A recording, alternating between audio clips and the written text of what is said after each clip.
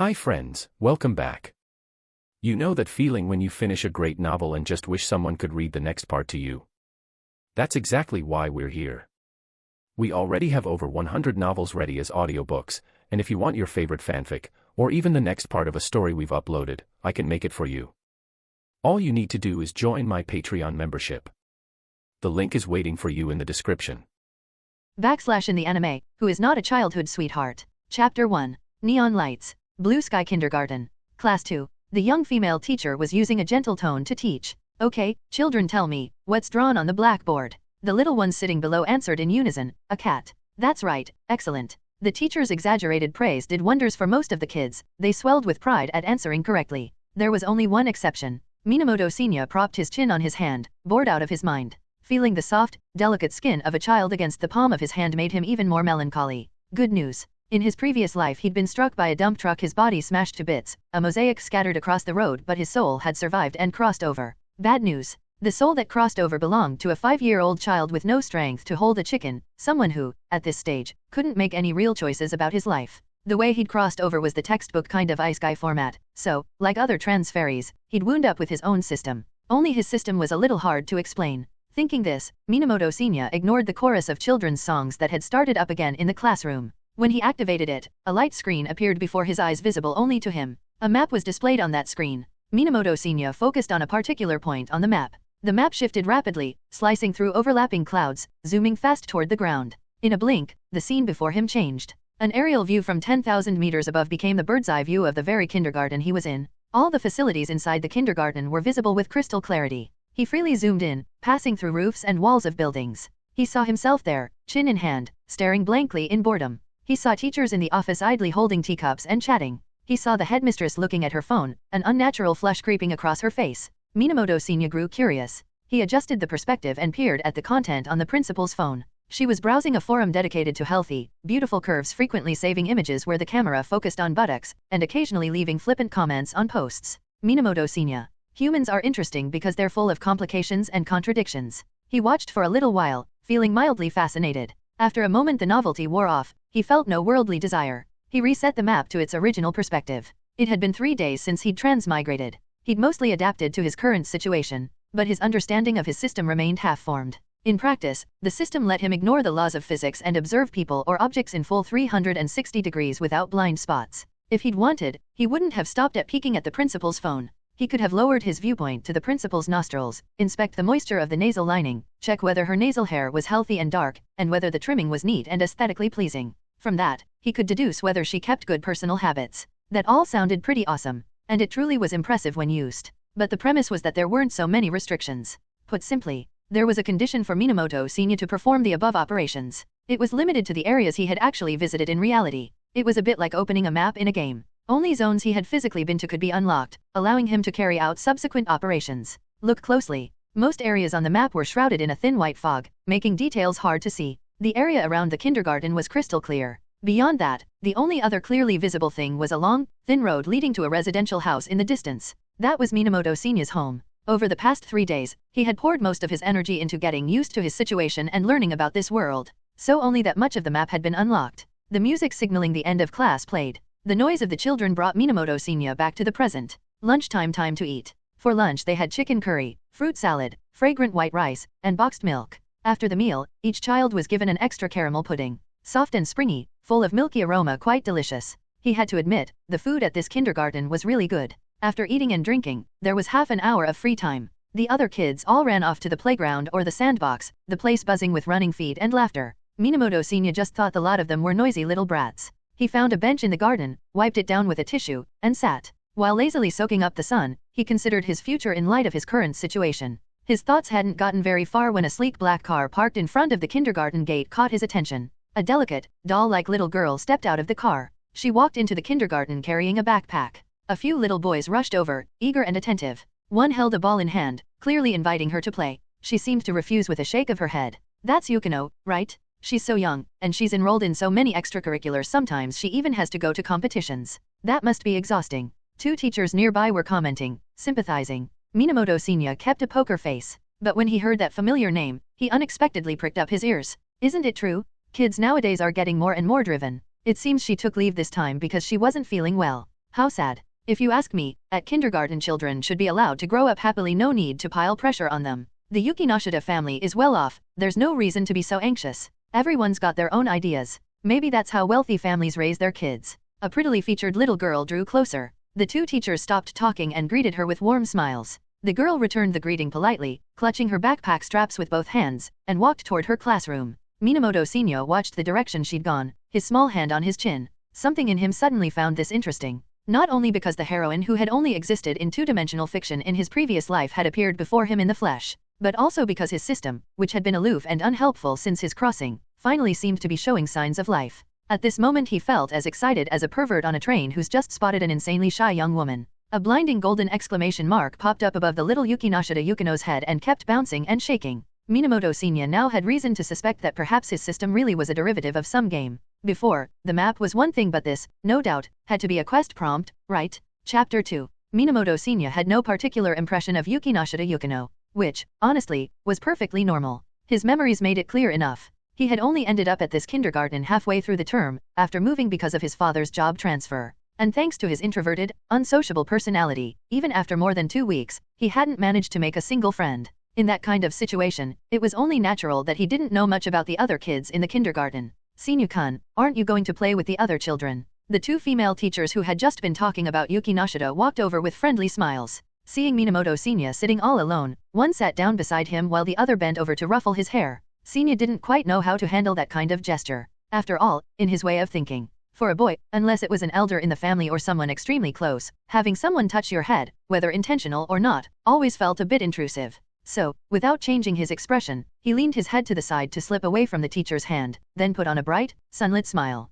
No need, sensei. I like being on my own. He didn't think there was anything wrong with the way he phrased it. But the two teachers were caught off guard. After all, in their impression of him, if you put it kindly, Minamoto Senior was a boy of few words. If you put it bluntly, he was dull and unresponsive. Most of the time, when people spoke to him, his replies consisted only of a nod or shake of the head, lips tightly pressed together. They had almost never seen him look so expressive or speak so fluently. And, surprisingly enough, when this little pretty boy suddenly smiled, he was actually rather cute. A handsome little guy, with definite potential for the future. Why hadn't they noticed it before? Senior, however, paid no attention to their changing expressions. All of his focus was on Yukinoshita Yukino. Goodbye, sensei. With that, he stood and left. By the time he reached the entrance stairs of the classroom building, he saw Yukinoshita Yukino standing frozen in front of the shoe lockers. As he approached from behind, the obvious exclamation mark floating over her head vanished. She has run into trouble. You may be able to do something about it. So this was the kind of prompt you got after accepting a quest, huh? Senior thought silently to himself.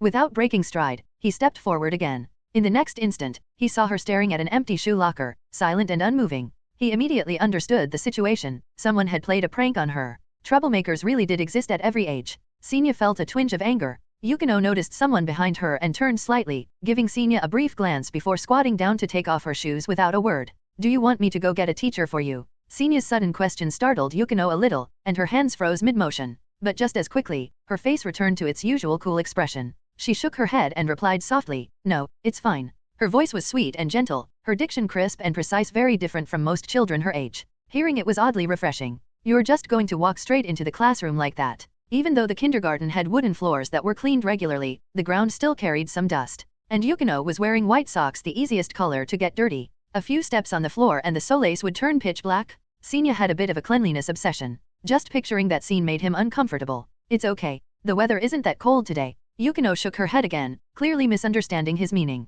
That's not what I meant. Senior sighed inwardly, a little exasperated. This little Yukino might be cute, but there was no way to connect her with the image of the two-dimensional heroine from his memories. She was still too young to keep up with this kind of conversation. He had thought she might be capable of making a proper judgment even in this situation. But clearly, that wasn't the case. Which meant it was up to him to act? There was nothing more detestable than bullying, and besides, Senior was curious to see what would happen if he followed the system's hint. Wait here for a second. I think I know who took your shoes. The moment the words left his mouth, Senior quickly swapped his own shoes and strode toward a certain classroom. Activating his God's eye view, he scanned the area. Almost immediately, he spotted 3 little girls hiding inside a classroom, peeking out the window in this direction. Children couldn't hide their emotions, it was all over their faces. Senior instantly knew they were guilty. Yukino was momentarily stunned by his words. But rather than wait obediently, she slipped off her shoes and hurried after him. By the time she entered the classroom, she saw Senior glaring fiercely at 3 little girls, his eyes wide with menace. I saw you hiding her shoes. Give them back, or I'll tell the teachers right now and make them call the police to arrest you. Senia's deliberately angry expression was enough to frighten the three girls, and his exaggerated threat blowing the consequences out of proportion pushed them into instant panic. Sorry. Please don't tell the teachers. Don't call the police. Things were going even smoother than Senia had expected. One girl kept apologizing, while another was already crying. Really, if your nerves were this weak, you had no business doing something mean in the first place. Annoyed by their hesitation, Senia slammed his hand down on a desk. What looked silly from an adult's perspective was absolutely terrifying to children. Crying won't help. Hand over the shoes now. The three girls had never faced anything like this before and were utterly shaken. In a rush, they scurried to the back of the classroom, retrieved a small pair of indoor shoes hidden behind a bookshelf, and shakily held them out. Why are you giving them to me? Give them to her and apologize. Senia's harsh expression left no room for argument.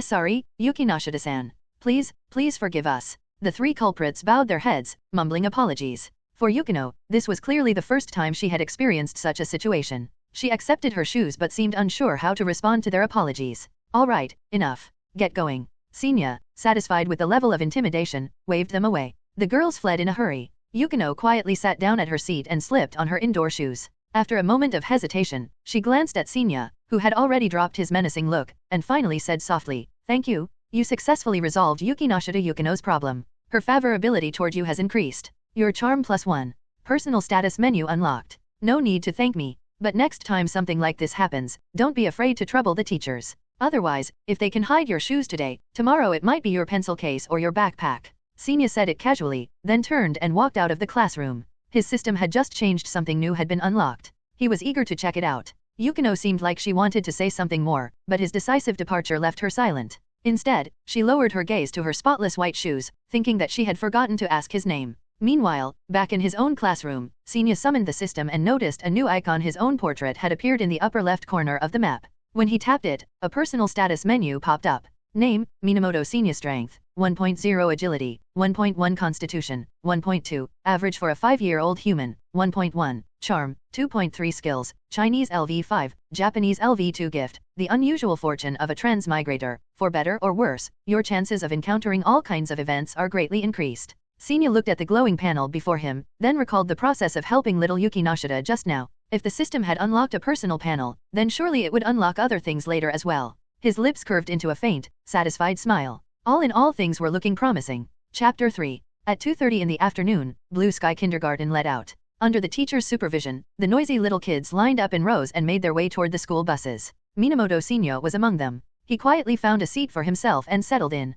Through the bus window, he spotted little Yukinoshita walking toward a black sedan at the school gate. Whether it was pure coincidence or she had been deliberately searching for someone, their gazes met across the distance. Naturally, Senia gave her the slightest of nods. She seemed surprised by the gesture, but after a moment's hesitation, she nodded back. Senia couldn't help but laugh softly at her clumsy but earnest attempt to mimic his action. It was obvious, when it came to interacting with others, Yukino wasn't very skilled. The black sedan drove away, and once the teachers had finished counting heads, the school bus rumbled into motion as well. 20 minutes later, the bus stopped in front of a house marked with the surname Minamoto on its nameplate. Led by a teacher, Senia got off. Unlike most of the other children, whose parents were already waiting to pick them up, no one stood there to greet him. He was used to it by now. Waving goodbye to the teacher, he took a key from his pocket and slid it into the lock himself. Inside, he stepped lightly. The door to the master bedroom wasn't closed. The curtains were drawn tightly, and faint snores leaked out. His so-called father was still asleep. Senia returned to his room, picked up a children's picture book, and began to read. Whenever he came across a character he didn't know, he used the dictionary to check, murmured the pronunciation under his breath, and wrote it out again and again. At present, his Japanese ability was only LV2. He could recognize most everyday words and hold basic conversations. But to him, that wasn't enough. He had to raise his Japanese until it was as fluent as his mother tongue. By 5 in the evening, the doorbell rang. It was the delivery man. Father and son sat together at the dining table, eating convenience store bento in silence. Neither said a word. Minamoto Sanada, Senia's father, was just past 30. He worked as a bartender in a nightclub, usually leaving home at dusk and returning the following morning. Years of living in reverse, rarely seeing daylight, had left his skin pale. Combined with his sharp features, he gave off a decent first impression. One might even grudgingly call him a handsome middle-aged man. Senia's memories held nothing of a mother. Perhaps there had been a separation, or perhaps something else. But to Senia now, it hardly mattered. Go to bed early tonight. No matter who knocks, don't open the door. Call me if something happens. That was Sanada's only reminder before leaving for work. Senia gave a slow nod. Sanada was long accustomed to his son's silence and said no more, slipping out into the evening. For Senya, this wasn't the first time. Still, he couldn't help thinking his father was far too careless, leaving a 5-year-old home alone overnight without a second thought. But complaints aside, this arrangement suited him perfectly well. From now until tomorrow morning, he was completely unsupervised, free to do whatever he pleased. The first few days after his transmigration, he had been obedient, shuttling between home and kindergarten. But now that he had settled in, he decided it was about time to explore. Senya wandered aimlessly through the streets. The sun sank toward the horizon, tinting the city in golden evening light. Dusk was the most relaxed time of day. Adults, leaving work, shed the armor of the office. A breeze across their faces carried away fatigue, loosening their moods. Students, spilling out of school, laughed and shouted, jostling each other with youthful energy. The sweat of after-school clubs, the swing of skirts in motion, all of it bursting with adolescent hormones. In that tide of humanity, Senya was like a single drop in the ocean, blending in unnoticed. At first he had worried that people would stare strangely at a child wandering alone. But clearly, he had been overthinking it. This was modern life, streets bustling with people, each too busy with their own matters to pay attention to a stranger's child. And Senya was glad of it. Focused on exploration, he watched as the fog of his system's map peeled away, one block at a time, filling in new territory. For some reason, it gave him a deep sense of satisfaction. He was in such good spirits that he even hummed softly to himself. Then, passing the entrance of a park, Senya suddenly froze. Not far away, a dog had caught his eye. It looked like a stray no-collar, fur grimy and unkempt. Something dangled from its mouth as it trotted toward the park. What made Senya notice it, though, was the unmistakable exclamation mark hovering above its head. Unlike the golden mark that had appeared over Yukinoshita earlier, this one was a glowing blue. The color might have been different, but Senya didn't hesitate. Without a second thought, he broke into a run. He didn't know what that blue exclamation meant, but if the system had flagged it, then whether it brought fortune or trouble, he needed to chase it down. For a brief moment, panting lightly as he ran, Senya's thoughts turned to Unibia. What if this seemingly ordinary stray dog is actually destined to be the first companion of my great adventure? But reality quickly shattered his fantasy. The dog stopped in a deserted corner of the park, hesitated, then bolted away again. Senya, a step behind, blinked in surprise. The dog had gone, but the blue exclamation mark remained, fixed in place like a system glitch. When he drew closer, he realized why. Lying quietly on the ground was a black leather-bound notebook, crafted with surprising elegance. The idea of catching a Pokemon-like partner vanished from his head. What replaced it were thoughts like, a new world's grimoire. Zazas, Zazas, Nestana Zazas. Crouching, he saw the system prompt. A communication notebook shared between mother and daughter. Of little value to you, but likely of great emotional significance to its owner. Senya's anticipation dimmed, but he still reached for it only to recoil when he noticed drool staining the cover. He pulled tissues from his pocket, carefully wiping it down with several sheets before picking it up.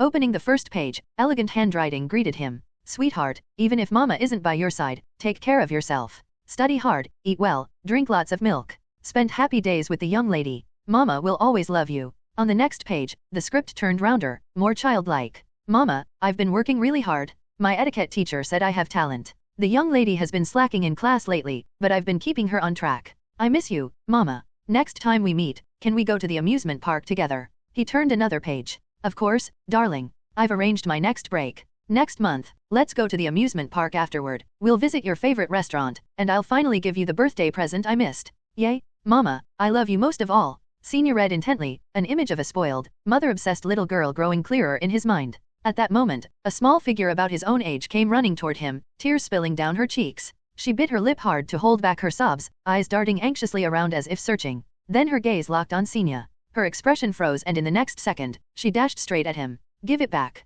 Wham! Senya had been careless. Unprepared, he was knocked flat. The tearful little girl straddled him without a shred of composure, clutching the notebook tightly against her chest as though terrified of losing it again. Her tiny nose twitched with sniffles, but she clung to it with all her strength. Chapter 4. The little blonde girl burst into tears of relief, clutching the recovered notebook to her chest. But Minamoto Senya, pinned beneath her, wasn't feeling so blessed. It wasn't that she was heavy. No, the problem was the ground. Dirty. Covered in dust. For someone like Senya, the kind of clean freak who would wipe down a park bench before sitting, this was pure torture. Get off me already, he blurted. The girl blinked, suddenly realizing the position she was in. She scrambled to her feet at once. Now that her precious possession was back in her hands, relief replaced her panic. Her breathing steadied, and her tears began to dry. I'm so sorry, she said, bowing slightly. Both hands gripped the notebook tight in front of her. Forget it. No problem. Senya brushed dust off his clothes with suppressed annoyance, all the while studying her. From her frantic reaction earlier, there was no doubt she was the owner. Her tackle might have been reckless, but her apology showed she had been raised with at least some manners.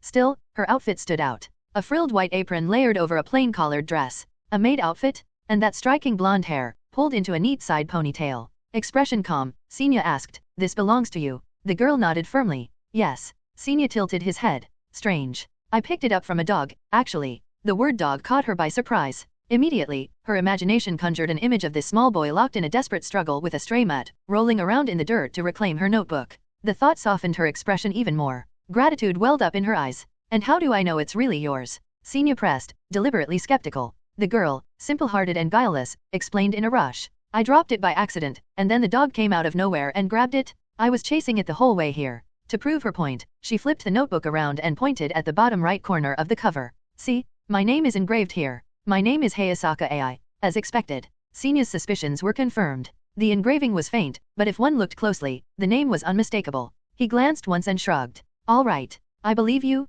Hayasaka let out a long breath of relief. "It must be really important to you. Keep it safe from now on. Don't lose it again." "Yes. Thank you so much," she said earnestly. In truth, she had already resolved to do just that. After this scare, she intended to lock the notebook away in her treasure box at home, never carrying it outside again. You returned the communication notebook. For Hayasaka AI, this item is irreplaceable. Her affection for you has increased. You gained +1 free attribute point. New system slot unlocked. Senya clenched his fist in triumph, thrilled at the upgrade. "Well, that's that. Bye." Wait a second. He turned back, surprised to be stopped. This Hayasaka was nothing like the sharp, calculating maid he knew she would one day become. As a child, she was clumsy, her social grace still unpolished. Faced with the desire to thank him, she hesitated, not knowing how. "What is it?" Senya asked.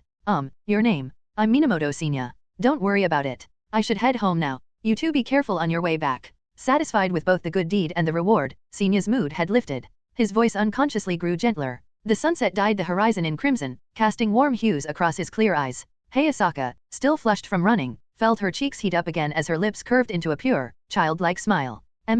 You two. Not far away, Yukinoshitas Harino tilted her head, following the direction her younger sister had been staring. "What is it? A friend of yours?" she asked curiously. "Friend?" Yukinoshitas Yukino hesitated. She didn't even know his name until just now, so that probably wasn't the right word. After a pause, she shook her head. "We're at the same kindergarten. But, we're not in the same class." Not the same class, yet she still recognizes him? Harino, already 8 years old and in 3rd grade, quickly caught the implication. This sounded like a story worth teasing out. "He helped that little girl just now. Seems like he has a kind heart," she remarked. Yukino thought back to lunchtime's events and silently nodded in agreement. The sisters had just finished their extracurricular lessons in the same building nearby. Their family had plans to meet for dinner at a restaurant in the area, but their parents had been caught in traffic. So, accompanied by the driver, they had decided to wander the park and pass the time. Just as they stepped out of the building, they had seen the blonde girl desperately chasing after the stray dog. Harino ruffled her sister's hair with a grin. "Why not go say hi?" Yukino parted her lips, but no words came. She hesitated, caught in her own shyness. "Yukino, you really are hopeless," Harino sighed with mock exasperation. At that moment, Senya and Hayasaka parted ways and began walking in their direction. Harino strode forward cheerfully. "Hey there, little brother." Senya, still engrossed in testing out his newly unlocked system functions, froze at the unexpected greeting. Looking up, he realized the speaker was just a grade schooler, only a head taller than himself. Still, being called little brother by a child was irritating. As he frowned, wondering what her angle was, Yukino appeared timidly from behind her sister. Their eyes met. Yukino looked apologetic, then quickly tugged at her sister's sleeve, clearly trying to rein her in. But Harino ignored her completely, barreling on in her usual manner. "I'm Yukino's big sister. My name's Harino. What's yours?" Yukinoshitas Harino. So this was the bright, extroverted trickster who, beneath the surface, hid a mischievous streak. Already this outgoing, this forward, at such a young age? Her personality really had been set early. "Hello, I'm Minamoto Senya." Thanks to her sister, Yukino now finally learned the name of the boy who had stepped in to help her earlier that day.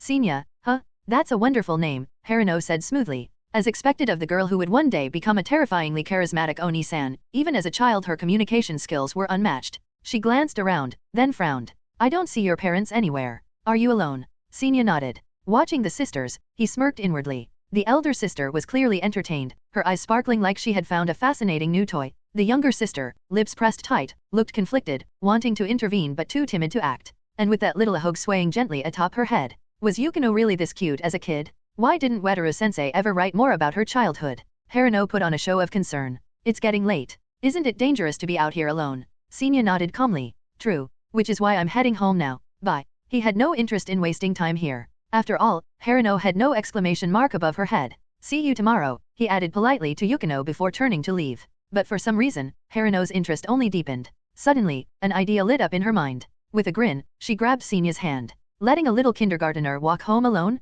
I just can't let that happen. I'll take you home myself. Chapter 5. Parked in front of the gates of the neighborhood park, a luxury sedan gleamed beneath the fading light. Inside, Minamoto Sinya shifted uncomfortably against the soft leather of the seat, silently cursing the decadent comfort of the filthy rich. A few minutes earlier, when Yukinoshita Haruno had kindly offered to send him home, he'd refused without even thinking. Not because of pride or fear, he just enjoyed one thing far too much, saying no to people who thought they were in control of everything. But the harsh reality was, he was just a kindergartner, and when it came to physical strength, he couldn't possibly overpower an elementary schooler 3 years his senior like Haruno. Her small but firm hand had gripped his wrist, and no matter how he twisted, he couldn't get free. So in the end, half coaxed and half dragged, he'd been stuffed into the back seat. My sister isn't a bad person. She's just worried something might happen to you. Seated to his left, little Yukinoshita Yukino whispered the words softly as she leaned in close. At 5 years old, she hadn't yet developed much sense of the difference between boys and girls. The moment Sinya had gotten into the car, she had even leaned across to buckle his seatbelt for him, her clean hair brushing against his shoulder, her skin carrying the faint scent of children's bath soap.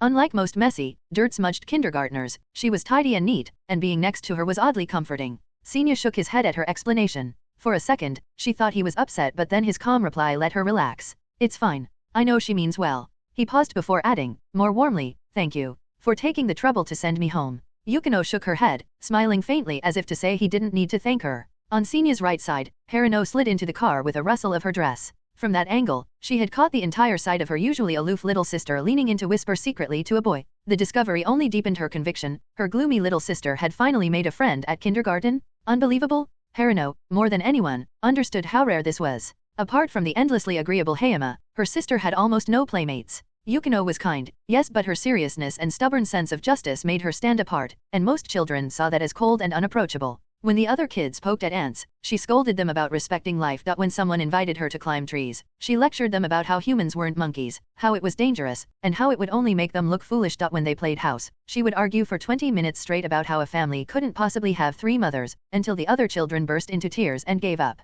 Cute face or not, her personality was difficult. So for Haruno, seeing Yukino chatting naturally with Sinya was both surprising and deeply reassuring. Of course, reassurance wasn't all she felt. There was also a sharp curiosity. What kind of boy could make her stubborn little sister smile like that? Definitely worth digging deeper. All right, let's get going. Where do you live? Haruno asked brightly. Sinya gave the address, and the chauffeur started the car. The engine purred so smoothly it barely seemed to be running. Once the tinted windows shut, almost no outside noise remained. The ride was almost unnervingly quiet, except Haruno wasn't the quiet type. So, for you to become friends with my Yukino-chan, you're actually the very first, she teased. Really, thank you. Thanks to you, she won't be all alone at kindergarten anymore. Haruno-ne, Yukino protested, frowning. I like being on my own. I don't think I'm lonely at all. Haruno gave her a pitying look. The fact that you can't even realize it yourself just makes it sadder, don't you think? Age and experience made all the difference. When it came to verbal sparring, Yukino was no match for her sister. Within seconds, she was staring down at her lap,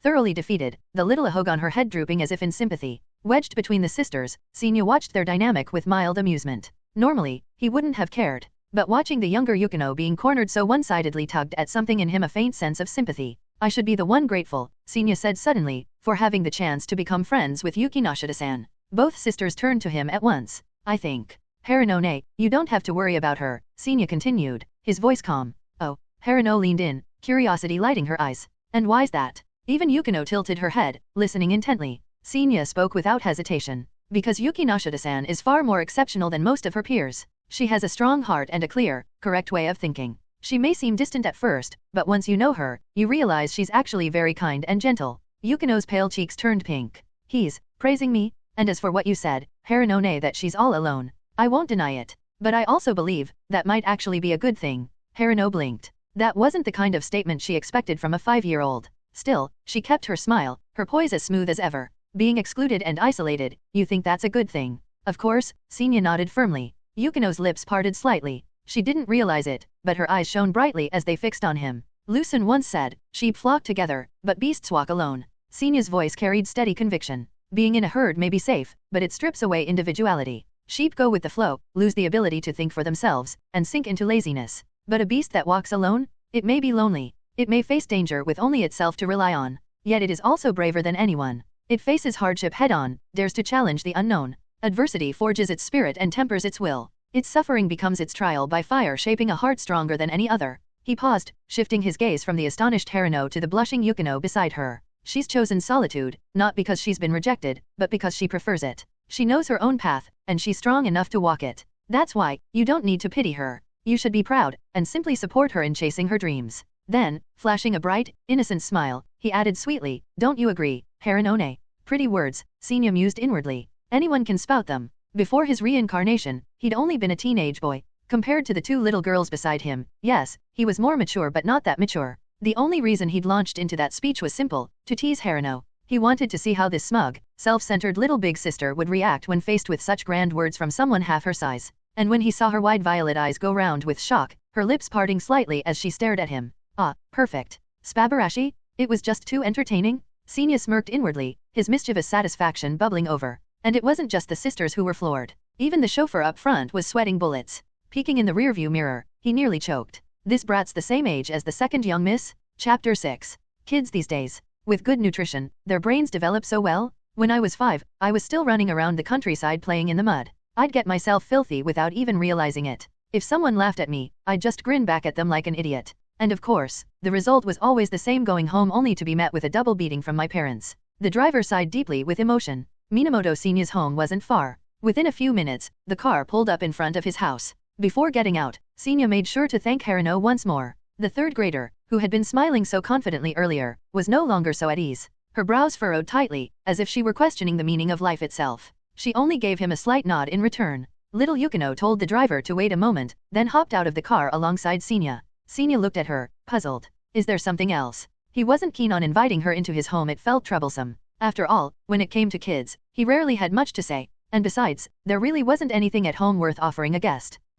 Yukino lowered her head slightly. It was rare for her to so clearly feel such a nervous emotion. And when she noticed Senya standing there, eyes fixed on her, the unease in her chest only grew stronger. Her small, soft hands fidgeted awkwardly, pinching at the hem of her clothes. Finally, she summoned her courage, her wide eyes flickering as they met his. I'm not as exceptional as you said I was. But I'll work hard to become that kind of person. Her thoughts were a tangled mess she couldn't quite unravel. And in the end, all she managed to say was this one line. It sounded like a promise made in response to someone else's expectations. The last glow of sunset, sinking beyond the horizon, bore witness to the moment. Huh? That's it? I thought she was going to say something profound. Well, all right. Do your best, Senya said brightly, extending his hand. Yukino hesitated, reached out instinctively, and then like a startled kitten pulled her fingers back the instant they brushed his. Thank you, see you. She darted back to the car. It wasn't quite a panicked escape, but it wasn't far from it either. Today was fun. Let's play again next time, Senya-kun. Harino finally came back to herself, lowering the window to wave goodbye.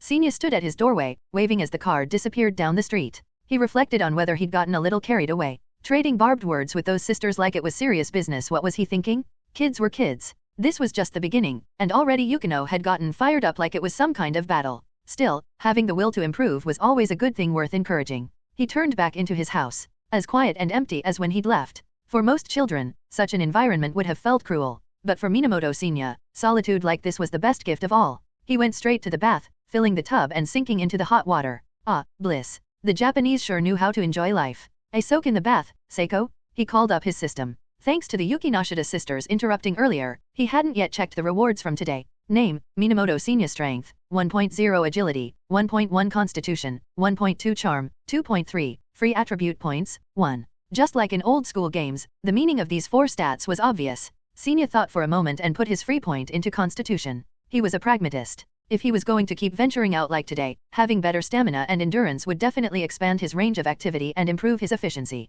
Then came the real reward. At the bottom left corner of the system screen, a new empty slot appeared. Senya tapped it, and 2 avatars popped up, little Yukinoshita Yukino and little Hayasaka AI. Right on cue, the system displayed a new prompt. Binding slots. Individuals with a certain degree of connection to the host will be recorded in the candidate list. Once affection reaches the required threshold, the host may freely select candidates to bind. Upon binding, the host may choose one skill from the bound target and passively receive continuous growth in that skill. Note, skill growth obtained this way cannot surpass the target's current level. The formula for experience gain is as follows: distance, plus affection. This was the first time the system had ever given such a detailed explanation. Senya had good reason to believe this was its core function. He read carefully, including the complicated formula at the end. Got it. In short, From now on, if he wanted, he could literally do nothing, just lie down and get stronger. The speed of growth would depend entirely on two things: the bound target's affection toward him, and their physical distance from him. The higher the affection, the closer the distance, the faster he would grow. This was so damn cool. Senya could already picture his unstoppable future. Excited, he immediately decided to test it. From the candidate list, Hayasaka AI's avatar was grayed out. According to the system, that was because her affection hadn't yet met the conditions, so she couldn't be chosen. Yukino, however, was a different story. The icy, aloof little girl in the picture had a faint pink glow shimmering around her portrait. Who would have thought little Yukinoshita Yukino was surprisingly easy to win over? Senya selected her. The system responded instantly. Target selected, Yukinoshita Yukino. Bind. Yes, binding with Yukinoshita Yukino successful. Yukinoshita Yukino's movements will ignore map fog. A 5-meter radius around her will be continuously displayed on the host's map. Below is a list of Yukinoshita Yukino's skills. The host may choose one for passive growth. Japanese LV4, English LV2, Drawing LV2, Piano LV1, Violin LV1, Cooking LV1, Spanish, Ikebana, Aikido, Housework, Harmonica. Senya stared at the densely packed list of skills Yukino had already mastered. Compared to his own pitiful 2, it was depressing. At such a young age, she was already doing all this? Didn't she ever get tired? Still, complaints aside, Senya quietly chose the one he needed most right now, Japanese. With his own efforts combined with Yukino's passive support, he would soon master the language, and his biggest barrier to surviving in this country would vanish. Meanwhile, at a red light, Harino suddenly broke her silence. Uncle Yamato, do you know who Lu-sun is? You're asking me? The driver grimaced. No idea. Little Yukino didn't care about her sister's strange question. She lowered her head, brushing her right fingers against the ones on her left hand, the ones that had briefly touched Minamoto Senya's. Her lips curved faintly, and a small smile bloomed on her face. Chapter 7. The next day, Yukinoshita Yukino noticed that Minamoto Senya was suddenly, unusually enthusiastic toward her. So enthusiastic, in fact, that it felt a little too much. That morning, after the first dictation lesson in the kindergarten senior class, little Yukino was, as always, sitting quietly at her desk, absorbed in a book. Senya, however, strolled into her classroom as casually as if it were his own living room. Under the surprised gazes of Yukino, her classmates, and even a few teachers, he pulled out a chair, sat down right next to her desk, and made himself comfortable. Meeting Yukino's startled eyes, he waved his hand lightly and said with an easy grin, don't mind me. Just keep reading your book. Meanwhile, his system's Japanese skill bar was rising noticeably faster, and his heart was bursting with joy. What he didn't realize was that his behavior and those offhand words left Yukino even more flustered, to the point that she forgot to even ask him why he'd come.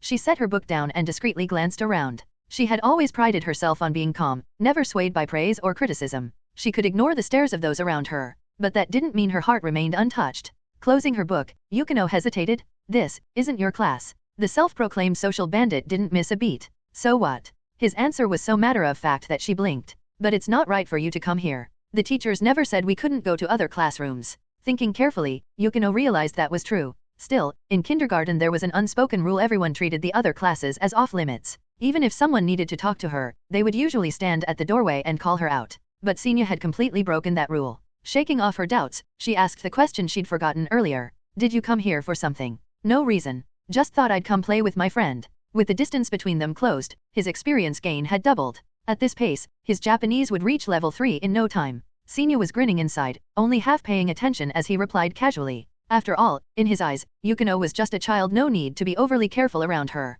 What he didn't realize was that the word friend stirred something inside her, echoing the complicated feelings she'd had yesterday in the car. Her heart wavered again. When the break ended, Senya reluctantly stood up and left. To Yukino, however, it looked as though he were leaving with great reluctance, almost wistful. The classmate whose chair Senya had borrowed hurried back, sulking as he reclaimed it. Yukino touched her slightly warm cheeks. She had no idea that this strange new behavior of Senya's was only the beginning. After art class in the second period, he came back. After origami in the third period, he came back again. By lunchtime, Yukino thought she'd finally have a moment's peace. She picked up her chopsticks and began eating, relieved to be free of her enthusiastic new friend for at least a while. But just a few minutes later, Senya appeared again, milk carton in hand, straw between his lips, plopping down beside her.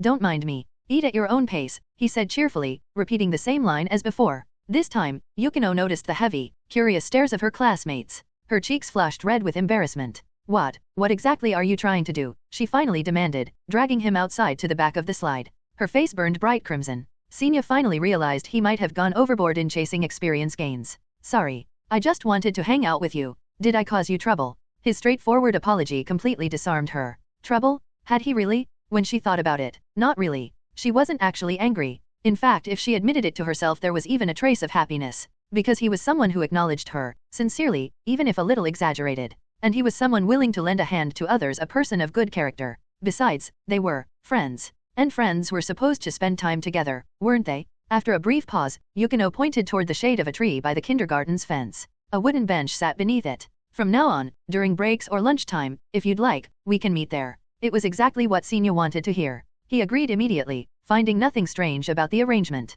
And so, from that day on, during recess or lunch, two small figures could always be found sitting quietly together in the corner of the kindergarten yard. The young teachers, watching from afar, couldn't resist shipping the little couple with delight. Yukino gradually grew used to Senya's constant presence. Her sister had once said that Yukino seemed lonely and isolated at kindergarten. But the more Yukino thought about it, the more she realized that description fit Senya far better. At least she occasionally spoke with Hayama Hayato, the son of her father's friend. Senya, on the other hand, had no one else but her. She suspected it was because of his personality. Like her, he was cold and distant toward others. Unlike her, though, he never ignored mockery or whispers. Instead, he confronted them head-on, sharp and unyielding. She remembered it clearly, when a few kids had teased him for always playing with a girl, calling him a sissy. Before she could intervene, Senya had snatched up their toys, raising them high as if to smash them. His unreasonable, reckless threat had been enough to send the boys scrambling, apologizing through their tears, never daring to provoke him again. Every time she thought of that scene, Yukino couldn't help but stifle a laugh. And so, time passed quietly, gently, almost unnoticed. The green of the kindergarten gardens faded to yellow, then sprouted fresh buds once more. In early March of the following year, Minamoto Senya and Yukinoshita Yukino graduated from the senior class of kindergarten. In the graduation photo, they stood side by side, on the edge of the group. With the photographer's shutter click, their final moments in kindergarten were forever captured. In the photo, Senya stifled a yawn, gaze wandering, calm and lazy. Yukino stood silently at his right, a conspicuous gap of empty space separating her from the classmate on her other side. Chapter 8. March 2nd. Clear skies. Afternoon. After the senior kindergarten class finished taking their graduation photos, all the children ran excitedly into the arms of their parents. There was still a brief graduation ceremony to come. Once the principal gave their address, it would all officially be over. Yukinoshita Yukino's parents both made time to attend, knowing how important this day was for their daughter. And since it was the school break, her older sister, Yukinoshita Harino, came along as well. Part of it was because she didn't want to miss any milestone moments in her younger sister's life. But there was another reason too. She was curious. Curious about that precocious little boy and how he would act in front of others at a moment like this. From a distance, she noticed something interesting. After the photos were done, her sister didn't immediately run over to her family like the other kids. Instead, Yukino glanced briefly in their direction, then followed a step behind Minamoto Senya as he headed back toward the classroom. Harino's eyes narrowed, glinting with the sly look of a little fox. After giving her parents a quick word, she slipped away and followed them. At the classroom doorway, she caught the exact moment Senya handed her sister a small panda keychain. "This is for you," he said earnestly, his expression natural and sincere. "Thanks for everything you've done for me these past months." The sudden gift left Yukino caught off guard. She had no idea how to respond.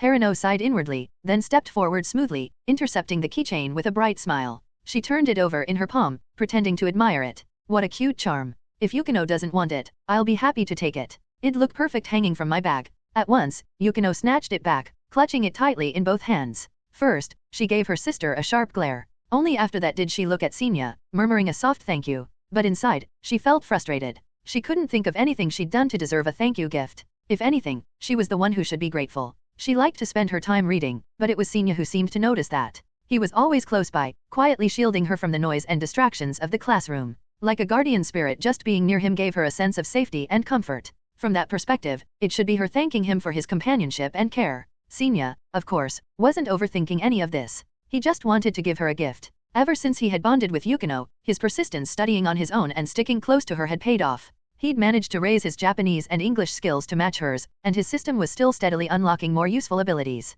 In a way, he was slowly becoming a reflection of her. And he couldn't be happier about it. So really, giving her a trinket worth a few hundred yen as thanks almost felt cheap. But he was only 6 years old, his finances were limited. He figured he could repay the freeloaded kindness properly once he was older. Harino, however, was more curious about something else. She looked around and asked, "By the way, I haven't seen your family, Senya. Where are they?" "They're busy with work. They couldn't make it," Senya replied while packing his bag. The truth was, his father had planned to attend. But Senya had convinced him to stay home and rest instead, insisting he'd be fine. It wasn't something he felt the need to explain. "I see." Harino's voice trailed, her tone slyly stretched. Her gaze lingered on Senya, quietly piecing together guesses about his family's situation. Meanwhile, Senya zipped his bag and turned to Yukino. By the way, do you know which elementary school you'll be going to? She blinked in surprise, then answered immediately. Private Akutoku Elementary. That was the same school Haruno attended. With strong teachers and excellent facilities, it was the most prestigious elementary school in the area. Haruno chuckled teasingly.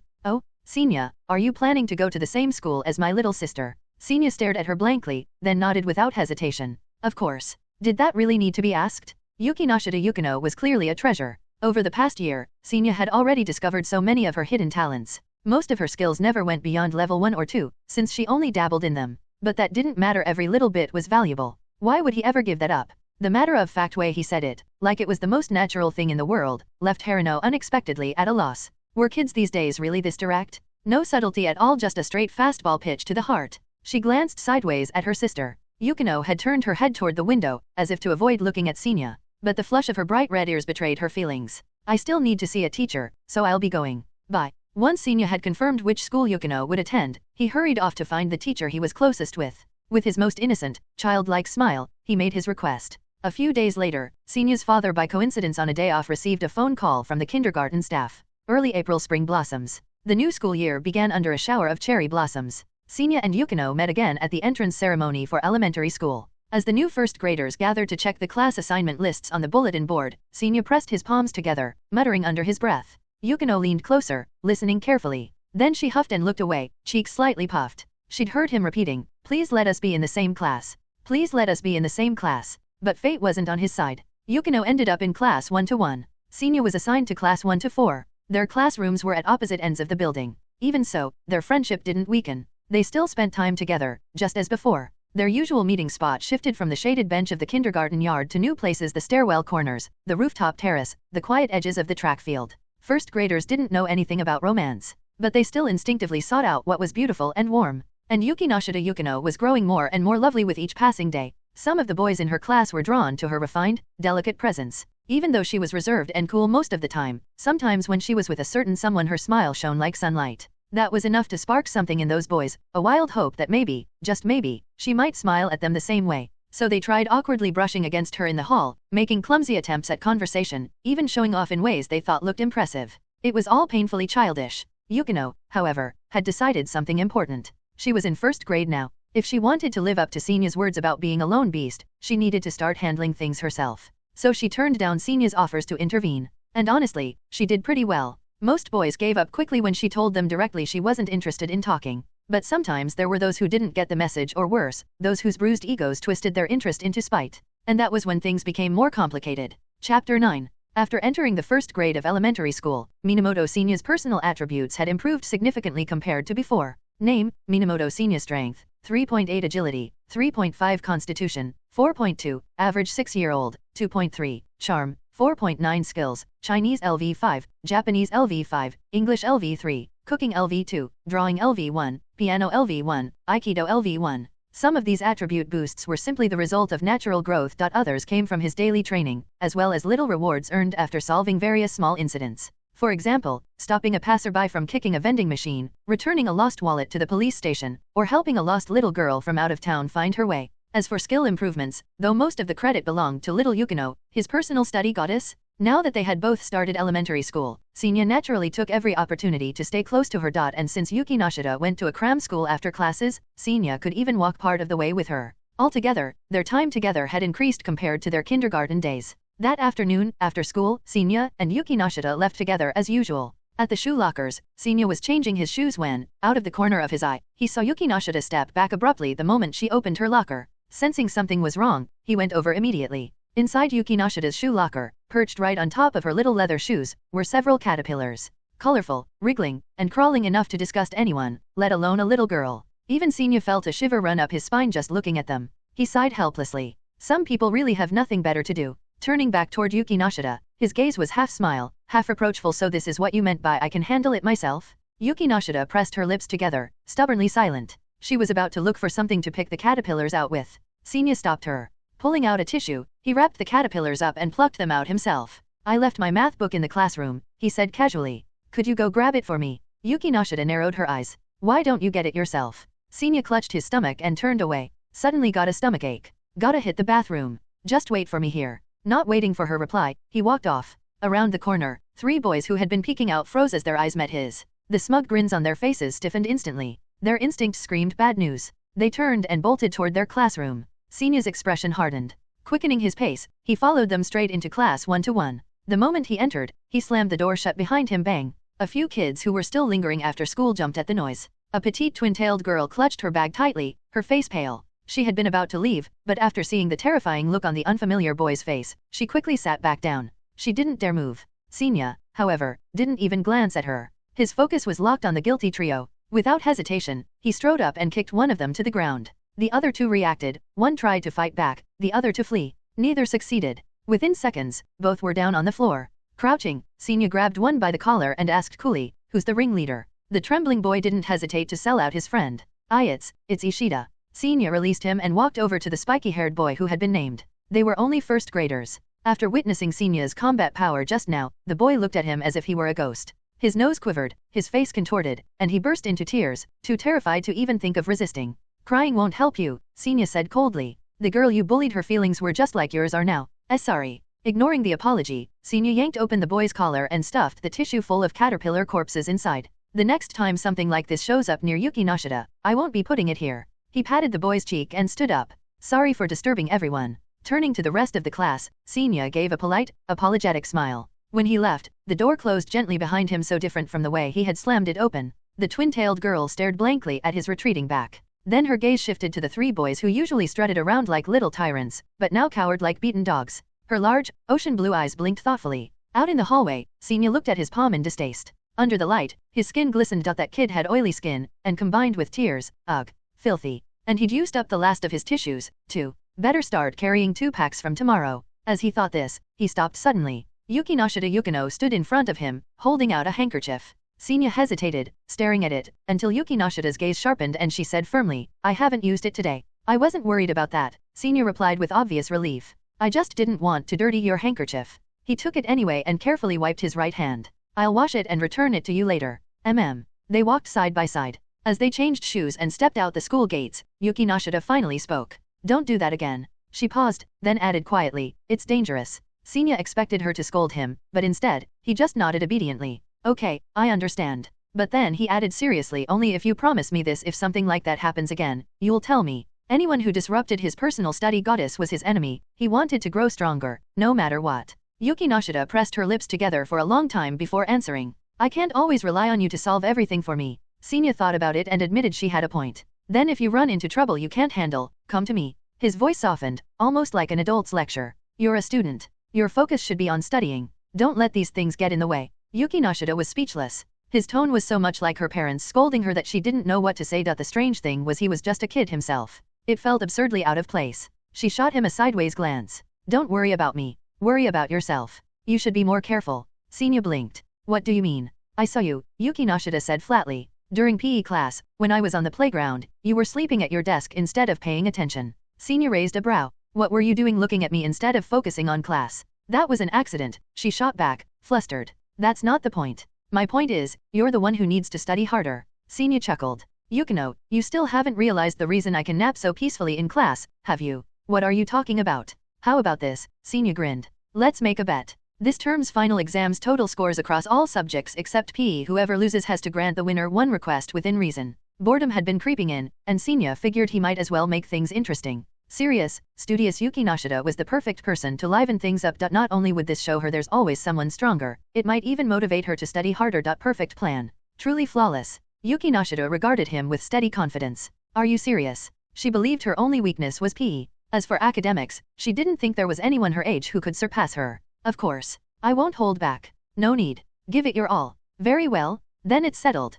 Yukinoshita extended her fist. Sinya bumped it lightly with his own. In her mind, victory was already certain. She was already deciding what favor she'd ask of him when she won. For the first time, she almost looked forward to final exams. Chapter 10. It was lunchtime. On the school rooftop, Minamoto Sinya asked Yukinoshita, who had just tasted his homemade bento, "So, how is it?" Yukinoshita Yukino nodded, offering a restrained compliment. "For a boy's cooking, I suppose it passes." Sinya chuckled. "Really? How does it compare to yours?" "I once went with my mother to a parent-child cooking class. The professional instructor there, who used to work at a Michelin 2-star restaurant, praised my talent as extraordinary." Saying this, Yukinoshita lifted a strand of her long hair with subtle pride. "And that was back when I had just entered senior kindergarten. Next time, perhaps I'll let you taste my cooking for yourself. Sure, we'll see when the chance comes, Senya replied, hiding a smile. So proud at such a young age. Did she really think he didn't know how good she was? His current cooking skills were copied directly from her through the system? Senya suddenly said, your sister's here.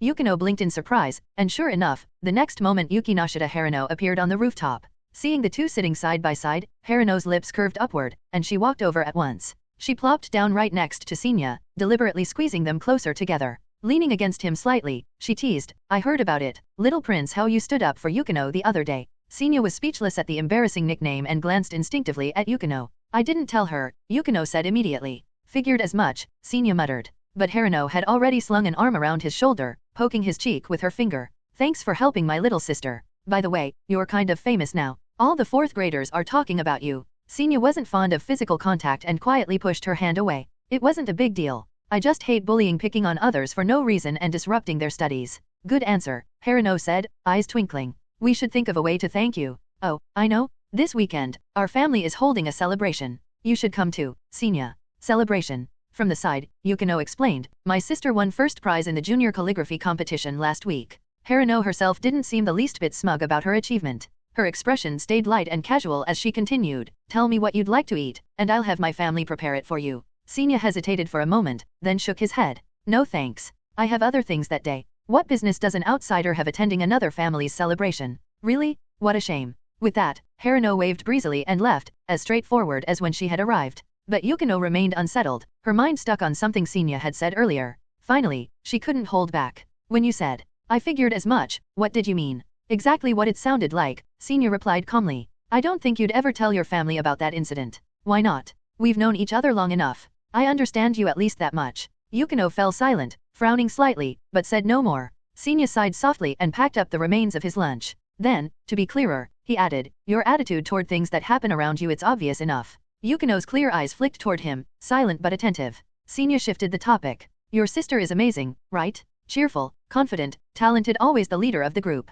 Yukino's gaze wavered. What does that have to do with her? Everything, Senya thought. In his past life, watching the anime as an outsider, he had struggled to fully understand the sisters' complicated relationship. But now, spending nearly every day by Yukino's side and seeing how transparent children could be, he understood instantly. Looking up at the sky, he spoke slowly, Yukinoshita Yukino is proud, stubborn, and has a strong sense of dignity. Because she constantly measures herself against her incredible older sister, she subconsciously compares herself in everything, refusing to lose. With that mindset, of course she doesn't want her setbacks or troubles at school to be known by her sister or her family. This explained why, whenever she faced other students' pranks, Yukino always chose to deal with it herself. She pictured how her sister might handle such things. She didn't expect to match her perfect sister, but at the very least, she wanted to slowly close the distance. Telling teachers or parents about her problems felt like admitting defeat, so she endured, keeping everything to herself. Senya had realized this about her long ago. He just never found the right moment to say it. But today, the words had slipped out. And maybe that was for the best. If she could change because of it, she wouldn't suffer as much in the future. And if she couldn't, well, that was fine too. As her bound study goddess, her success was tied to his. He would shoulder the responsibility of easing her burdens. To protect her. To make sure she could study well and move forward. Yukino's expression grew complicated. Shock, confusion, even helplessness flickered across her face. She felt completely exposed before Senya, like he could easily touch her heart and pull out the secret she'd hidden deepest inside. I'm going back to class. Yukino stood up, unsure what to say or how to face him now. Working hard is a good thing, Senya said to her retreating figure. But sometimes, you don't need to push yourself so much. Her steps faltered, but she didn't turn back. She just walked away. Maybe I shouldn't have said that, Senya thought, watching her leave. He opened his bento again and quietly resumed eating. By the end of the semester, the first-year final exam rankings were posted. Minamoto Senya easily claimed first place, firmly above Yukinoshita Yukino's name. However, by the terms of their previous bet, the result was technically a draw. Excluding PE, both of them had scored perfect marks across every subject: Japanese, math, English, social studies, and more. Senya had originally intended to declare the match a tie, but Yukino stubbornly insisted she had won, and relentlessly pressed him to name his prize as the victor. Backed into a corner, Senya finally gave in, barely containing his laughter as he told her to crouch by the roadside and talk to a stray cat. Of course, he borrowed a friend's cell phone and secretly recorded the whole humiliating scene. Later, he sent the file to the email address he had set up during computer class. After that, Yukino challenged him again, staking the second-year finals on their new bet. Her determined gaze said it all. Besides her sister, she now had someone else she desperately wanted to surpass. But after the second-year finals, nothing had changed. The result was the same as the year before. And so, Senia's email inbox gained another gem, a video of Yukino pinching her nose, blushing furiously, and imitating a cartoon character's voice. By the time they entered 3rd grade, Senia was greeted by a sight he hadn't seen in a long while. A bright golden exclamation mark appearing before his eyes. Chapter 11. When Minamoto Senia entered the 3rd grade of elementary school, he was 8 years old. It was also around this time that, despite thinking he behaved modestly at school, his actions began to draw attention. For instance, his interactions with Yukinoshita Yukino seen from the outside appeared far too close, too intimate. By 3rd grade, children had already begun to shed the innocence and naivete of early childhood. Through study, they had learned various facts and bits of common sense, gaining the first inklings of how the world worked. And with children's natural tendencies toward gossip and showing off, even the smallest detail they observed in daily life was quickly magnified. So, in the eyes of their classmates, Minamoto Senia and Yukinoshita Yukino were without question treated as a couple. Everyone whispered that the two of them shared a unique, ambiguous relationship. Perhaps, this was what they called love? The gossip spread quickly across the entire grade. The boys envied Senia, while the girls envied Yukino. Senia naturally knew about the rumors swirling around him, but he had no intention of clearing them up, nor did he particularly care. If anything, he found them a little funny. A bunch of brats half-grown and clueless. What do they know about love? As for Yukinoshita Yukino, perhaps she was simply used to always being by Senia's side. Or maybe, spending all her time with someone who looked like a child yet acted like a weary old man, her own heart had started to be influenced. Either way, she showed no reaction to the rumors. Day to day, the two continued their relationship as usual, unaffected. When the final class of the morning ended, Senia slowly gathered his books. Through his god's eye view, he saw that Class 1's lesson had finally let out. Once Yukino left her room, he stood up. The two of them walked together out of the school building and headed toward the shaded trees beside the playground. It was October, yet the weather was still hot. Eating in the classroom meant too much noise, and the rooftop, with no cover, was far too warm. Only this spot beneath the trees was truly comfortable for passing lunchtime. But as they neared their usual place, Senia stopped in his tracks, and Yukino frowned at what she saw. A boy and a girl sat on a bench, heads bowed. Several students likely from the sports club stood around them, voices loud, their mocking laughter grating. Whoa, what's this? Magical girl Momo-chan? Can't believe someone actually reads this crap at school, huh? I thought only gloomy middle-aged otaku losers liked this kind of thing. Didn't think you two would be into it. Planning to become shut-ins in the future. Gross. Look, when the heroine transforms, she's basically wearing lingerie. That's not lingerie, the boy suddenly shouted, unable to hold back any longer. That's the battle armor that manifests during Momo-chan's transformation? She needs it to fight monsters and protect the world without getting hurt. The girl beside him lowered her head even further, face hidden. Pfft, ha ha ha ha ha. Unbelievable? Someone actually said that out loud. Pathetic otaku. Can't you just keep that trash at home? Come on, let's get out of here. If we stick around, we'll catch their stink and never wash it off. Laughing loudly, the group dispersed. The boy they had mocked bent down with a dark expression, gathering the fallen manga volume and character cards from the ground. The girl, however, shot up and ran off with her head down. Eri, the boy called anxiously, but he was a step too late. Hastily shoving his things into his bag, he chased after her. Yukino, watching them disappear, turned to Senia. They're in my class. The boy's name is Aki Tomoya, and the girl is Sawamura Spencer Eri. The two of them both seem to really like manga and anime act stuff in general. She paused before continuing. They often talk about it in class. Aki-kun sometimes gets overly passionate and noisy, but since it's during breaks, no one said much. But for some reason, after we entered 3rd grade, the teasing gradually began, though never as harsh as what we just saw. Her words trailed off, her expression turning suspicious. Are you laughing? She asked, uncertain. Senia's face twitched. He quickly suppressed his grin as he stared at the golden exclamation mark hovering in his vision. Of course not. You imagined it. No wonder he'd lost composure. 3 years? After Yukinoshita Yukino and Hayasaka Ai, he was finally seeing another colored exclamation mark. Over the years, he had certainly completed plenty of missions tied to life and death situations. Pulling up a drowning man who had jumped into a river to save a dog. Calling for help to stop a salaryman from jumping in front of a train. Even reporting a burglary in progress. But every single one of those quests had displayed only white exclamation marks. Senia had long suspected the reason. Perhaps these recognizable main characters of the anime world carried within them some abstract force, the will of the world, the halo of the protagonist. And so, the quests tied to them manifested with special colors. Based on his past experiences, one thing was almost certain: colored exclamation marks meant far better rewards. Senia walked forward and picked up a small anime badge that had been left behind. No matter the time or place, there will always be annoying people like that. Yukino's little face tightened in anger. To hurt others just to satisfy their shallow emotions, people like that are the worst. Senia blinked. Careful, Yukino, if you say things like that, how am I supposed to laugh at your blackmail videos in the future? Yukino took a deep breath, calming herself. What she had just witnessed stirred up memories of her own similar experiences. Back then, she had been saved several times by boys stepping in, pulling her from embarrassing situations. Having lived through it herself, she could truly empathize. And now, she wanted to do the same, pass along the kindness she had once received from Senya to someone else. The desire grew stronger and stronger in her heart. Are you hungry? Senya asked suddenly. No, Yukino replied, unsure what he meant. Then let's eat later. For now, let's catch up to her, I want to help. His expression turned curious. Wait, why are you smiling? Nothing. Let's just go, Yukino said quickly, hurrying toward the direction Aki Tomoya had run. Hold on. Senya stopped her, pointing toward the sports equipment shed. She went that way. Apparently, Tomoya wasn't very reliable even in chasing after someone. He'd gotten the direction wrong. On second thought, it wasn't surprising. Those thick black-rimmed glasses of his weren't helping. Activating his god's eye view, Senya quickly located Sawamura Eri hiding behind the shed. She was crouched in a corner, body small and trembling. Her shoulders shook as she sniffled, faint sobs slipping out soft, fragile, and pitiful. Seeing this, Yukino's heart ached. She reached into her pocket, pulling out a handkerchief. But before she could step forward, Senya, who had come prepared, moved first. He crouched down in front of Eri and quietly offered her a tissue. Chapter 12. Sawamura Eri was in low spirits. The jeers from earlier echoed in her mind like sharp thorns, each one piercing through her already fragile sense of pride, burrowing deep into her heart. She had always been a sensitive girl, one who wasn't good at speaking up. Faced with something like that, her instinct was simply to run away. Hiding in a corner of the school no one ever visited, all those pent-up, painful emotions spilled out together with her tears. If only I hadn't brought those manga things to school. If only I hadn't talked about that stuff in public. If only. I had never liked this sort of thing in the first place. Her thoughts, twisted and bent by ridicule, were slowly sinking into a dark abyss. And then, at that moment, a hand reached out toward her. A hand that carried with it both light and warmth. Hey, are you alright? Eri blinked, stunned at the figure before her.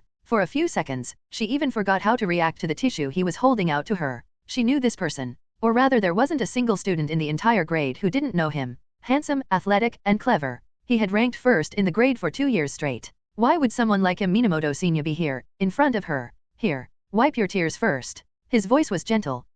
Eri finally snapped back to reality, her tiny lips parting in surprise, letting out a soft, doll-like sound. Senya couldn't help but chuckle at her reaction. That smile, so effortless, so bright, was far too charming for a boy his age. And that was what undid her all over again. The way she saw it, he wasn't just smiling, he was glowing. Like a manga hero come to life, complete with the imaginary soft light behind him, as if flowers bloomed wherever he stood, the entire world happily serving as his background. But when Eri still didn't take the tissue, Senya assumed she was too upset to react and didn't press her. Instead, he gently leaned forward and dabbed away the tears himself. It was only when she felt the touch on her cheek that Eri's body jolted, realizing what had just happened.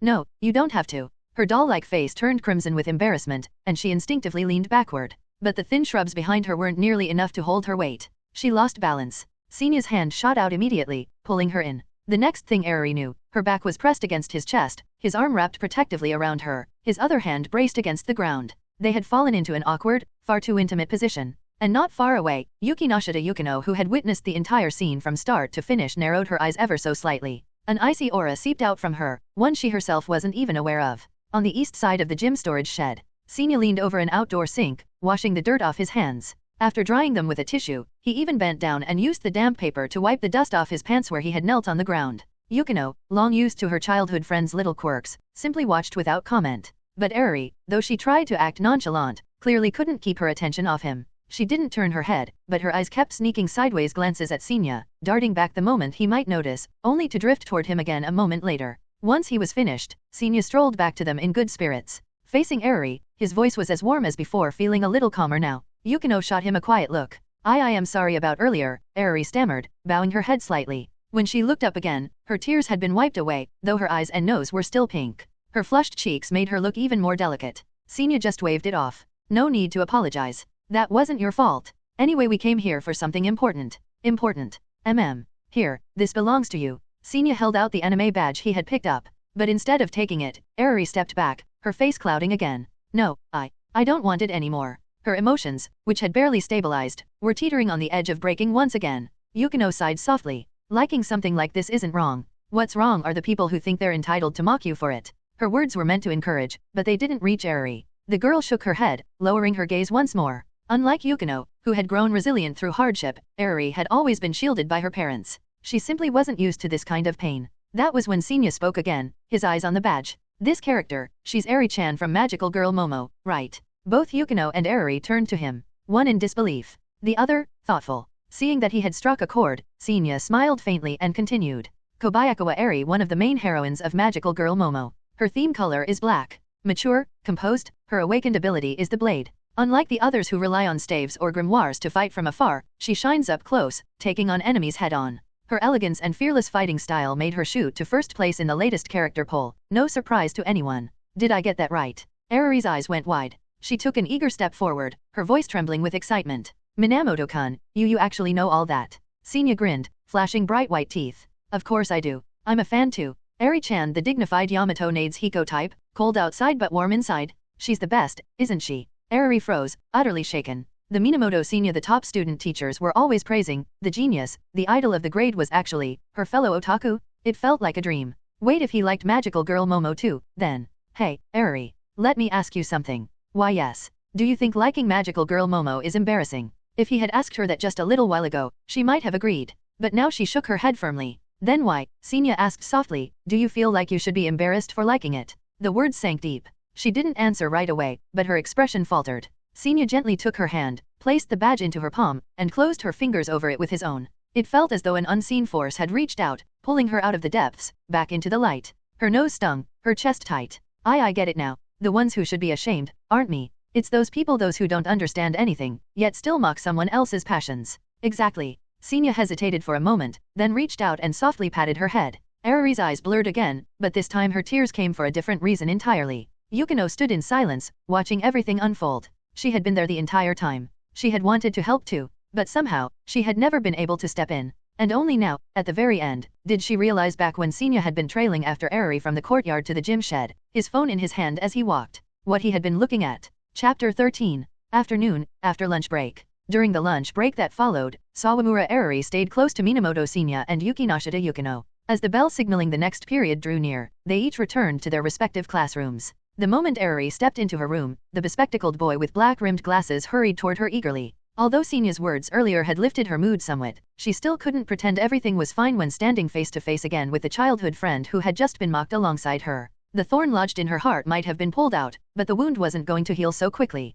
She answered his chatter half-heartedly, then returned to her seat. Meanwhile, in another classroom across the building, Senya had witnessed the entire scene through his system's god's eye view. His fingers tapped a steady rhythm against his desk. Just as I thought. Third graders were already beginning to shed their carefree childhood innocence. They no longer brushed things off so easily. From this stage forward, they started to build their own inner worlds, forming opinions, values, and sensitivities of their own. A few kind words might temporarily ease Eriri's pain after being ridiculed, but that was only treating the symptom, not the cause. And the biggest reason Senya was so sure she hadn't truly gotten over it was that his system had yet to display the mission complete notification after he'd accepted the task. Because of this emotional wound, Sawamura Eriri has developed a mental block. Perhaps you can help her overcome it. Easier said than done. Girls at this stage were especially delicate, their hearts far more fragile than they let on. Handling them was always the hardest. That afternoon, as usual, Senya didn't bother listening to class. While practicing calligraphy strokes on fresh paper, he mulled over possible ways to resolve Eriri's mental knot. Both classmates and teachers had long grown accustomed to this.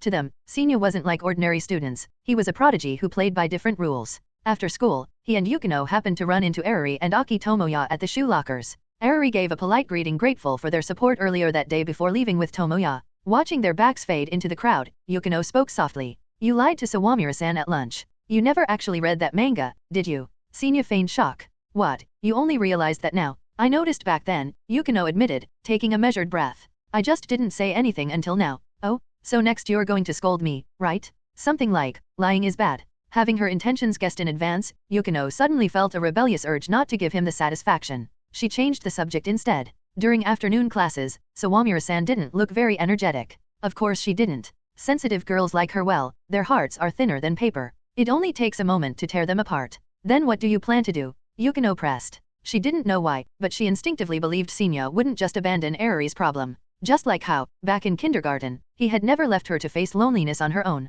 Her older sister used to tease her, saying Senya acted that way because he liked her. But Yukino didn't believe that. To her, Senya simply hated seeing her isolated and vulnerable. That was why he had stuck by her side back then. And perhaps the reason they were still together now in elementary school was simply that things had continued naturally. Senya changed into his outdoor shoes and shrugged. What else can I do? I already told Sawamura-san I was her fellow fan. And since you hate lies, the only way to satisfy both of you is to turn my words into reality. Yukino's lips softened, her expression gentler than usual. She followed after him. So, will you actually read the manga tonight? Yeah, Senya nodded. He had no intention of buying the volumes. These days, the internet was full of AI-narrated watch-through videos. At double speed, he could get the gist quickly, then skim through detailed summaries and setting notes afterward. That would be more than enough to keep up appearances. At the school gate, as they exited, Yukino spotted Eriri and Tomoya again in the distance. She resumed what she hadn't said earlier. Compared to Sawamura-san, Aki-kun handled it a little better. But you can still tell that being mocked today hit him hard.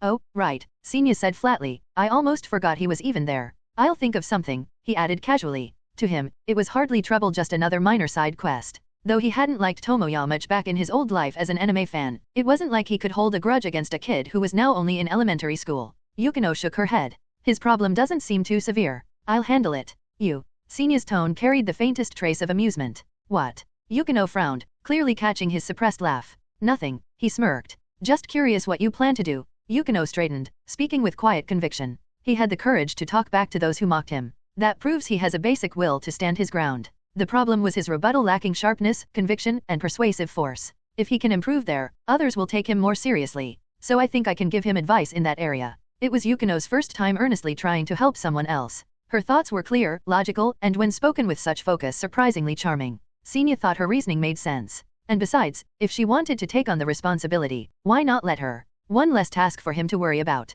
Evening at home. After cooking dinner, Senya retreated straight to his room. As always, his father, Minamoto Sanada, rose from bed in the early evening. He ate the meal his son had prepared, then knocked on Senya's door before leaving for work. Opening it, he saw his son watching anime on the new smartphone they'd bought this term. After hesitating, he simply said, "Don't stay up too late." "I won't. Good luck at work, Dad." Sanada nodded and left. He always felt inadequate as a father, awkward, clumsy, and unskilled at raising children. Back when Senya was in kindergarten, he'd worried endlessly about his boy's timidity and introversion, but there had been nothing he could do. Somehow, though, his son had matured early on his own, independent, bright, and reliable. As Senya grew older, he even began looking after his father in small ways. Not long ago, the two had been watching the news together in the living room. When the topic of modern marriage trends came up, Senya had suddenly blurted out, "Dad, if you have a woman you're close with, you should invite her over sometime. Don't worry about me." Recalling that moment now, Sanada couldn't help but chuckle to himself. On the street outside, two housewives passing by glanced at the handsome middle-aged man, their chatter pausing for a moment as they admired him. "My son is truly exceptional," Sanada thought warmly. "His future will only get brighter." Chapter 14. A plan for Eriri. "I've got an idea. But I'll probably need your sister's help."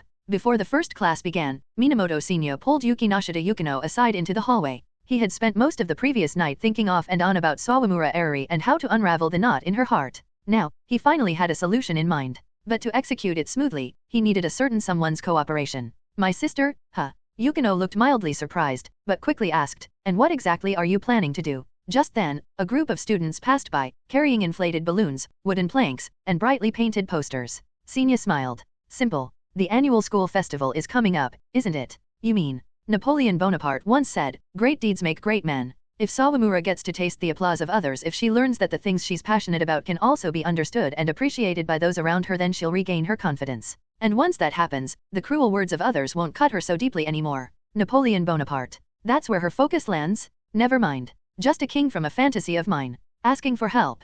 It's rare for the two of you to actually ask me out together like this. In the school cafeteria, Yukinoshita Harino sat across from Senya and Yukino, her smile playful as she scooped a spoonful of pudding into her mouth. "Well, what's the matter?" Senya glanced at Yukino, signaling her to speak first. After all, if anyone understood Harino, it was him. She was an unrepentant siskin. "Big sister, about this year's cultural festival performance showcase, we'd like to participate." "Oh." Harino set her spoon down, folding her hands on the table. "You and little Senya? That's a surprise. What brought this on?" "We want to help our classmates," Yukino answered seriously. "To help them rediscover the passion they once had for what they love." Unlike her elder sister, Yukino didn't smile when she spoke. She sat upright, every word crisp and formal, with an air of gravity. Harino tilted her head thoughtfully. She didn't see how participating in the festival tied into helping classmates, but she didn't really need to. As long as she understood their intent, that was enough. Resting her cheek on one hand, she asked, "All right. So, why bring this to me? What do you want me to do?" Yukino froze. Clearly, the words she had to say next were hard for her to force out.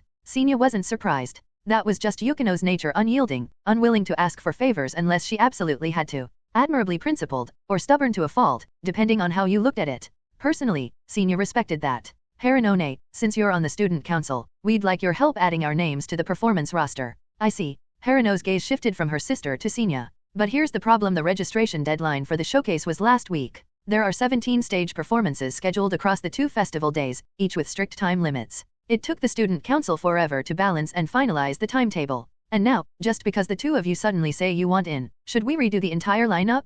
What if the other participants complain? Her words were light and smiling, but her eyes glinted with mischief. As expected, Yukino's shoulders slumped slightly. Against such reasonable arguments, she had no retort. From her sister's perspective, Haruno was perfectly right. This was the fair, impartial response of a student council officer. Yukino fell silent, glancing at Senya. They had agreed beforehand if asking Haruno didn't work, they'd come up with another plan later. Now, faced with the flat reality her sister laid out, Yukino was ready to back down. But Senya motioned for her to wait. Their subtle exchange of glances only made Haruno's smirk widen. So, what you're saying, Senya asked evenly, is that if we could somehow keep the other performers from being dissatisfied, then it would be fine. Nope, Haruno shook her head. Even if everyone else agreed, reorganizing the schedule would still be a massive hassle. I'd rather the student council not have to deal with the extra workload, if possible. Senya sighed inwardly. Just as he thought Haruno wasn't being reasonable. She was just toying with them, stirring up trouble for her own amusement. What a sadistic pastime. Yukino nudged his leg under the table, her silent signal saying, "Let's go."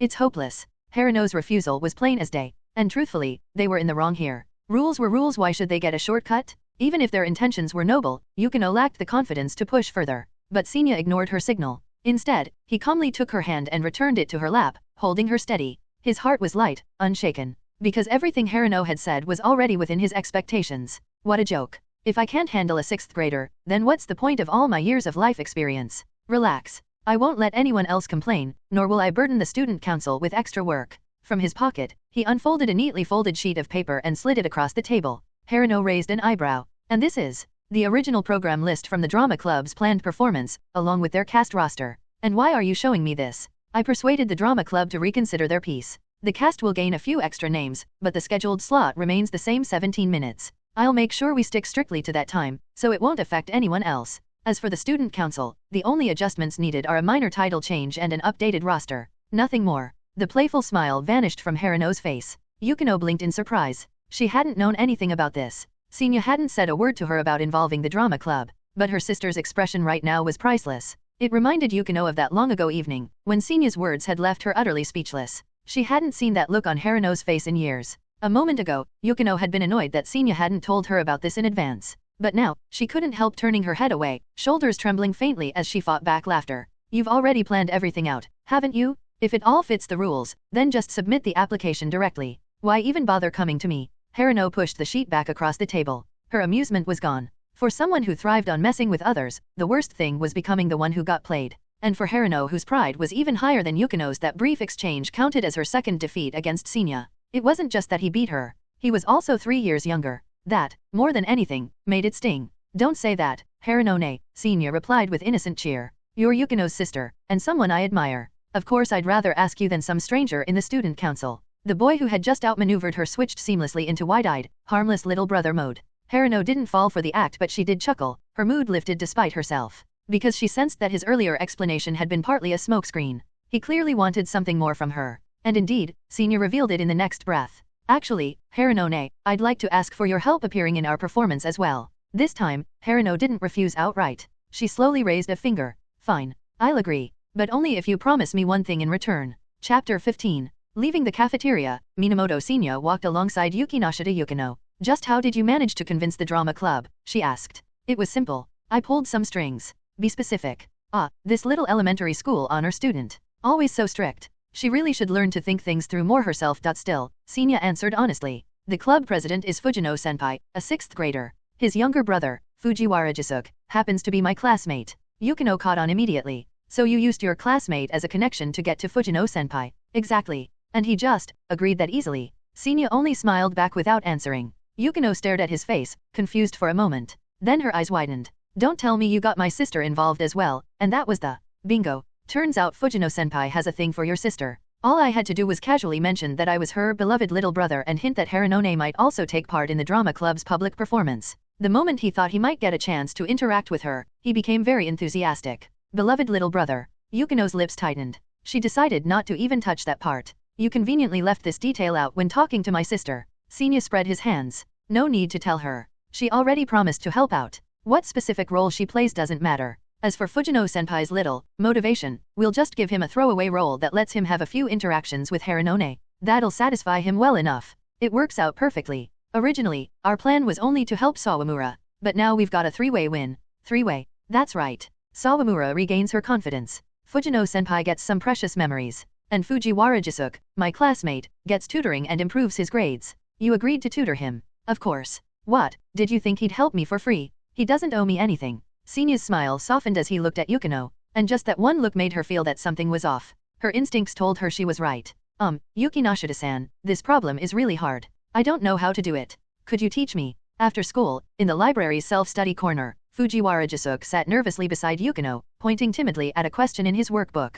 HHHSHHH. Yukino inhaled deeply, dragging her gaze away from the table across the room where Minamoto Senya sat happily chatting with Sawamura Eri. That damn bastard. He deserved to be burned in hellfire. How had she never realized before just how shameless he really was? He had used the drama club. He had used her sister. And now even she herself wasn't spared. Everyone else was roped in to contribute something of value. And him? He arranged everything, then sat back comfortably to watch from the sidelines. And just what was he laughing about with Sawamura, making her smile so brightly? Did he really want to help people, or was there some other motive behind all this? For the first time, Yukino began to doubt Senya's intentions. Yukinoshitas-san. Jisuke whispered. Here. Yukino picked up the textbook, flipped it open to a page, and said flatly, the formula is explained clearly right here. Substitute it in, and the problem solves itself. Her way of teaching could hardly be called patient, it was blunt, almost mechanical. Jisuke looked like he might cry. This wasn't what he imagined at all. Wasn't she supposed to lean closer, gently explain things step by step, and gradually warm up to him until maybe, just maybe, they became friends? But I still don't. Snap. The tip of Yukino's mechanical pencil broke clean off against the page. Jisuke shrank back instantly, too terrified to say another word. While over here, a cold wind seemed to howl with Yukino's suppressed fury. On the other side, Minamoto Senya and Sawamura Eri were surrounded by sunshine and birdsong. You want me to join the school festival performance? I can't. Someone like me. Don't say that. Sawamura-san, your natural qualities make you perfect for it. Natural qualities. Yeah, I mean, you're really cute. CC cute. Eri's entire face flushed scarlet, as though steam were rising off her head. Convincing Harano had been the hardest part, and Senya had already cleared that hurdle. Compared to that, winning over Eri was nothing. She had never performed on stage before, and the thought of doing so left her trembling with nerves. But she wasn't panicking, because Senya was always patient with her, always gentle. He was her age, yet for some reason, he gave off the air of a wise, dependable older brother next door. That kind of calm maturity was addictive, it made her want to lean on him without thinking. Of course, there were others she was grateful to as well, like Yukinoshitas-san. Cold and intimidating at first, but beneath that aloof exterior, she was a kind girl. And Haranone, a remarkable, approachable senpai worth admiring. She had made many new friends too. Bit by bit, the shadow of the trauma Eri once suffered had begun to fade. But it still wasn't enough. Senya never forgot his real goal. Magical girl Momo-chan might look embarrassing to outsiders, but its popularity among fans proved its strength. To Senya, its real charm lay in its hot-blooded, heartfelt shonen-style themes. So he selected one of the series' most exciting arcs, rewrote it to emphasize the character arcs of the main cast, and turned it into a self-contained stage script. The drama club's supervising teacher had approved it after minor adjustments to better fit stage performance. And then came the rush of casting roles and rehearsals. All the while, Eri was constantly showered in Senya's "You can do it, you're the best, you're just as adorable as Yo-Yo-chan, the main heroine, your hair even matches hers, this role was made for you." Dizzied by his relentless encouragement, she ended up cast as one of the heroines. Yukino also became part of the main cast. At first she resisted, cold and firm in her refusal. But all Senya had to do was casually remark, "By the way, Haranone's playing the villain. You'll get to fight her and even defeat her in the end." And just like that, Yukino quietly picked up the prop katana and accepted the script. Time flew. In the blink of an eye, the day of the school festival had arrived. Chapter 16. The school festival at private AQCI Elementary was scheduled each year on the anniversary of the school's founding. Backed by wealthy patrons, the school never lacked funds for events, so the scale of the festival was always impressive. Students contributed effort, teachers supervised, and together they created something vibrant. Parents came to watch, while many outsiders also visited the campus, making the festival an indirect form of publicity for the school. Each class was required to prepare an activity, while clubs and hobby groups set up outdoor stalls of their own. But among all the attractions, there was always one centerpiece. A massive temporary stage stood in the front courtyard. This was AQCI Elementary's long-standing tradition, a platform for students brave enough to step into the spotlight and show their talents. Anyone who signed up in advance could, under the student council's arrangement, perform in an orderly fashion. The stage faced directly toward the front gate, the busiest part of the campus. Minutes before each performance, the school broadcast system announced it, drawing crowds instantly. As a result, this stage was the most popular, most eye-catching spot of the entire festival. The festival began. The ensemble club, the light music club, and the choir each took the stage, firing up the atmosphere in an instant. Then came stand-up routines, parodies, magic tricks, and other fun acts that drew endless applause. The joyful atmosphere of the festival climbed toward its peak. Meanwhile, inside a nearby clubroom, the drama club up next to perform was making its final preparations. Sawamura Eriri stood among them, her body trembling, looking especially nervous. At her side, Minamoto Senya spoke softly to comfort her. Relax. We're doing a stage play, remember? We'll all be on stage together, and the audience's attention will be spread out. No one will focus only on you. Just perform like we practiced. He added with a faint smile, remember what I told you? Don't fear the audience's gaze, learn to enjoy it. Yeah, Senya-kun's totally right. I still can't believe we actually get to bring a manga storyline onto the stage for real, it's so exciting. The one jumping in was Aki Tomoya, currently clenching his fists in near fanboy ecstasy. Yukinoshita Yukino had once thought he needed help, but now she wasn't sure whether to call him resilient or simply hopelessly obsessed with anything 2D.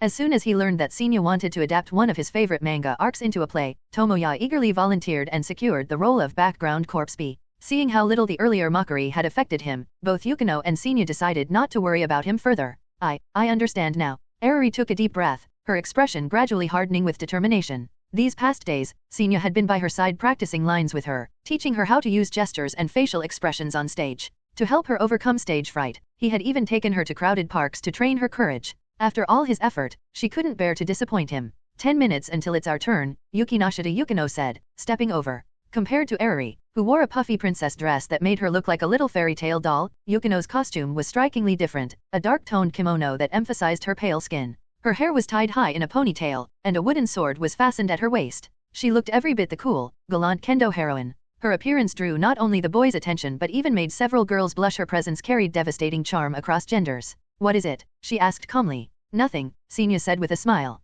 That look just really suits you, is that so? His praise didn't stir much reaction. Yukino wore an expression that seemed to say, I already knew that. It came off a little smug, but in her case, she had the strength to back it up. Looks like everyone's ready. A voice chimed in. Yukinoshita Harino, dressed in a villain's costume with bat wings on her back, walked over cheerfully. Great expressions. Let's do our best together. Yes. Eriri answered quickly. Harino's usual warm smile shifted slightly when she turned to her sister. Little Yukino, you two make sure you don't forget your lines. Yukino replied coolly, you're the one who should be careful. Your role is crucial. Don't slip up and ruin the performance for everyone. Eriri shrank back, intimidated as the sisters exchanged sharp words. Senya patted her head gently. Don't worry. That's just how the Yukinoshita sisters show affection. You'll get used to it. The last minutes of preparation ticked away. Next up, the drama club presents an adaptation of a manga story. The eager crowd fell silent. As the villain, Harino took the stage first. At the same time, Senya, serving as narrator, switched on a microphone at the side of the stage and began introducing the story's setting and characters.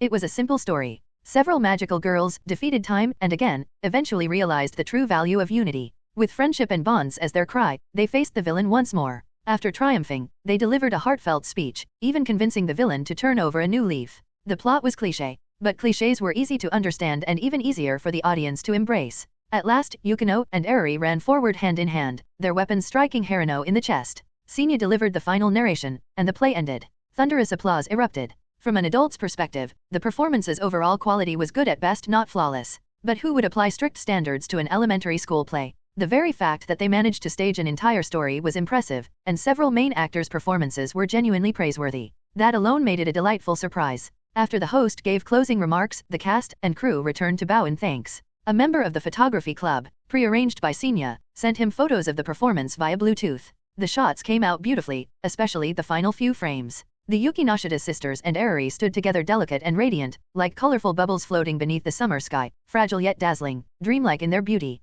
Everyone worked so hard. Thank you, senpai. Everything had gone smoothly, just as planned. Thanks to you, I really enjoyed this, Harino said brightly. This time she tried poking Senya's cheek. He resisted the urge to flinch and endured it. I did too. It was fun, thanks to your help, Harino senpai. Don't forget what you promised me. You'd better keep your word. I will. Once Harino left, Yukino came to stand beside Senya. She still hadn't changed out of her costume. The Kendo girl look still drew gazes. Together, they looked toward Eriri, who had just stepped down from the stage. Her friends crowded around her, and her smile shone brilliantly. Noticing Senya and Yukino's gaze, she happily waved at them from afar. Yukino tilted her head slightly. Do you think this means we really helped her? Don't worry, Senior replied quietly. At first, he had thought resolving a child's emotional struggles would be simple. But the more time he spent with Eri, the clearer it became it wasn't simple at all. The human heart is complex. Age has nothing to do with it. Eri's sadness wasn't just because of other people's mockery. What truly weighed on her was it the wounds inflicted by others, or her own weakness, the fact that she couldn't bring herself to resist back then?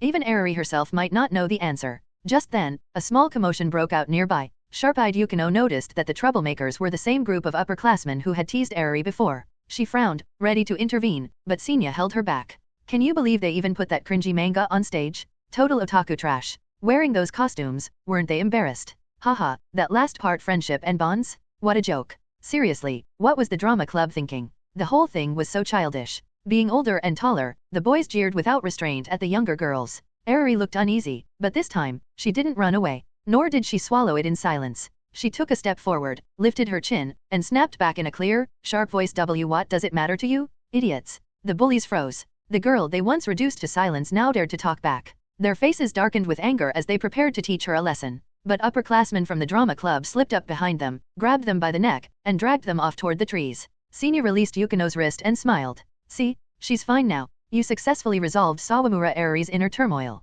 Her affection toward you has increased. Charm +1. Free attribute points +2. Chapter 17. Name, Minamoto Senya. Strength, 7.8 Agility, 7.5 Constitution, 8.2. Average for an 8-year-old human, 5.3. Charm, 14.9 Unallocated points, 2. Skills, Japanese LV5, Chinese LV5, English LV4, Cooking LV3, Drawing LV1, Piano LV1, Aikido LV1. The reward Minamoto Senya received for completing the quest involving Sawamura Eri left him very satisfied. It might look like just a few attribute points, nothing special at a glance, but the truth was, his stats normally only grew at a natural rate of about 0.1 per month, which meant a single attribute point was roughly equivalent to an entire year's worth of natural growth. 2 points? Almost 2 years' worth of improvement in one go. The value of such a reward was undeniable. Without hesitation, Senya placed his 2 points into strength and agility. His usual goal was to balance all his stats evenly, striving for that perfect, well-rounded square warrior build. But every single quest reward always seemed to force an increase in charm. Sometimes it was a full point, other times just 0.1 or 0.2 here and there. Senya had every reason to suspect that his system was deliberately trying to mold him into some kind of walking incubus, though he had no evidence to prove it. Something wrong? You've been staring at the sky and sighing. To his left, Yukinoshita Yukino spoke, her tone casual, not particularly worried. Senya shook his head and replied lightly, it's nothing. Just a little tired. On his right, Sawamura Eri fidgeted with concern. Her large, expressive eyes fixed on him, full of hesitation. Finally, mustering her courage, she held out the bottle of spring water she had just bought. If you're thirsty after running, you can have this. Senya wasn't thirsty, but the look in Eri's eyes, hopeful yet afraid of rejection, was enough to make him accept it with a nod of thanks. This was during PE class, 1 week after the school festival. Class 1 and Class 4 were holding joint lessons. The activity today was long-distance running, which had most students groaning in despair. Eri and Yukino, both frail girls with constitution scores of 3.4 and 3.5, had caught the flu a few days ago. Whether one infected the other, nobody knew. Though they had recovered, their bodies were still weak and shaky, so they were excused from running today. Senya, meanwhile, had stamina to spare. Even without going all out, he finished the course first. And as he sat down at the sidelines to rest, the 2 girls came over to sit beside him. Senya couldn't help but feel that his absurdly high charm stat was working on Yukino. After all, even when he didn't make the first move, she seemed to gravitate toward his side naturally now. As for Eri, well, she was even more obvious. After the festival, she had come to see both him and Yukino as her friends, since they had been supporting her all this time. She stuck with them constantly and often shared snacks with them for no reason at all. Oh, right, Yukino, Eri suddenly chirped. I told my parents, and starting this afternoon, I'll be joining the same cram school you're going to. Oh, Yukino perked up slightly. Which subject? Math? English? Drawing? With that bright, confident answer, Senya nodded knowingly. So the flow of history hadn't strayed from the original path. Back during the school festival, the drama club's promotional poster had been designed and drawn by her. Her art skills, while not at the level of a professional, were outstanding for her age group, top of the pyramid among elementary students. Eri's drawings are already amazing. With proper lessons, you'll get even better. Go for it, number 2 honor student. Now that Eri had become one of his bindable characters, Senya sincerely wished for her to shine even brighter. His encouragement made her cheeks flush pink, and she silently vowed to herself that she would improve her art so as not to disappoint him. Time slipped by uneventfully. As per the promise he had made with Yukinoshita Harino earlier, Senya was expected to visit the Yukinoshita household on Christmas Eve. He had no idea why Harino insisted on such a condition as repayment for her help, but it didn't really matter. It was just showing up at their home. It wouldn't take too much effort. Senia's father, Minamoto Sanada, was a bartender, which meant he worked in the service industry. And as everyone knew, service jobs tended to run opposite to normal life. When others were off work and wanted to spend money, that's when he was busiest. When holidays came, that's when he worked the hardest. On Christmas Day, Sanada had already left early for work by noon. Senia had told him nothing more than that he'd be visiting a nearby friend's house and would be back in a couple of minutes. He didn't want his father to worry. In truth, however, the Yukinoshita residence was a good half-hour drive away. Senia couldn't afford a taxi and had planned to take the train. But before Yukino could even comment, Arari had already jumped in with an alternative solution. And so, at around 6 in the evening, a car pulled up in front of Senia's home. Arari stepped out from the back seat, beaming, and eagerly invited him in. At the wheel was her father. Her mother sat in the passenger seat. They were both warm and friendly, clearly already fond of him. Most likely, Arari had told them how much Senia had helped her at school. They went out of their way to insist that he was always welcome to visit Arari at their home during holidays, and if transportation was an issue, they'd gladly pick him up like today. Staying over for a few nights would be fine, too. The half-hour drive passed quickly. After watching the two children walk up to the Yukinoshita house, the Sawamuras waved goodbye, promising to pick them up later. Yukino herself was already waiting at the door to greet them. At home, she was different from how she seemed at school. That icy, dignified aura of hers had softened a little, replaced with something more gentle. Sorry for intruding. Senia held out a gift box. It was a holiday treat from his father's bar, an employee perk which worked perfectly as a present for the occasion. Yukino hadn't expected him to show up so formally prepared, but she accepted it gracefully with a quiet word of thanks. Ah, this one's not. Senia quickly pulled back the other bag in his hand. With the rest of the Yukinoshita family present, now wasn't the time to explain. For now, he simply greeted them all politely. The family welcomed both visitors warmly, and then Yukino led Senia and Arari up to her room. Once it was just the three of them, Senia opened the bag and revealed 2 bright red apples, each wrapped neatly with ribbons and placed in small boxes. One for each girl. After all, on Christmas Eve, one was supposed to eat peace apples. Senia personally didn't care much for such traditions. But seeing Arari's delighted smile and the soft, rare smile on Yukino's lips, he figured, maybe following customs once in a while wasn't such a bad thing.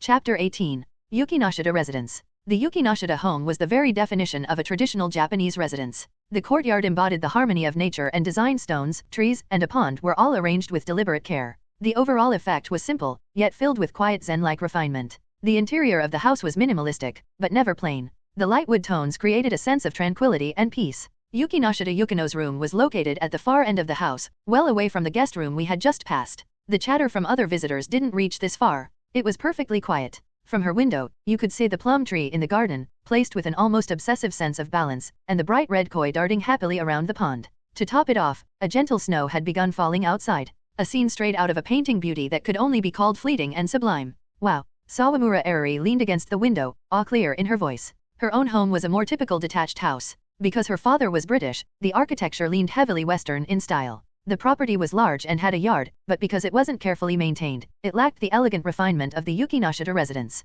Meanwhile, Minamoto Senia sat calmly at the low tea table in the center of Yukino's room, sipping tea with quiet composure. In terms of his body, this was his first time inside Yukino's private room. In terms of vision, though, not at all. He'd peeked in and out many times before. Not that he abused that power. He had principles. He only ever glanced at his #1 study princess on his system map when he was bored or genuinely concerned. Never more than that. Always just enough, never crossing the line. Dinner's still a little while away, Yukino said. I'll peel some apples for you. Right now? You mean, this one? Arari clutched the apple Senia had given her earlier, holding it tight against her chest. It was the very first gift she'd ever received from the boy she admired. If possible, she wanted to take it home and treasure it, not eat it on the spot. Yukino couldn't help but laugh. Don't worry, Arari. We have plenty of apples here. I won't use yours. Realizing her misunderstanding, Arari turned red with embarrassment. But when she noticed Senia's completely nonchalant expression as he calmly slurped his tea, seemingly oblivious to her flustered state, she couldn't help but feel a small sense of relief. Not long after, Yukino returned carrying apple slices carved into the shape of rabbits. With her came her older sister, Harino, and the Yukinoshita family matriarch, whom Senia had only briefly greeted earlier in the entryway. Mom, Harino said cheerfully, this is the boy I told you about, the one who's always outperforming Yukino academically. The very talented Minamoto-kun. I see. I've heard about you often from both Harino and Yukino. You really are a handsome young boy. Thank you for always looking after Yukino. As Mrs. Yukinoshita bowed her head ever so slightly with refined grace, Senia scrambled to return the gesture. Beside them, Yukino sighed quietly while Harino beamed with mischievous delight. At that moment, Senia finally understood why this troublemaker had insisted on inviting him over. So that was it, couldn't win the lane solo, so she called in the jungler. Huh? Mrs. Yukinoshitas carried herself with elegance, her words chosen with precision and poise. When facing the Yukinoshitas sisters, Senya could rely on his mental maturity to lower the dimensionality of the fight and come out on top. But against their mother, that advantage evaporated. In fact, he might even be at a slight disadvantage. After all, even counting both his past and present lives, he was still a few years younger than this refined woman, and the people she had met and the experiences she had lived far outweighed his. Still, Senya wasn't stupid. If a head-on clash carried risk, then there was always the option of a tactical retreat. As their conversation continued, Mrs. Yukinoshitas grew increasingly intrigued by Senya's precocious insights and way of speaking. At first, she had been skeptical of her elder daughter's high praise, but the more they talked, the more impressed she became. Bit by bit, she began testing him, steering the conversation into deeper and more complex waters, hoping to uncover his limits.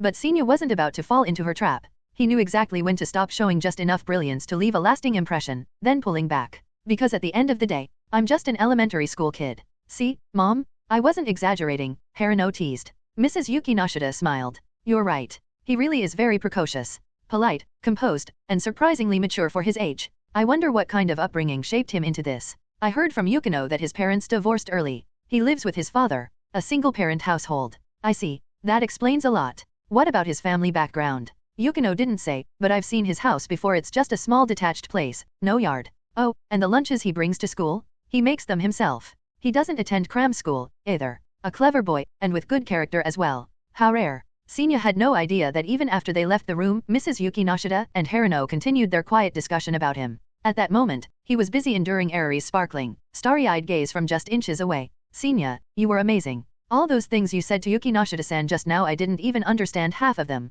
Senya chuckled. Not understanding is amazing. Ari nodded furiously. Yes, you felt so grown up. Yukino gave a soft sigh. Sorry, I didn't expect my sister to bring our mother along. It's fine. Your mom's really nice. If it had just been Yukino and Senya alone, they probably would have quietly gone about their own business, maybe chatting every now and then. That had been their routine since kindergarten. But with Ari added to the mix, things were completely different. She was full of energy the way a child her age should be, and since she and Yukino were now on familiar terms, she didn't hold back. This panda plushie looks kind of mean, but it's adorable. Yukino shot a quick glance at Senya, who was scrolling on his phone. That panda plushie had been his birthday present to her back in 2nd grade. That's from the Mr. Panda Playtime line. If you like, you can hug it. Really? Of course. Hugging was fine. Taking it home was out of the question. Oh, there's a smaller one here too. That's the Mr. Panda pillow plush. The filling's different, it's really soft. Perfect for cuddling at night. Wow, Yukino, you must really love Mr. Panda. Yukino only smiled faintly, offering no direct reply.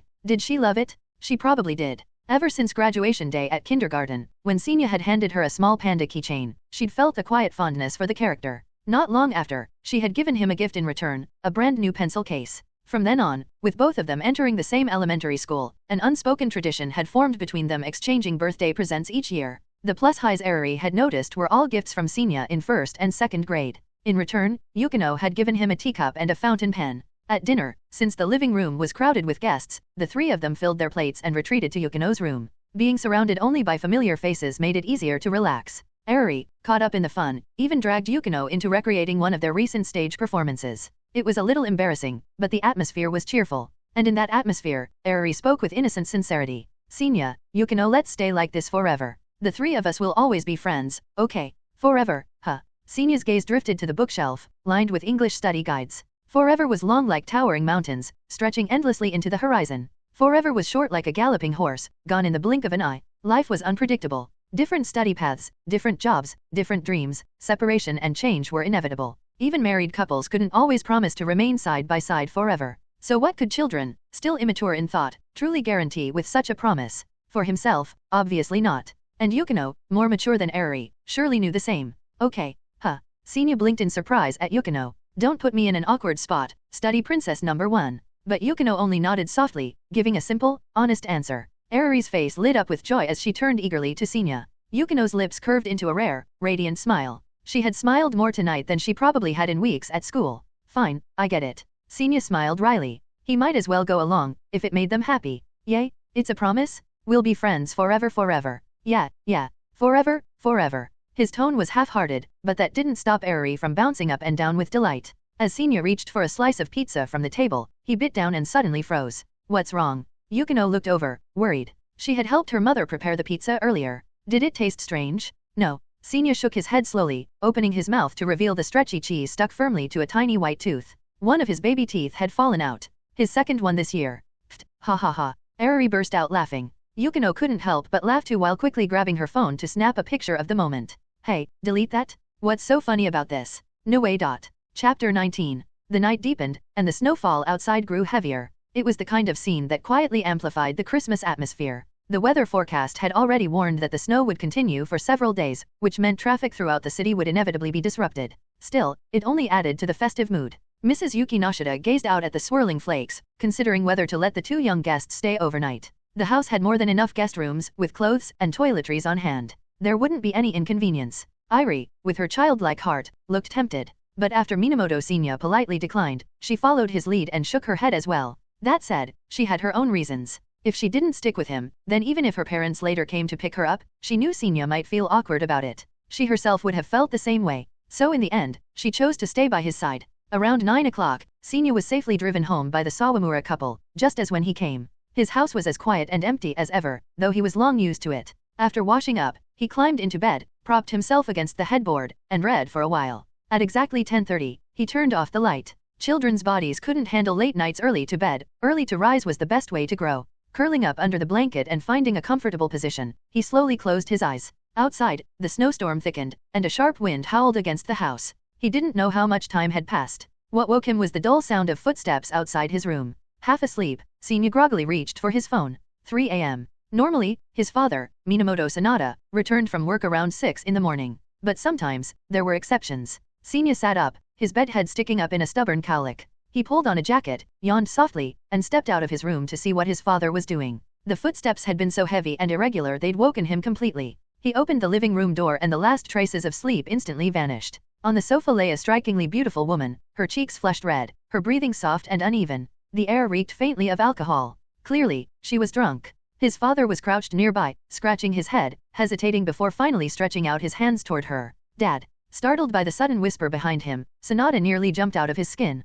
Senya, you're still awake. I was. But your stomping woke me up. I'll be quieter from now on. Go back to bed. Quieter. Senya's expression shifted slightly. Realizing the unfortunate implication, Sanada hurried to explain. She's just a friend of mine. She drank too much tonight, and since her place is a ways off and hotels are impossible to book during the holidays, I told her she could stay here. After all these years, Sanada was used to his son's precociousness. Talking to him like this didn't feel strange anymore. Senya simply nodded, said nothing, and headed back to his room. Once under the warm covers again, he scolded himself. He should never have poked his nose into this. His dad was still in his prime. It wasn't easy for him. Senya had even once stumbled upon a stash of Tokyo adult DVDs hidden in his father's room.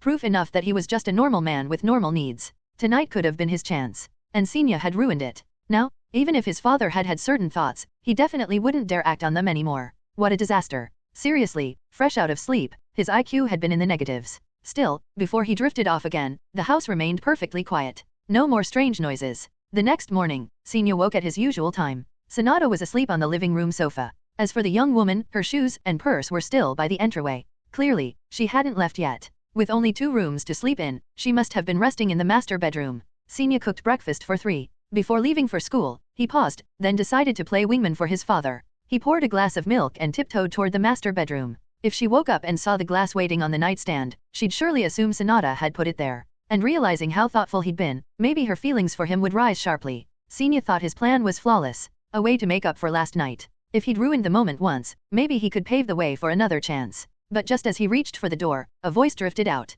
Hello?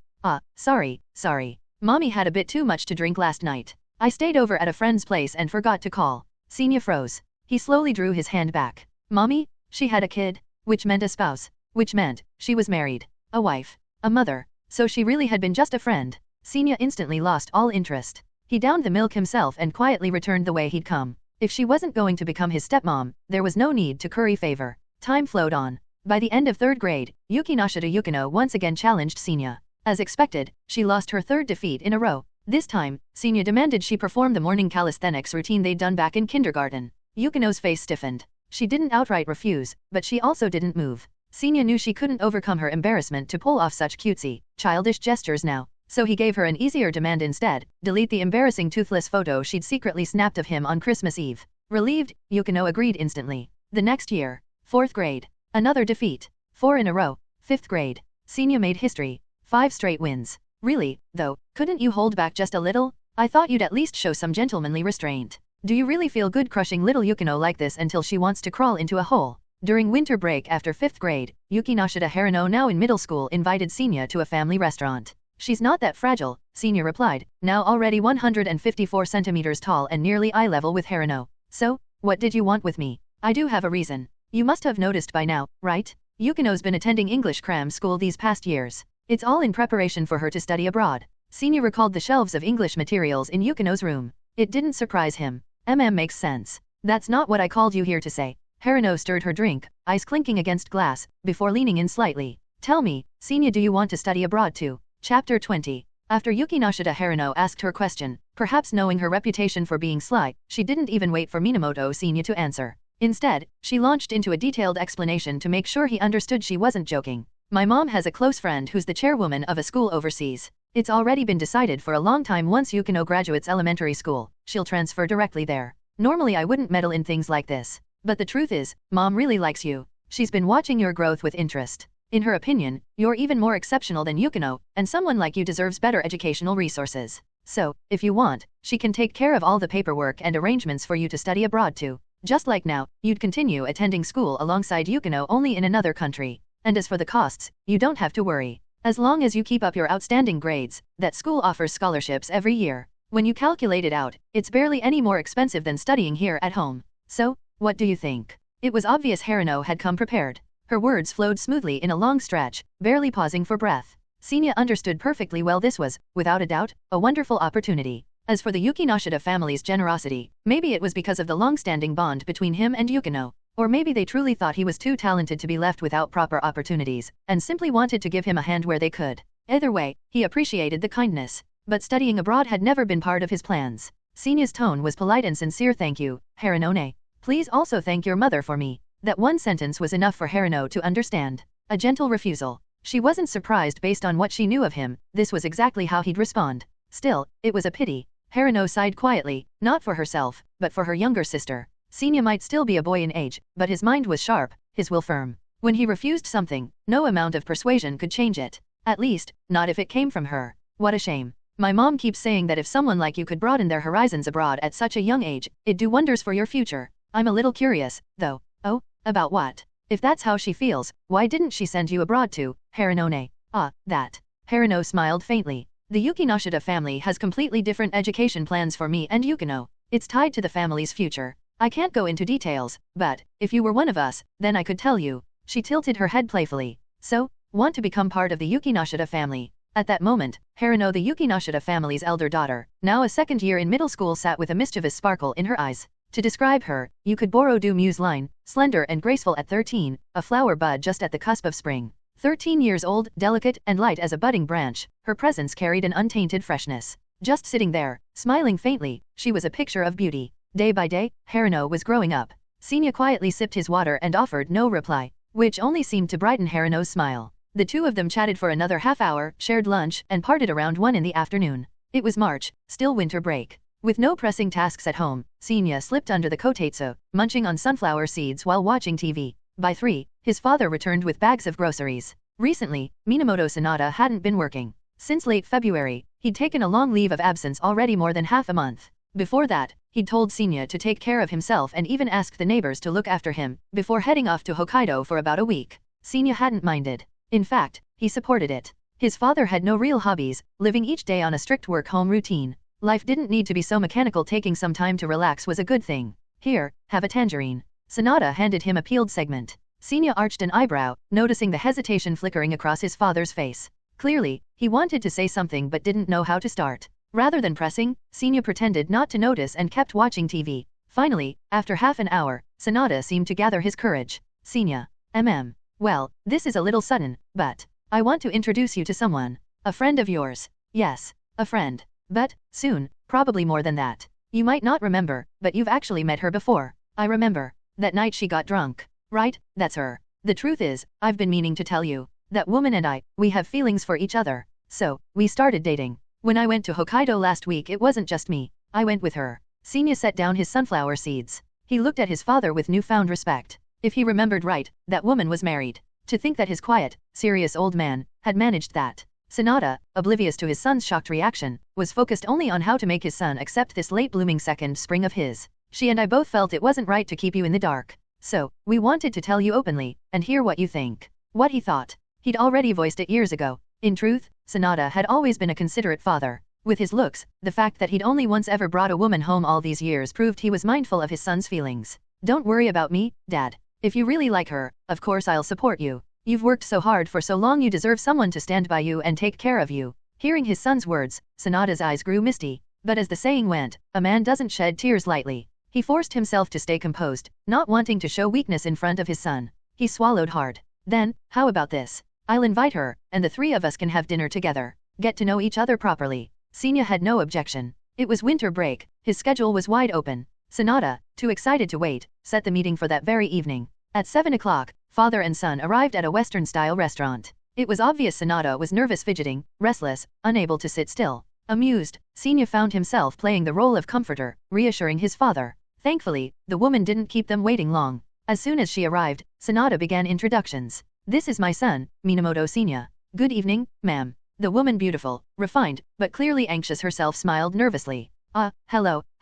Your father only told me at the last minute, so I didn't have much time to prepare. I brought you a little gift, though I hope you like it. Thank you. No, it's nothing. Senya accepted the small paper bag. Inside was a warm-looking brown scarf. Sanada chimed in at the perfect moment. Senya, you can just call her Takanashi-san. Understood. Thank you for the gift, Takanashi-san. I really like it. You were very thoughtful. Chapter 21. It was obvious that Takanashi Junko was extremely nervous. Within just a few minutes of sitting down, she had already tucked her hair behind her ear 3 times and lifted her glass 4 times, taking the tiniest of sips before setting it back down. Minamoto Senya, however, handled everything with a flawless composure. His tone and demeanor were calm and harmonious, not revealing the slightest hint of the unease or resistance one might expect from a child meeting something new. That alone made Junko breathe a huge sigh of relief. As time passed, her restless heart gradually settled. During the meal, Senya kept up light conversation while quietly observing the two of them. And the more he watched, the more he thought these two actually looked pretty well matched. Not to exaggerate, but Minamoto Sanada was an unmistakable icon, a man with strong, striking features, the type of rugged handsomeness you'd expect in Japanese fashion magazines. As for Junko, she was no less impressive. Her skin was pale and smooth, her face small and delicate, her height petite, but her proportions were excellent. Without even trying, she could easily draw the gaze of others. His father wasn't much of a talker, while Junko, once she had adapted to the situation, could effortlessly spark a topic and liven the atmosphere. In that sense, their personalities balanced each other out. Not bad at all. Later, when Senya returned from the restroom, it seemed the two of them had taken the chance to discuss things. As soon as he sat back down, Junko began to share more openly about her background. The more Senya listened, the more he realized he had misunderstood. It turned out that Junko's husband had passed away years ago. She wasn't, as he had once assumed, a married woman still bound by her past. From start to finish, his father's relationship with Takanashi Junko had been proper, legitimate, and well within the bounds of social morality. For years, she had been raising her children alone, struggling to make ends meet. Romance had been the last thing on her mind until she met Sanada. Their first encounter had been simple. Exhausted after work, Junko had gone to the bar where Sanada was working to have a drink and relax. Partway through, some man tried to hit on her. Sanada noticed her discomfort and, without hesitation, stepped in to defuse the situation. A small, almost cliché scene of rescuing the damsel. But from that moment on, Junko began frequenting the bar. One visit became 2, and over time they grew close friends who could talk about anything. As months passed, that deep friendship slowly shifted, blossoming into affection, until they finally arrived at this day. When Junko spoke of her and Sanada's relationship, she did so with complete sincerity. She didn't treat Senya lightly just because he was still a boy in years. That earned her a great deal of respect in his heart. All his initial doubts faded away with her open honesty. At least for now, Senya felt that Junko seemed like a genuinely good person. He was happy for his father. In fact, aside from the day he scored first in his grade, he couldn't remember the last time he had seen Sanada smiling this happily. Once the main dishes were cleared, the server brought out dessert. It was then that Junko, who had just been so composed in her heartfelt explanations, began to look anxious again. Even though she worried that what she was about to say might be hard for Senya to accept, she still felt it was better to be open. The earlier, the better. Senya, there's actually one more thing I haven't told you. That's fine, Aunt Junko. Please go ahead. Your father probably hasn't mentioned it yet, but I actually have a daughter. This didn't surprise Senya. He'd already overheard a phone call outside the master bedroom once, so he had suspected as much. But the words that followed did shake his composure. I have 2 daughters. My eldest, Takanashi Toka, is a little older than you. She's already in middle school. My youngest, Takanashi Rika, is the same age as you. After dinner, father and son returned home. Sanada looked at his son, hesitant, but finally asked Senya, do you feel uneasy, knowing that Junko has 2 daughters? He looked awkward, turning his head aside as he added, don't worry, even if we end up living together, I would never. It's not like that. Senya cut him off quickly. Some feelings were better left unspoken, putting them into words only made things awkward. I was just surprised at first, that's all. But I don't mean anything else by it. Please make sure to tell Aunt Junko I like her, and I don't mind that she has 2 daughters. Really? Sanada's eyes softened with relief. He reached out, intending to pat his son's head, but Senya anticipated it and smoothly dodged out of the way.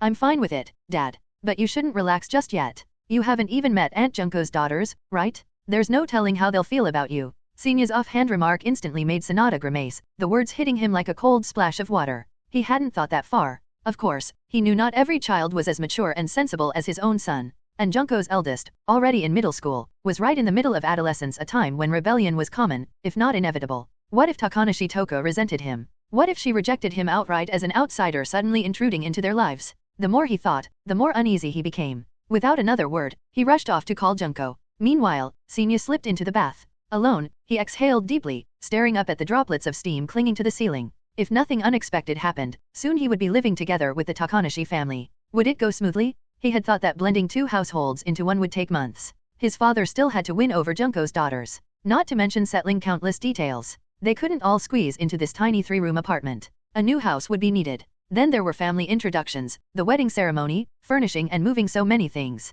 But to his surprise, Sanada, usually a man of few words, proved shockingly efficient in action. By the end of March, just after Senya had returned from visiting Sawamura Ari's place, he stepped into the house without even removing his shoes when, from the living room, Sanada and Junko appeared, both wearing glittering diamond rings on their left hands. And behind them, peeking out shyly from the corner of the wall, were 2 small heads watching him closely. Chapter 22. Senya, from now on we'll be living together with your Aunt Junko, your older sister Toka, and your younger sister Rika. Minamoto Senya's head was filled with question marks. He had only gone over to Sawamura Ari's place earlier to help her with homework, and while he was at it, shamelessly leech off her Gundam LV5 drawing skills. So how was it that everything was fine when he left in the morning, but by evening, he suddenly had 3 new family members? Sure, he had mentally prepared himself for this day to come eventually, but this was way too sudden. Sorry if this feels a little abrupt. Did we startle you? As a woman, Takanashi Junko was naturally more sensitive. She immediately picked up on Senya's inner reaction. Senya shook his head, his eyes drifting toward the living room, where 2 girls were peeking timidly at him.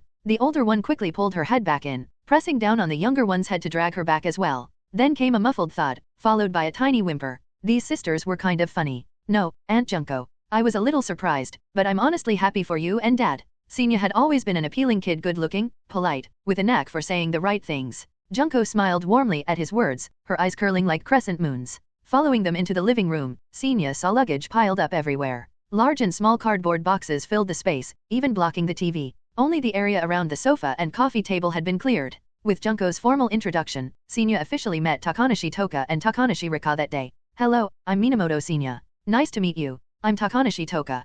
Please take care of me from now on. I'm Takanashi Rika, pleased to meet you. In terms of looks, the sisters had clearly inherited their mother's beauty. Both were cute and pretty, unmistakably growing into real beauties in the future. In terms of personality, the elder sister Toka didn't seem overly enthusiastic, but her behavior was graceful and well-mannered, leaving nothing to criticize. The younger sister Rika, perhaps because she was still small or maybe because she was in a new environment and uneasy about what lay ahead, kept her head down the entire time. Aside from the greeting Junko urged her to give, she stayed quiet, listening more than speaking. From the kitchen came the faint smell of something burning. Senya quickly reminded his father, who slapped his forehead, realizing he had forgotten the pot on the stove. He rushed into the kitchen to check. A moment later, Minamoto Sanada returned sheepishly. The red bean rice got scorched. Senya, keep your Aunt Junko company. I'll run out and buy more beans. I should go instead. Senya stopped him. At times like this, it made more sense for him to run errands. But Junko placed a hand on his shoulder. Let Toka go. Since we'll be living here now, it's good for her to start getting familiar with the neighborhood. Toka nodded without protest and headed out. Rika, still feeling out of place in the new home, quickly followed her sister. Not long after they left, the honk of a car horn sounded outside. The moving company had arrived with the rest of their belongings, and Sanada went out to sign for them. Junko went into the kitchen to wash the burned pot. Senya thought for a moment, then stepped outside to join his father. Before he could speak, Sanada preemptively started explaining, as though he already knew what Senya was thinking. Sorry, Senya. I should have talked to you about this first. Senya stood silently, watching the movers carry box after box inside, waiting for his father to continue. Today, I officially proposed to your Aunt Junko. She said yes. We were so happy, so overwhelmed that we acted a little impulsively. No, maybe not impulsive. We also had some practical reasons. For one, Junko's apartment lease had just expired. The landlord was already pressing her for rent. If she delayed any longer, she'd have to pay an extra 3 months upfront. Since we'd already decided to live together, it seemed wasteful to keep paying. So she moved in directly. And then, the new school term is about to start. Toka and Rika's old school is pretty far away.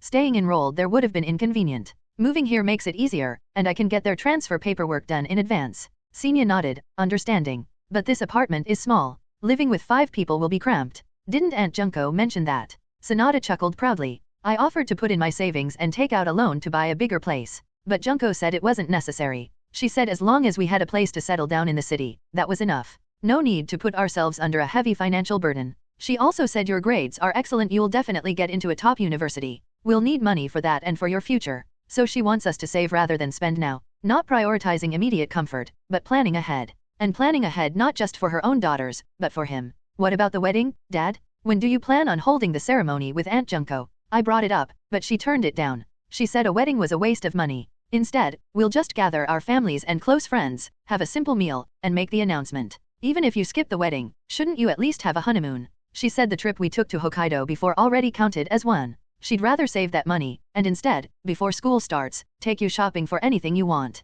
Senya fell quiet for a while. Dad, you really have good taste. Aunt Junko is amazing. But don't keep putting everything on me. Now that we're one family, Toka and Rika matter too. Treat us all the same. Don't play favorites. Don't worry. You know your old man. That night, Junko cooked a full table of dishes. The Takanashi sisters, still not used to their new surroundings, seemed a little reserved. But with Senya smoothing things over, the atmosphere never turned awkward. The Minamoto home had 3 rooms. The master bedroom naturally went to the adults. Senya gave up his own bedroom to the Takanashi sisters, after a quick tidy up. The smallest room, usually a storage space, could be cleaned up to make a livable space. But it was too late tonight, tomorrow would do. As for Senya, he laid the sofa flat and decided to sleep in the living room. Late that night, the Takanashi sisters lay in Senya's bed. Rika tossed and turned, unable to sleep. It wasn't that the bed was uncomfortable, or that there was an unfamiliar smell. Quite the opposite, it was soft, and carried a faint lavender-like fragrance. Probably laundry detergent or fabric softener. Pleasant and calming. Big sis, are you asleep? Not yet. What is it? No, nothing. I just wanted to talk. Toka rolled over, the dim glow of the street lamp outside faintly illuminating her sister's timid, watery eyes. Her heart softened. She reached out, gently pinched her little sister's cheek, and smiled. Don't worry. Mom and I will always be by your side. Nothing's changed except now we have 2 more people who care about us. You've met Uncle Minamoto and Senya, right? They're good to us. They're good people. Yeah. Rika nodded silently. Toka stroked her hair. Go to sleep. Tomorrow we have to organize the new place. You'd better not slack off your helping too. Big sis. What is it?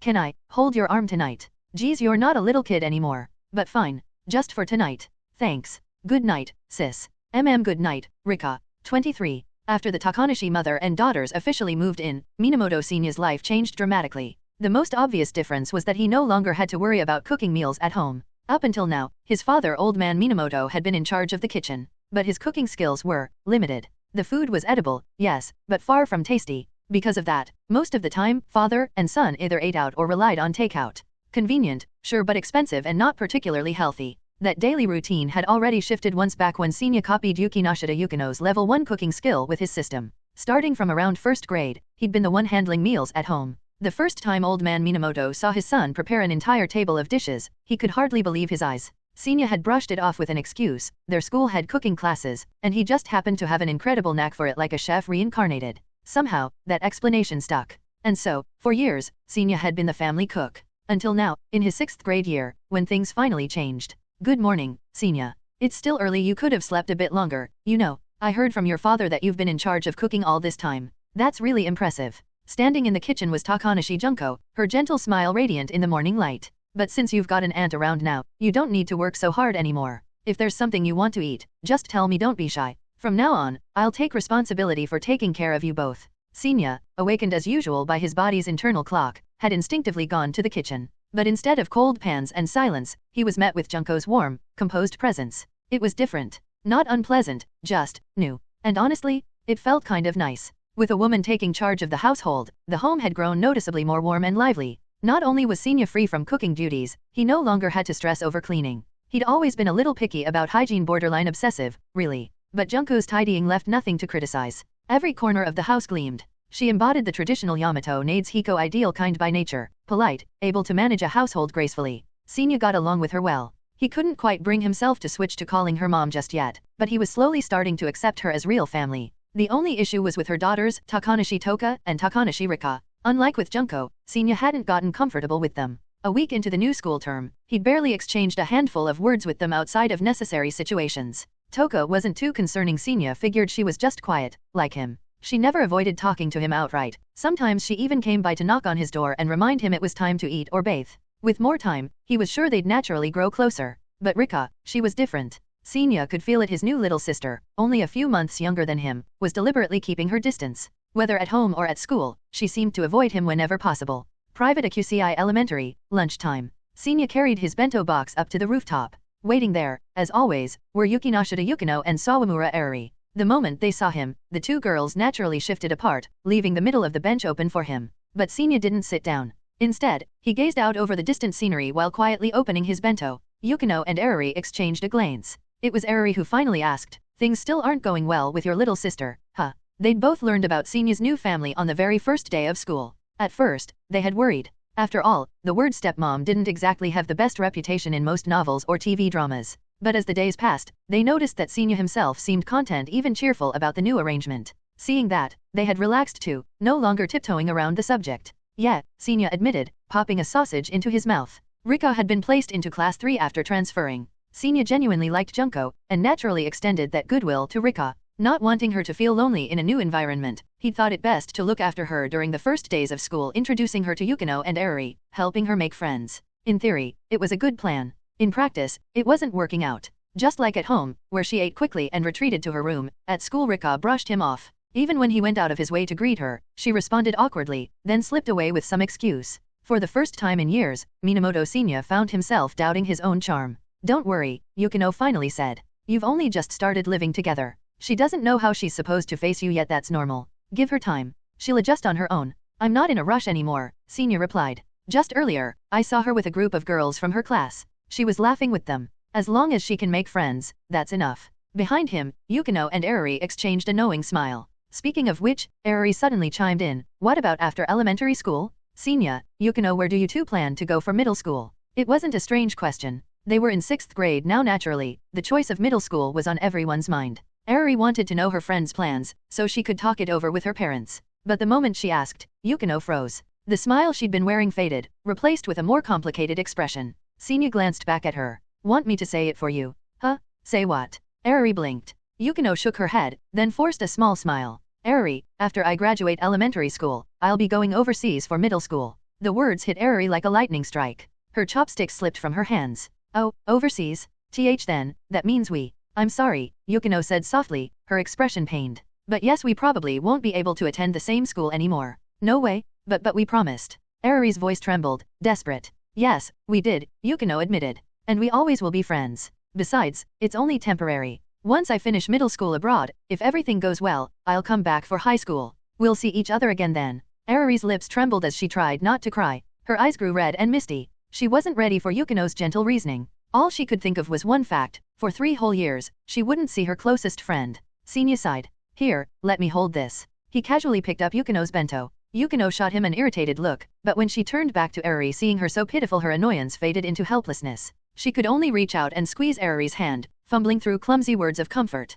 Chapter 24. After that attempt at comforting her, things didn't get better. In fact, it only made Eri feel even sadder. Her tears began to fall one after another. For the first time in her life, she had been accepted by someone, gained not just 1 but 2 best friends with whom she had promised a lifelong bond. That was supposed to be a dreamlike happiness, but after only a few short years, it was already coming to an end. Why did it have to turn out this way? Yukinoshita Yukino was never good at consoling others, and after several minutes Eri's emotions had only become more miserable. Thankfully, Eri wasn't completely unreasonable. She understood that studying abroad wasn't Yukino's choice, it was her family's decision. She knew she shouldn't throw a tantrum and drag Yukino into her sadness as well.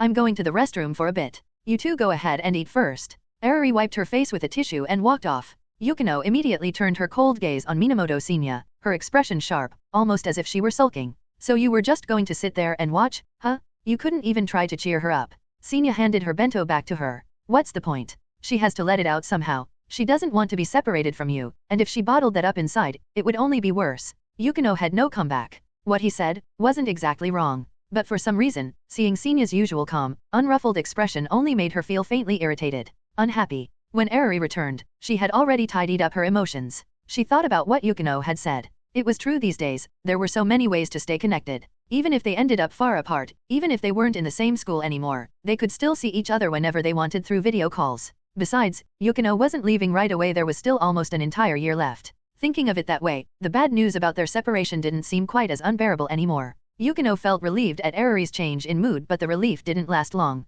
Because starting that very afternoon, Eruri clung to her even more than before. She wouldn't let her out of her sight, not even when going to the restroom. She had quite literally turned into a little shadow that followed her everywhere. Meanwhile, on Sinya's side, a sudden incident brought an unexpected change to his relationship with the Takanashi sisters. Late April. Without belonging to any clubs, Minamoto Senior returned home early as usual. The storage room had already been cleared out and turned into his new bedroom. It was definitely smaller than his original one, but for him alone, it was just right enough space for a single bed, a desk, and a wardrobe, with a little over 2 square meters left over. Not exactly spacious, but not too cramped either. He was leaning over his desk, reading, when the house phone rang a little after 4. Hello, is this the Takanashi residence? I'm homeroom teacher for Takanashi Toka. Senya immediately realized something had happened, his expression turning serious. Hello, sensei. I'm Toka's younger brother. The adults aren't home right now, but if you tell me what's going on, I'll pass it on to them. Well, earlier this afternoon, Takanashi Toka had an accident during gymnastics club practice and twisted her ankle.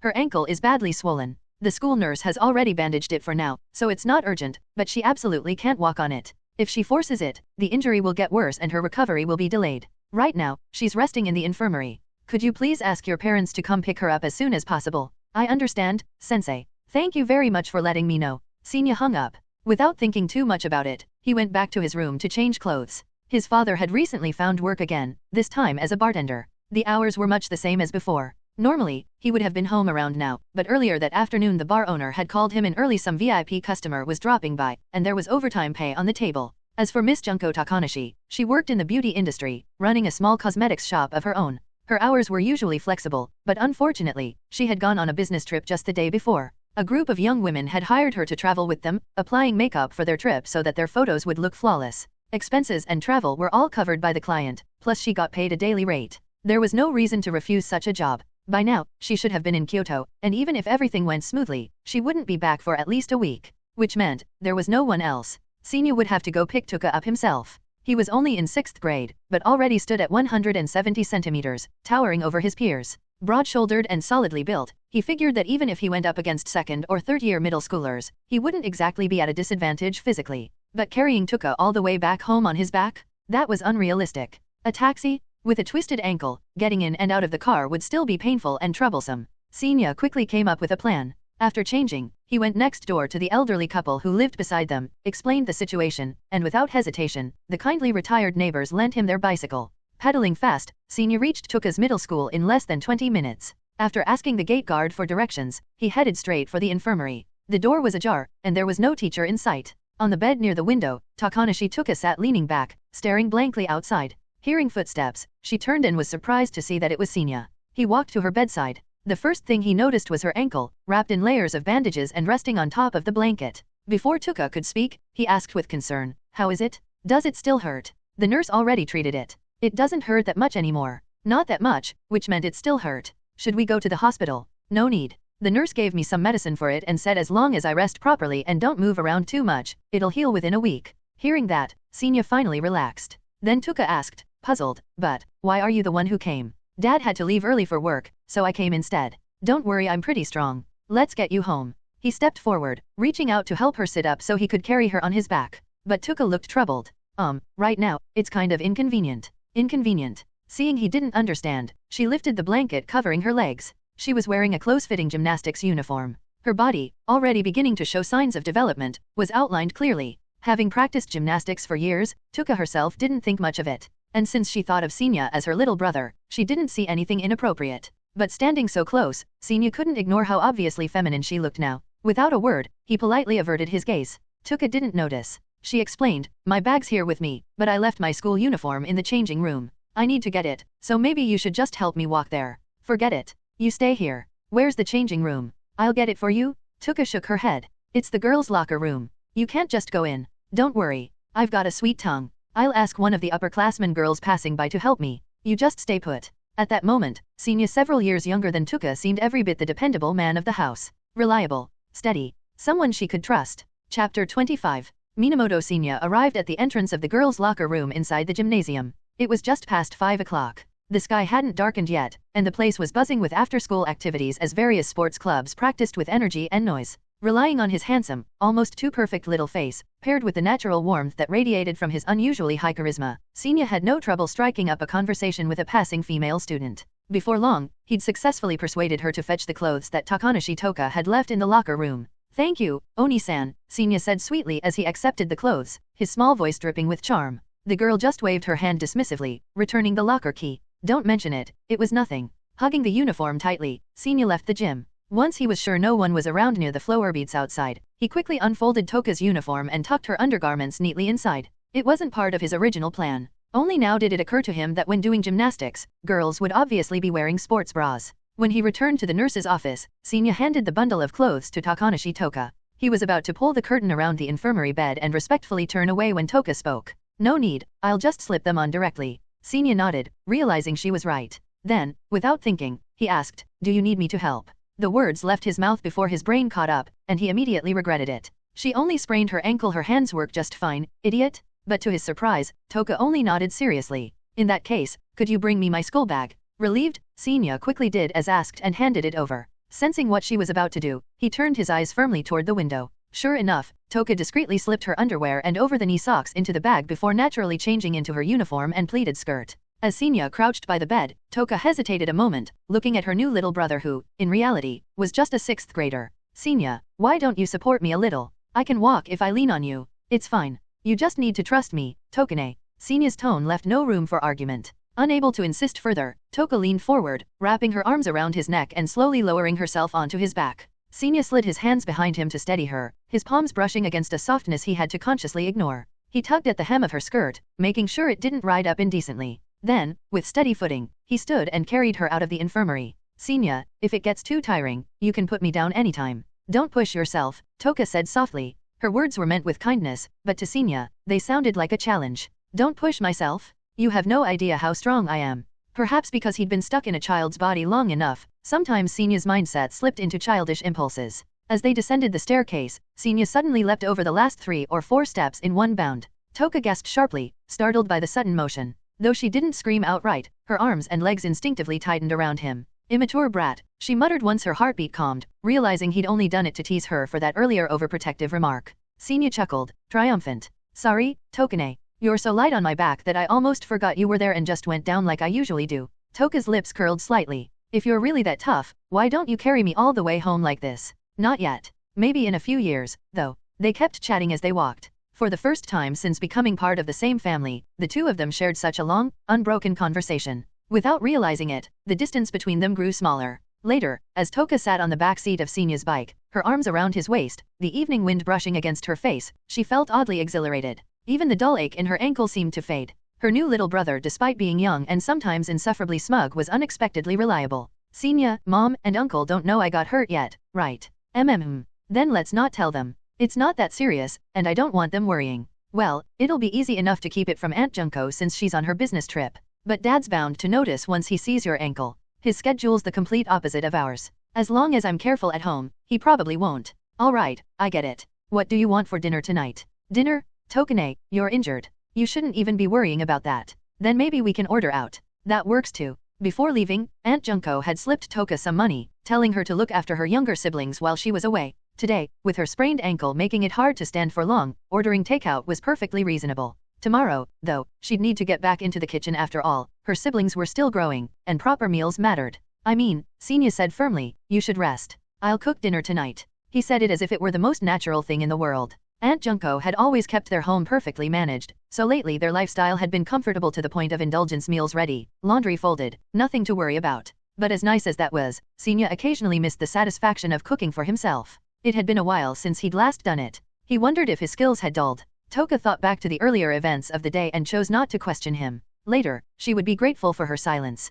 When they returned home, she limped to the kitchen doorway, hand against the wall, ready to step in if anything went wrong. But to her surprise, her little brother wasn't just reliable in daily life, he was apparently a seasoned cook as well. His knife moved cleanly through vegetables, his motions fluid and practiced. When he tossed ingredients in the wok, the sizzling sounds were rhythmic, almost musical. At one point, he even flipped the pan midair, the food flying up before landing perfectly back in the wok. The sight was strangely mesmerizing. In about half an hour, Senya had finished 3 dishes and a soup, all steaming hot, neatly set on the table. Toka and her younger sister, Rika, exchanged astonished glances. Neither of them had known that since the 1st grade, Senya had taken up the role of family chef. Come on, dig in. Don't hold back. If anything's off, let me know so I can adjust next time. With Senya saying it so naturally, neither Toka nor Rika hesitated. Toka scooped up a bite of mapo tofu. The moment it hit her tongue, her eyes widened. It was still mapo tofu, but the flavor was on another level, the initial sharp spiciness giving way to a tingling numbing sensation, distinct from both her mother's cooking and restaurant versions.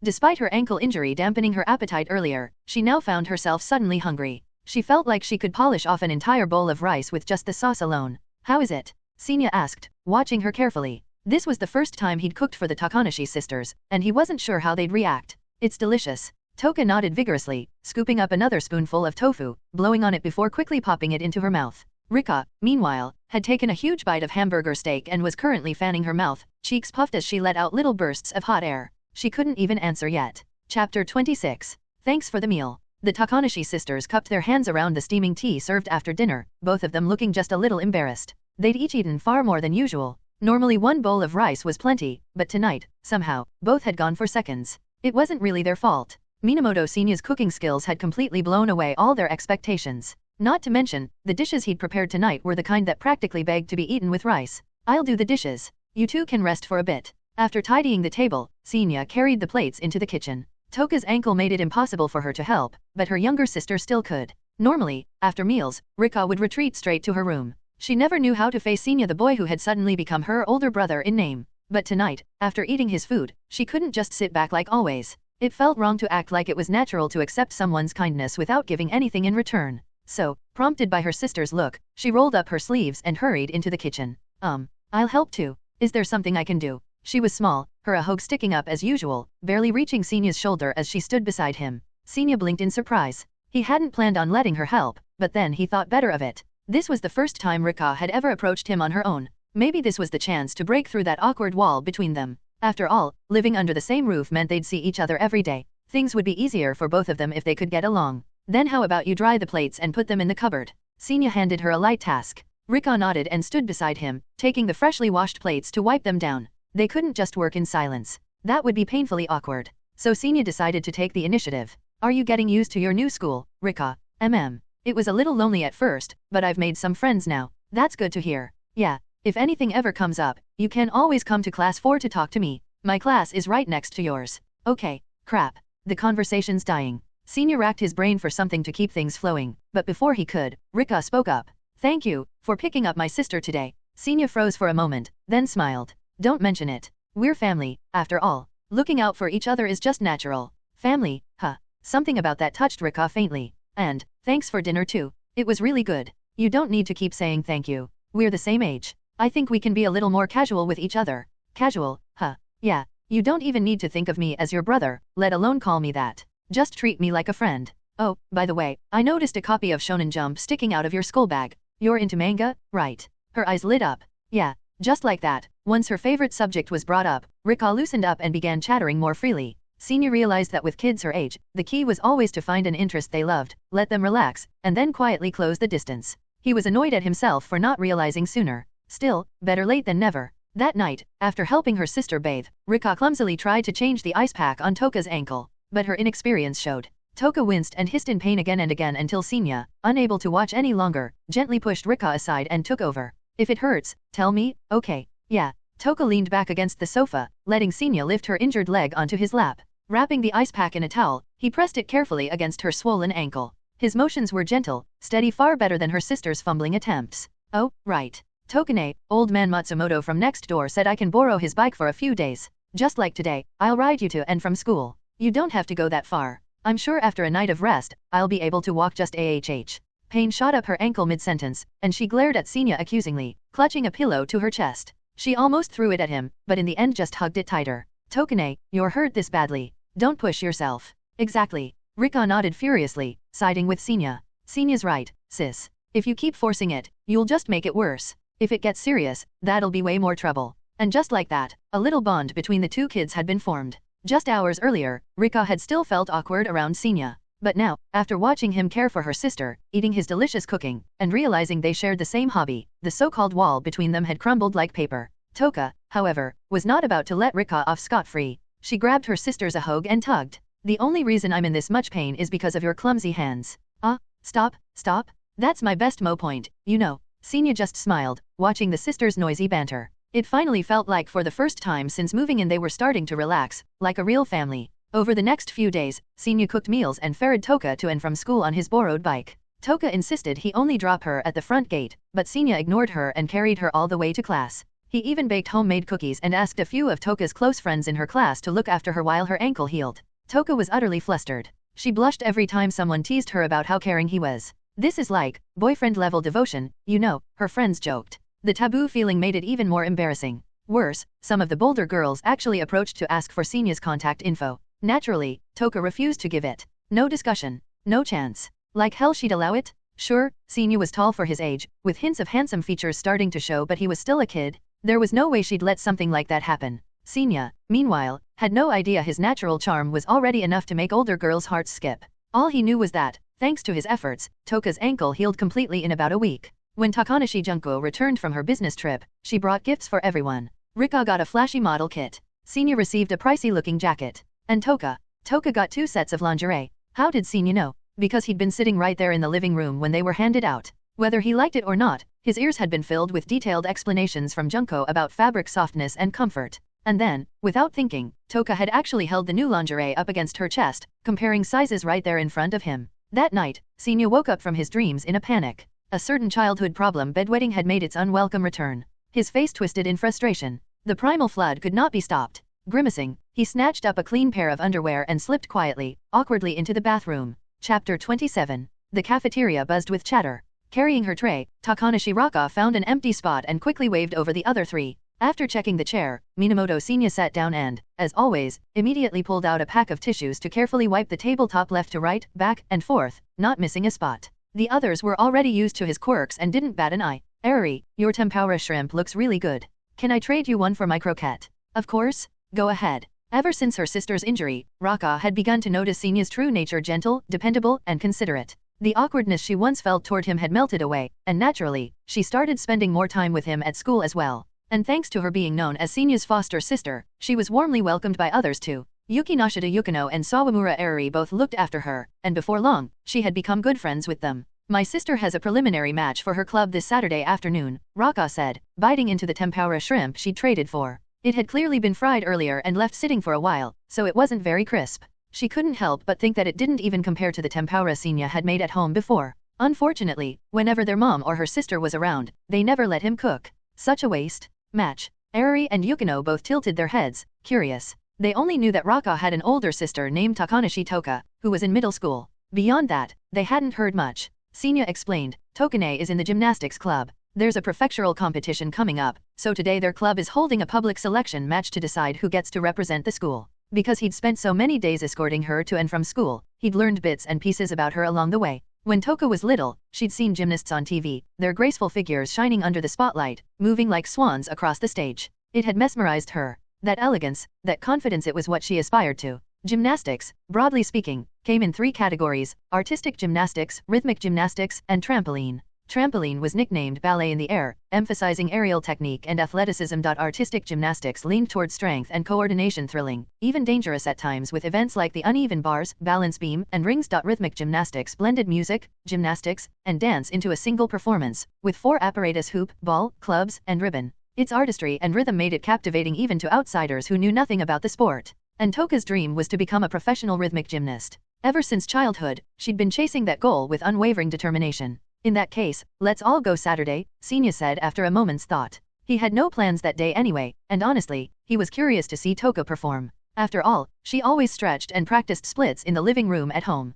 But what would she look like in an actual performance? Great. It's a promise, then. Raka beamed. His answer had been just what she was hoping for. This was exactly why she'd brought it up in the first place. What she hadn't expected was that Eri suddenly perked up, clearly intrigued. Wait, Raka's sister has a match? I'm free Saturday too.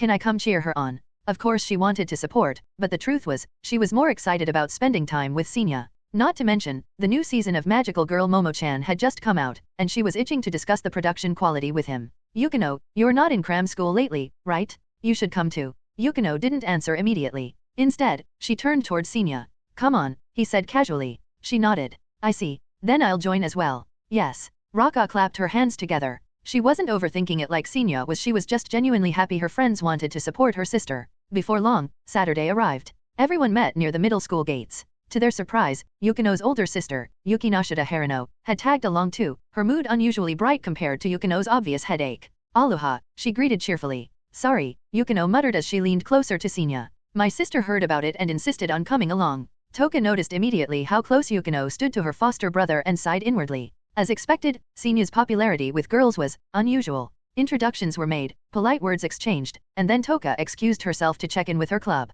The others filed into the gymnasium to take their seats. At a little past 2 in the afternoon, the selection meet began. Unlike official competitions, this was simple. 9 contestants would each perform a required set of moves, one after another. The coach would score them, and the top 3 would represent the school. From across the gym, Raka spotted her sister in her rhythmic gymnastics uniform. She waved enthusiastically, and Toka, catching sight of her, smiled faintly in return. Senya relaxed a little. Compared to the other girls, Toka radiated composure. The match hadn't even started, yet her aura alone set her apart. Toka was scheduled 5th right in the middle, neither good nor bad. At first, Harino watched quietly with her arms folded. But by the second performer, she was already giggling. Even Senya, an outsider, could tell the first 2 girls' skills were lacking. By the third, Harino had lost interest entirely and leaned over to whisper to her sister. Say, Yukino, do you know when rhythmic gymnastics was officially recognized as a sport? 1961. The first World Championships were held the following year, in Budapest, Hungary. Yukino replied without turning her gaze from the performance.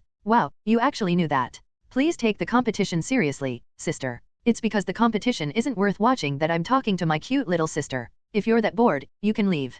Cold as ever. Can't you at least give me some face in public? Senya sighed inwardly. Here they go again. Meanwhile, Raka, watching the exchange for the first time, grew pale and nervous. Eriri leaned over to whisper, hand cupped by her mouth, don't worry. This is just how the Yukinoshitas sisters show affection. You'll get used to it. Finally, it was Toka's turn. Harino straightened up, eyes sharp now. Unlike her supporters in the audience, who were quietly anxious, Toka herself radiated calm. For her, this was simply a chance to display what she'd practiced countless times before. She stepped onto the mat, poised at the center. At the coach's call of begin, she rose onto her toes and leapt gracefully forward. Senya forgot entirely about cheering. His eyes were glued to her movements, captivated. Even Harino's expression softened, admiration shining through. When Toka finished, the gym filled with scattered applause. Sparse though it was, it meant something. The first 4 competitors had received none at all. Senya smiled faintly. He didn't need to see the rest. He was certain her name would be on the final list. Her level was simply on another plane. Good thing this is an individual event, Harino muttered. The implication was clear. If it had been a group event, the others would only drag Toka down. It might have sounded blunt, but in the end, she wasn't wrong. The remaining 4 competitors, while clearly having trained, lacked both her natural grace and her polished skill. When the results were posted, as expected, Toka was among those chosen to represent the school. 3 months later, the family attended the prefectural finals to cheer her on. Toka exceeded expectations, winning 1st place in the hoop event and 2nd place in the ball event. The family crowded around her afterward, smiling under the stadium lights. Someone snapped a photo of that joyful moment, everyone grinning sweetly, their pride and happiness etched into the image. Back at school, Toka was commended publicly and awarded a cash prize. That weekend, Senya and Raka hosted a little celebration at home. Of course, Yukino and Eriri came. Harino showed up uninvited again, bringing gifts along with her congratulations. At first, the 2 older girls were a bit stiff with each other, but before long they were chatting away like old friends. The living room was small, yet packed with laughter and warmth. And Senya thought to himself, just this once, having such a noisy, crowded home, felt really, really good. Chapter 28. The last night of the year had arrived. Unlike last year, when the house felt cold and lonely with just father and son, things were very different now. With a woman in the home, the atmosphere had completely changed. It was suddenly warm, lively, and full of life. In the kitchen, Takanashi Junko was busy preparing dishes. The countertop was piled high with ingredients. Omisoka, New Year's Eve, was an important night of bidding farewell to the old and welcoming the new. She believed it couldn't be treated casually. And besides, this was her very first new year after moving in with Rika and Toka. She wanted the neighbors to see how harmonious their new family was. It had to be festive. Meanwhile, Minamoto Sanada had managed to secure a rare 2-day leave from work to spend with his family. At the entrance, he was hanging a Shimanoa rope decoration and setting up Keidomatsu pines, praying for health and good fortune in the coming year. I won. I actually won, Senya. In the living room, Rika waved a slip of paper excitedly. Senya turned his head. Won what? Because of his movement, the leg pressing down on his shoulder from Toka nearly slipped, making her stumble. She frowned. Don't move. Stand still. Rika ignored her sister and rushed closer, glowing with joy. Remember how every time I bought Shonen Jump, I'd cut out the little entry tickets and mail them in? Well, the official fan lottery results just came out. I was chosen. Senya thought back. Oh, right. You even made me post a bunch of them for you. So, what did you win? Even Toka paused her stretches to glance over curiously. A limited edition magical girl Momo-chan figure random protagonist version, and a poster signed by the author. Senya silently turned his head back. From how excited she looked, he'd half expected her to announce she'd won a big TV or refrigerator. But, a toy? Toka, unimpressed, went right back to using Senya's shoulder for her leg stretches. Toka, how much longer are you going to use me? I still have things to do later. You said yourself, after my victory celebration, that since you didn't give me a gift, you'd make it up by helping me whenever I needed training support. Now you want to go back on your word? It hasn't even been 6 months. That was supposed to be a polite gesture. And she really took it to heart, dragging him in every holiday to help her stretch and push her back. What kind of older sister used her little brother like this? Rika didn't give you a gift either. Senya protested. She's too short, and her body's not built for this. You're tall enough that your shoulder perfectly supports my ankle, and you're sturdy enough to make an ideal practice partner. It's efficient. Meanwhile, Rika was fuming at their indifference. It's the author's autograph. A real, handwritten signature. Yeah, got it. Senya's voice was flat. He gripped Toka's ankle, carefully pushing it forward. Let's just get this over with. Same as usual forward stretch, right? Wait, I wasn't ready. Don't just brute force it, slower, gentler. Toka winced. Humph, 2 Philistines who didn't appreciate treasures. Rika stomped back to the table, sulking. She had even thought about giving her prize to Senya, but now she was reconsidering. Maybe she should just keep it.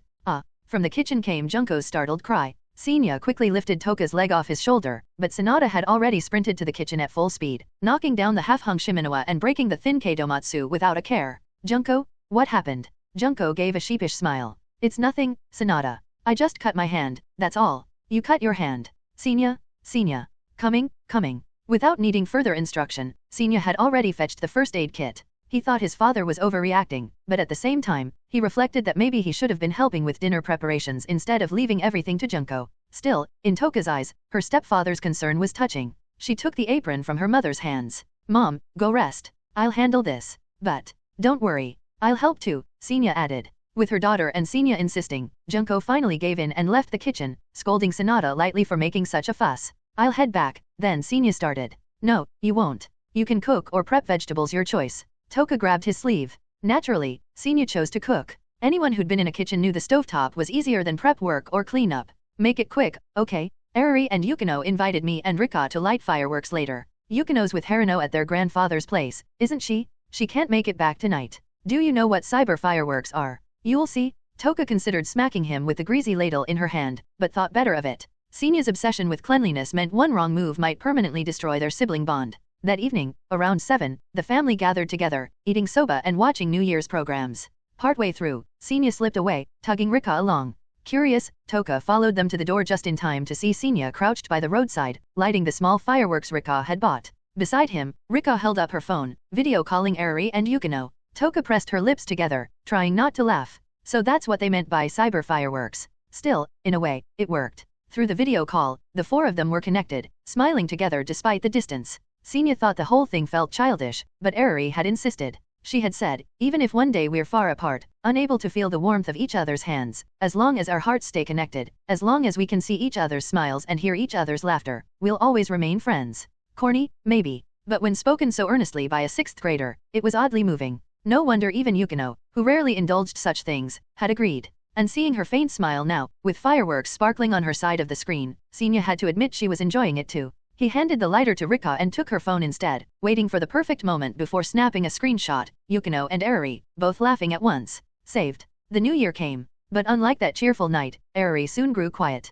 The days passed, and she couldn't hide her gloom. By January 4th, it all came to a head. At Tokyo International Airport, Yukino sat bundled in a thick scarf, listening to her father and sister give her reminders. In less than an hour, she and her mother would be boarding a plane to England. The schedule was tight. Schools overseas started their new semester right after New Year's, and this was her only chance to enter on time. English wasn't an issue for her, she had studied since childhood. Ever since dropping cram school, she'd even used the extra time to study foreign junior high coursework. Academics weren't the problem. The heaviness in her chest came from something else entirely. Yukino. Her eyes lit up instantly at the familiar voice. She jumped to her feet, looking toward the entrance. Beside her, Harino noticed her little sister's sudden brightness and smiled quietly. Through the crowd, a small twin-tailed figure came running panting, cheeks flushed.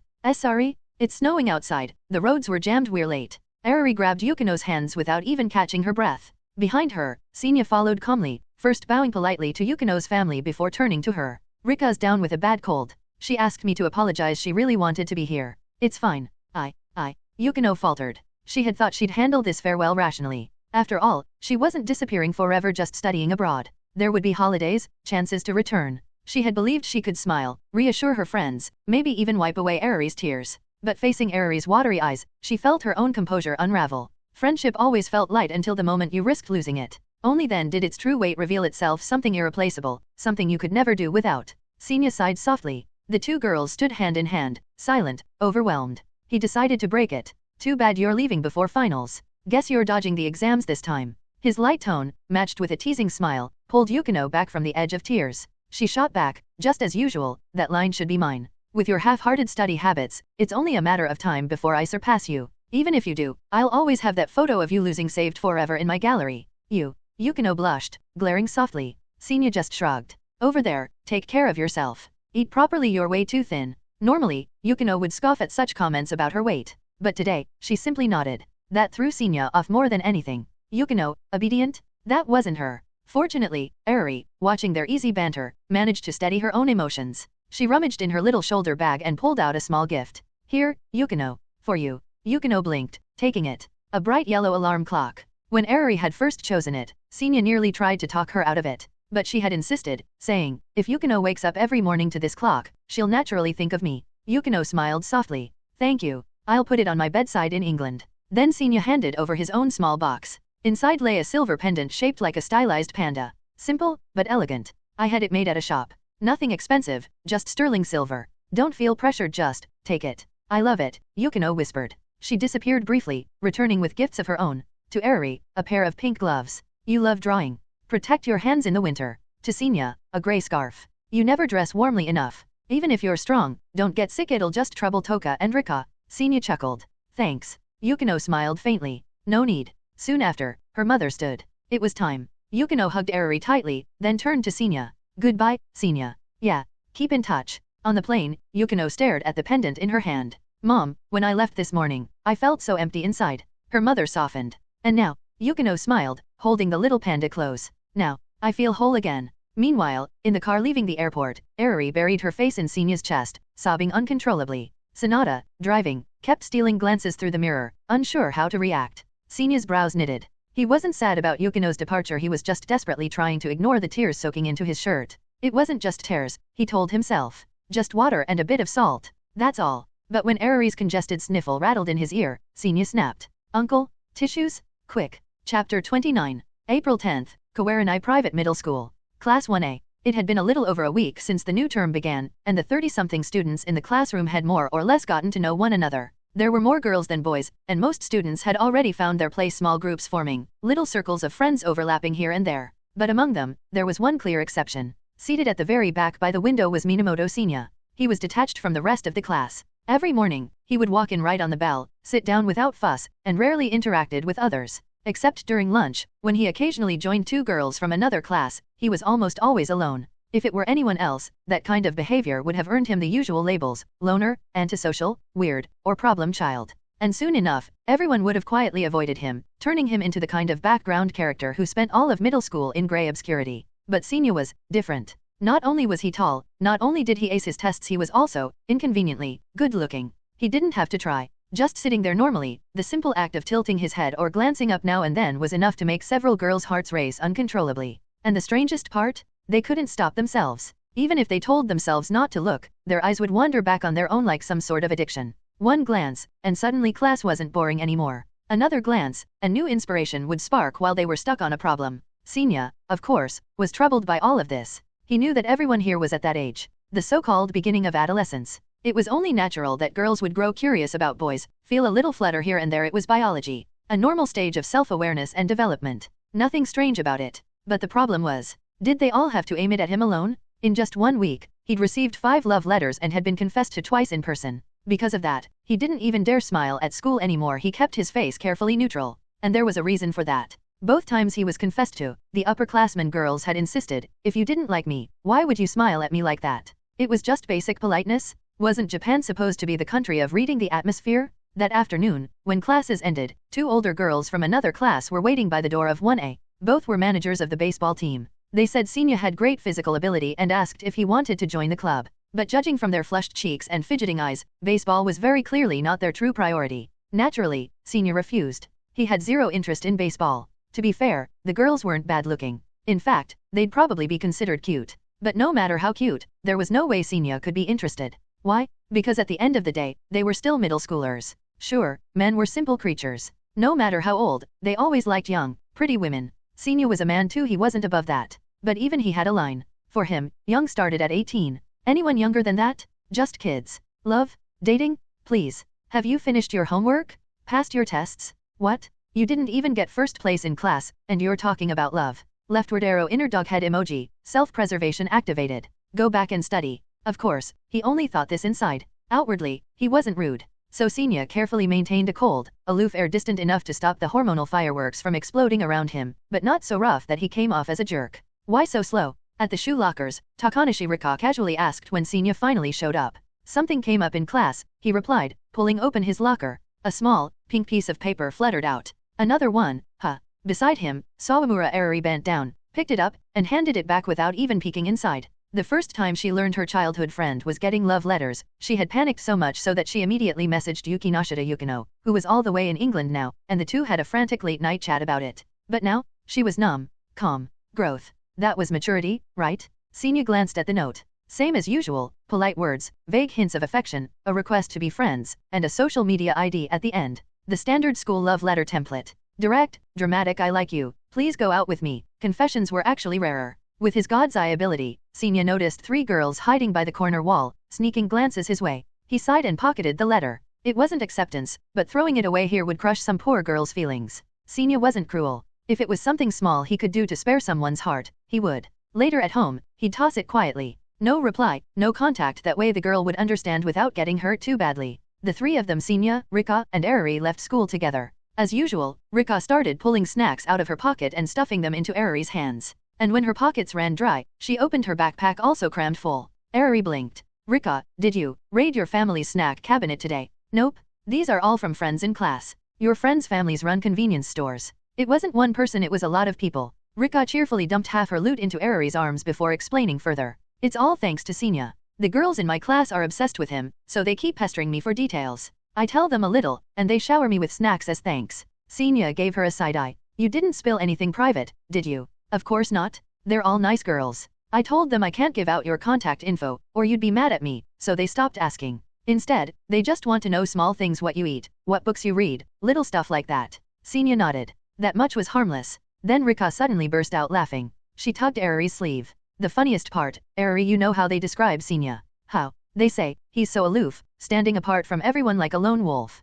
Even when he lowers his gaze in silence, there's this cool, world-weary aura about him. Pfft. Arari's laugh was instant. Over the top, sparkly Marisu level praise like that? She couldn't hold it in. I think they're exaggerating. Senya just looks average. Senya glared back at her. Average. Caught off guard, Rika turned away quickly, flustered, and forced herself to face Arari again. Arari, you're probably treated the same in your class, right? Yeah, about the same. That's what Arari said. But inside, she was groaning. Not even close. Rika had it easy. As Senya's little sister, she was safe, no one hated her. In fact, girls treated her like a cute mascot, doting on her. Arari? Totally different. Someone had spread a rumor that she and Senya had been going to school together since elementary and were dating. At first, Arari's naive little heart had fluttered at the idea. But very quickly, she noticed the other girls' glares. She panicked. Fast. So she squashed the rumor herself, loudly declaring that she and Senya were just childhood friends, nothing more. Only then did the tense atmosphere dissolve. And she hadn't told anyone about it. Not even Yukino, who she usually messaged about everything. Because if she admitted it out loud, something about their pure, innocent friendship might change forever. The 3 chatted as they left the school grounds. Their junior high was a bit far from home, so they usually commuted by train. But after a short distance, Senya stopped. He pointed at a bubble tea shop nearby. You two go wait there. I forgot something at school. I'll be right back. Rika and Arari went ahead. Senya, however, doubled back, slipping into a narrow alley instead. He walked a few steps in until his God's Eye activated. The situation at the end of the alley was clear, one blonde-haired boy facing off against 3 others. They were all about his age, middle schoolers. The blonde was mouthing off non-stop, his voice carrying down the alley, but the other 3 were the ones who looked menacing. Senya zoomed in mentally, checking their sleeves, belts, and bags. No weapons. Good enough. He walked straight in. No punches, no shoves. He didn't even have to raise his voice. At 174 centimeters, broad-shouldered and athletic, Senya's sheer presence was enough. He put an arm around the blonde kid's shoulder and, without a word, simply walked him out. The 3 would-be thugs, unsettled by his confidence, actually let them go.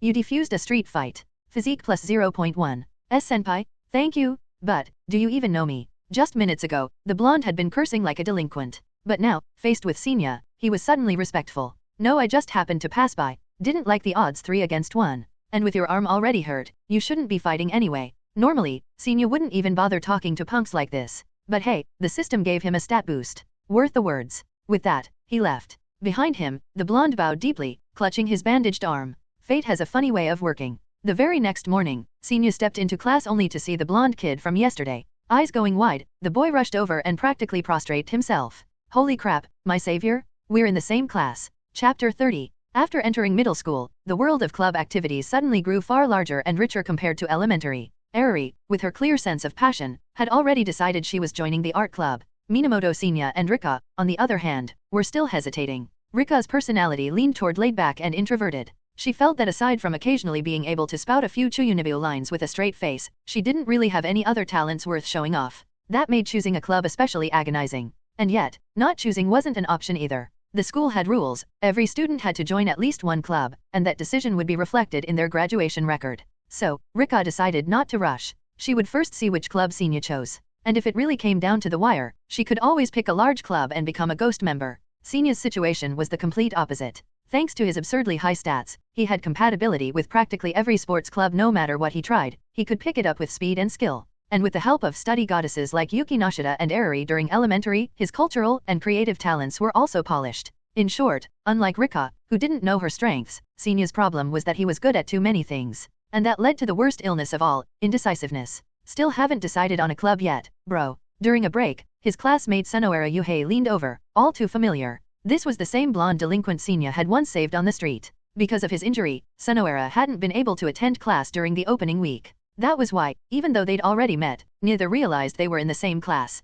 Don't overthink it. Just join the soccer club with me. With your physical skills combined with my unstoppable footwork, we'll dominate the school league. Yeah, right. You've been in the soccer club for 2 weeks and haven't even touched the ball. You've just been warming the bench. Senya originally had no intention of getting close to Sunoera, but the guy was persistent, clinging to him like gum on a shoe just because Senya saved him once. Still, after spending some time together, Senya realized that beneath the noisy exterior, Sunoera wasn't actually a bad guy. And then he made a discovery. Ever since Sunoera started sticking to him, the number of love letters he received had dropped drastically. Even the frequency of stares from girls had lessened. This was a godsend. Could it be that Sunoera Yuhei was the perfect counterbalance to his overflowing charm stat? At this rate, Senya couldn't not be friends with him. Sunoera shrugged. Well, I am a first year. Newbies gotta respect their senpai and do the grunt work first. Senya shook his head. That's nonsense. Age-based seniority is outdated. Look at any big company, the ones with ability rise to the top. Bro, I'm touched.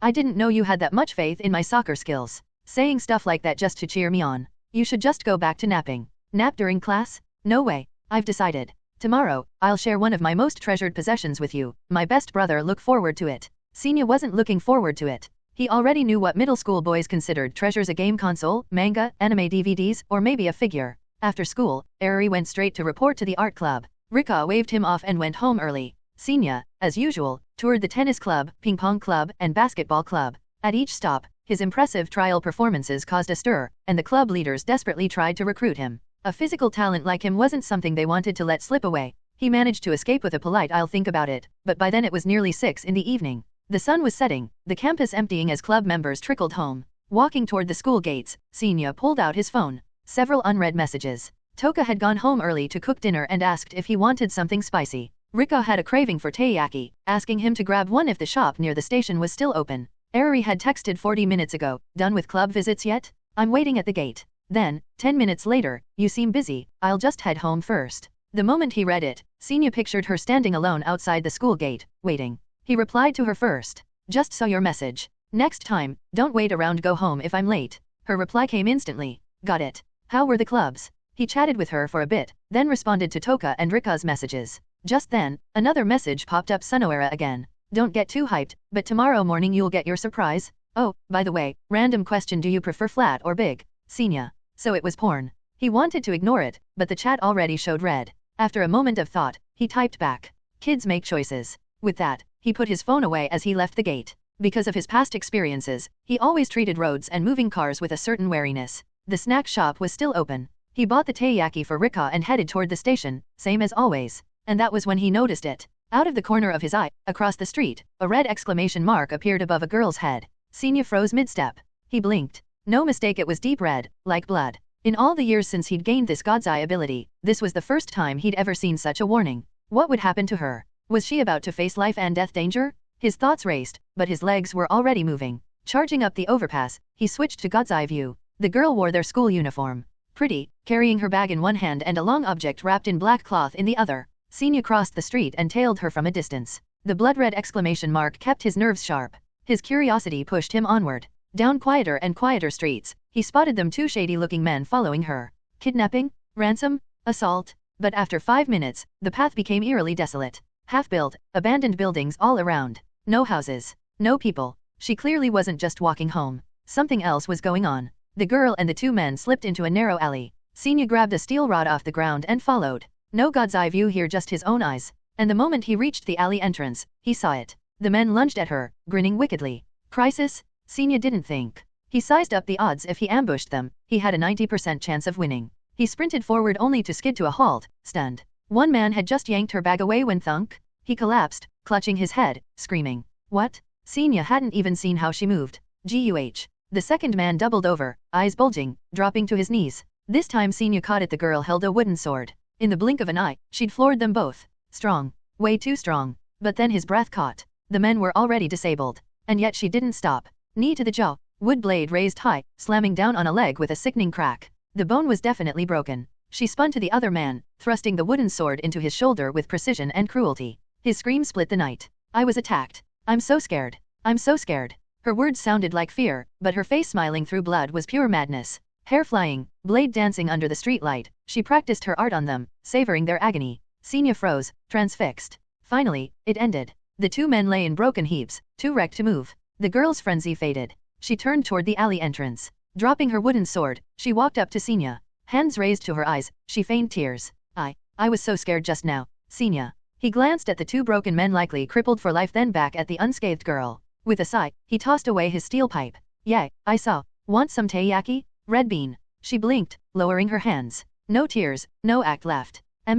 Stepping forward into the light, she stood beside him under the glow of the street lamp. Chapter 31. The Tokyo police received a report today about a pervert tailing a middle school girl with the intent to assault her. The moment the dispatcher heard that a crime involved a minor, they immediately sent the nearest patrol officers racing to the scene. What kind of deranged creep would dare lay hands on the flowers of the nation's future? Unforgivable. Absolutely unforgivable. But when the two officers, burning with righteous fury, arrived at the scene, they fell silent. Two adult men lay sprawled on the ground, barely clinging to consciousness, their bodies covered in blood. The officers then turned their eyes toward the pair of students standing nearby. The girl sat crouched by the roadside, a boy's school jacket draped over her shoulders. Her head hung low, her body trembling faintly, exactly the kind of vacant, broken state one would expect from a victim of such an assault. The boy stepped forward before the officers could even ask. Officers, I'm the one who called it in. Are you too hurt? One of the policemen asked immediately. The boy shook his head. We're fine. Tell me exactly what happened. He nodded, beginning to explain in broad strokes. Meanwhile, the other officer knelt by the two adult men, checked their conditions, and radioed in for an ambulance.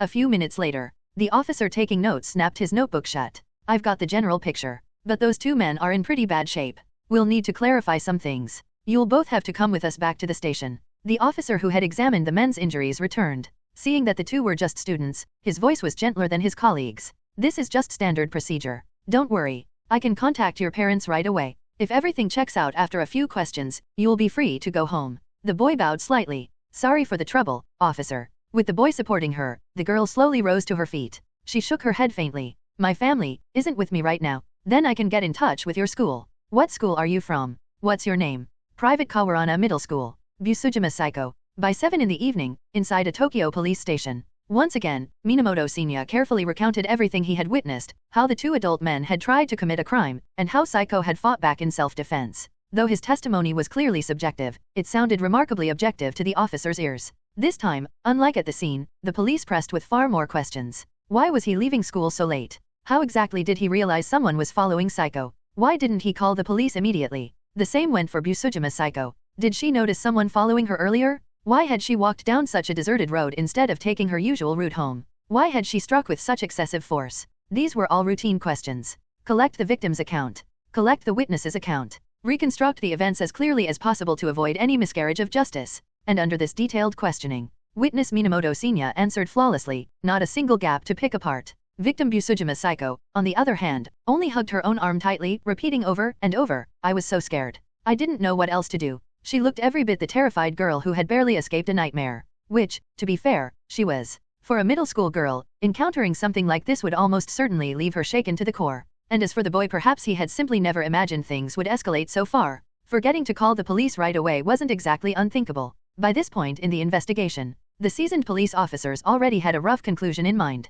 Background checks had come in on the two hospitalized men. Neither of them were upstanding citizens. Both had criminal records. Both with histories of similar offenses. One had harassed a single woman living alone, even breaking into her home after stalking her. Fortunately, a neighbor had called the police that time, landing him a prison sentence. He'd only been released a few months ago. And now this. The problem was, the injuries this time were severe. One man had both a leg and a shoulder blade broken. Below the waist, his injuries were let's just say his manhood was as good as gone. The other's kneecap was shattered, his teeth littered the pavement, and his head was swollen like a balloon. Severe concussion. No one could say yet what long-term aftereffects he might suffer. This was where things got tricky. Calling it self-defense was stretching it. More accurately, this was excessive defense. But if they insisted on labeling it that, bang, the vice principal who had accompanied the girl finally slammed the table, unable to take it any longer. The officers' faces instantly soured.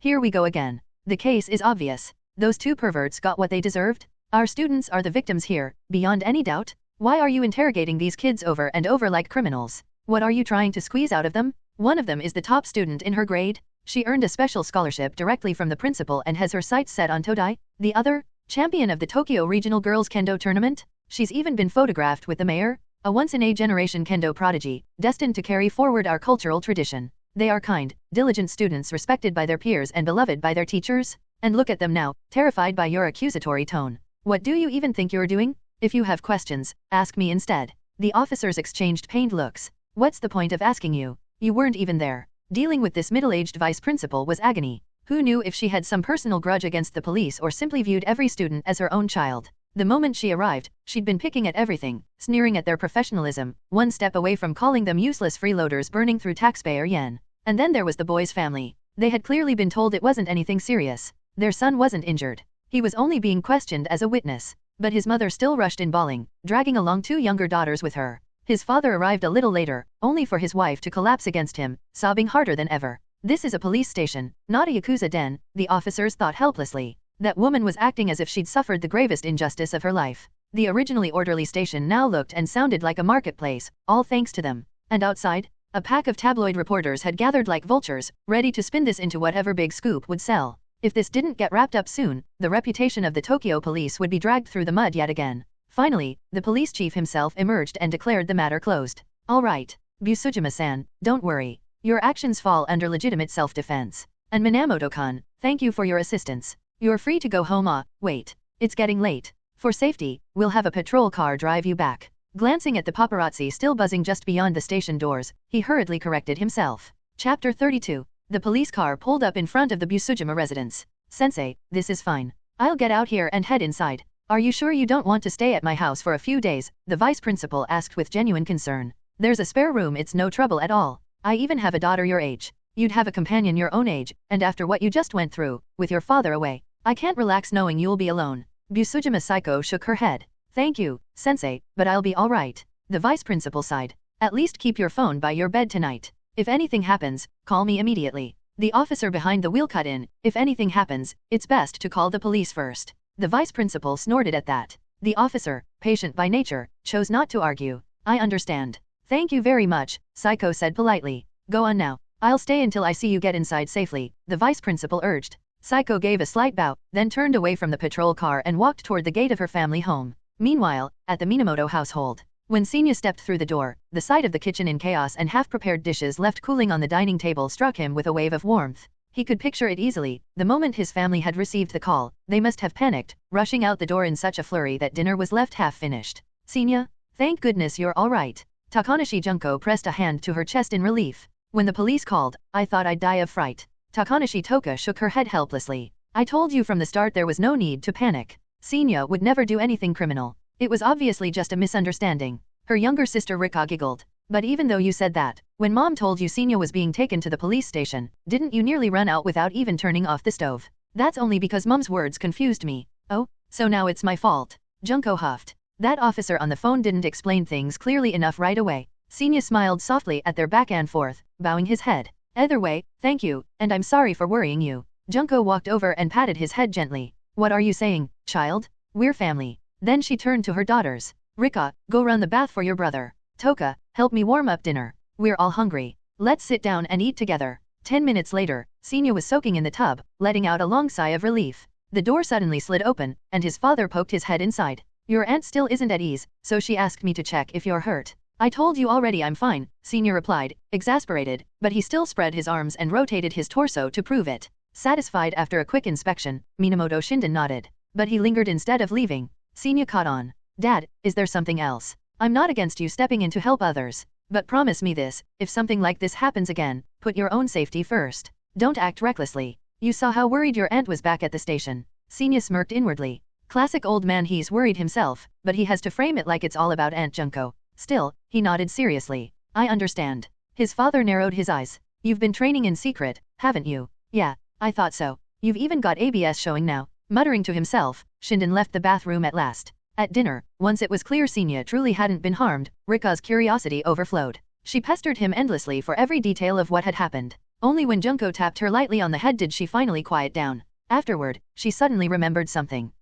Senya, what about the taiyaki you promised me? When she asked if he'd forgotten to bring it, Toka wordlessly flicked her younger sister on the forehead. Hey, don't hit me. Rika protested, then promptly leapt at her sister, trying to wrestle her down. Within moments, though, Toka had her pinned flat on the floor. Senya, help me. Ignoring her outstretched hand, Senya rose from the sofa. It's late, and I'm exhausted. I'm going to bed. You traitor, don't ever ask me for help again. Not like you've ever been useful to me anyway. I'm gonna tell everyone in class bad things about you tomorrow. All right, enough, idiot. Quiet down. Toka pinched her sister's nose shut, then gave Senya a small wave, signaling that he could go without worrying. Honestly, Senya thought, stifling a laugh. This girl used to be so shy around me. Now that she's warmed up, she's turned into a little gremlin who can't sit still. He gave Toka a discreet thumbs up before heading upstairs. That was exactly how Rika deserved to be handled. By the time Senya returned to his room, it was already after 9. He picked up his phone. Several unread messages awaited him. The first was from Busujima Saiko. They had exchanged contact information when leaving the police station earlier.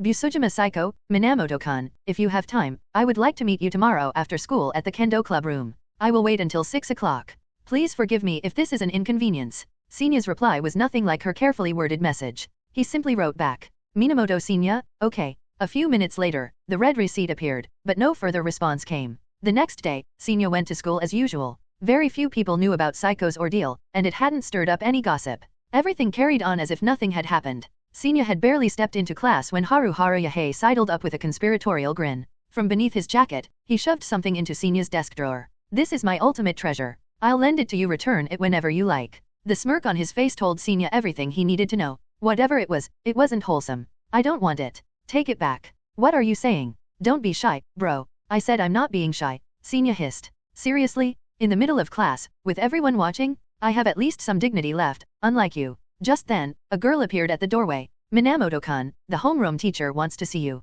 Senya shot Yahei a glare. Take it back. Now. With that, he left for the office. There, both the vice principal and his homeroom teacher briefly went over last night's incident with him. Their message was clear, focus on your studies. Don't let this weigh on you. If police or reporters bother you again, tell us right away. The school will handle it. It was obvious the school took care of its own. Overprotective might not sound flattering, but when you're the one being protected, it felt pretty reassuring. That afternoon, Senya made his way to the Kendo Club room. When he slid the door open and stepped inside, he found Busujima Saiko alone. She was still in her school uniform, practicing her swings with deliberate precision. She noticed his arrival, halted mid-movement, and turned toward him. Senya closed the door behind him, slipped off his shoes, and walked over. Thank you for coming, Minamoto-kun. Please, sit. Saiko lowered herself into a formal kneeling position. Her voice was calm, her tone smooth and resonant. Senya nodded and mirrored her posture. He had never actually visited the Kendo club before, though he'd often heard the sharp crack of bamboo swords clashing as he passed by. Strangely, today the dojo was completely silent.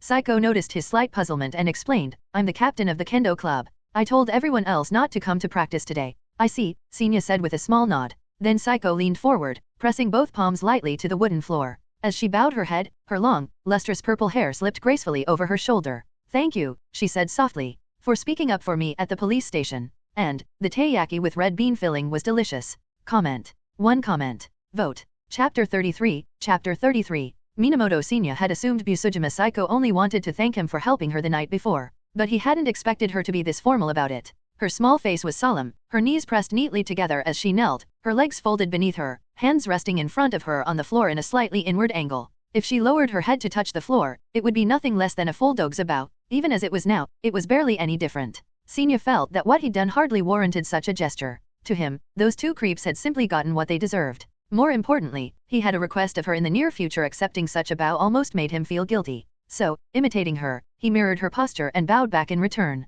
If not for the uniforms they wore and the setting they were in, the scene could have easily been mistaken for a wedding bride and groom bowing to each other in solemn ceremony. There's no need to be so formal, Busujima-senpai. All I did was tell the truth, Senya said, his voice calm and gentle, a soft smile on his face. His courteous, composed demeanor stirred an involuntary warmth in Saiko's heart. Yet the taut string inside her chest did not loosen. Last night, when she had struck those two perverts with abandon, her mind had been flooded by a dangerous, intoxicating lust for violence. She had trembled all over, lost in exhilaration. Never in her life had she felt such release. Not even winning a kendo championship compared to it. But after that rush, reason had returned. And when she looked down at the two men, battered and barely clinging to consciousness, her mind went blank. She couldn't believe what she had done. The wooden sword in her hand, still dripping with blood, left no room for denial. She was the culprit. What terrified her even more was that another boy had witnessed her in that state, savage, merciless, consumed by madness. For a moment, she had nearly despaired, convinced that she had destroyed the reputation her family had built through generations.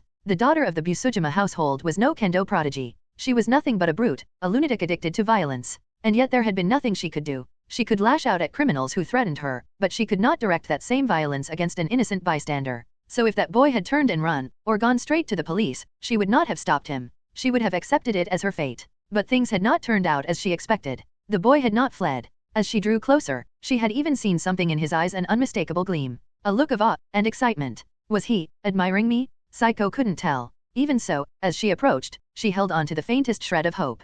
Just one fragile thread, like a drowning person clutching a single stalk of straw floating on the water. It was absurd, almost pointless, but she had to try. For her family's honor, for her own future. And then, impossibly, a miracle happened. The boy accepted her trembling, exaggerated sobs. He handed her sweets. He comforted her, draped his jacket over her shoulders. Even though she had crossed the line, he accepted her without hesitation. And then came those words he had whispered to her, words she knew she would never forget for as long as she lived. You're the victim. Just keep your head down and stay quiet. If you're no good at crying, then don't force it. When you can't avoid a question, just say you were terrified. Leave everything else to me. Why, Minamoto-kun? Saiko finally asked now, the question that had haunted her since last night. Why would you go that far for me? Senya's smile broadened. Because I don't think you did anything wrong, Busujima-senpai. Saiko froze, staring at his smile from up close. Her toes curled beneath her, yet her eyes remained clouded. But I went too far. That was beyond self-defense. So what? Senya's casual, matter-of-fact reply left her momentarily stunned.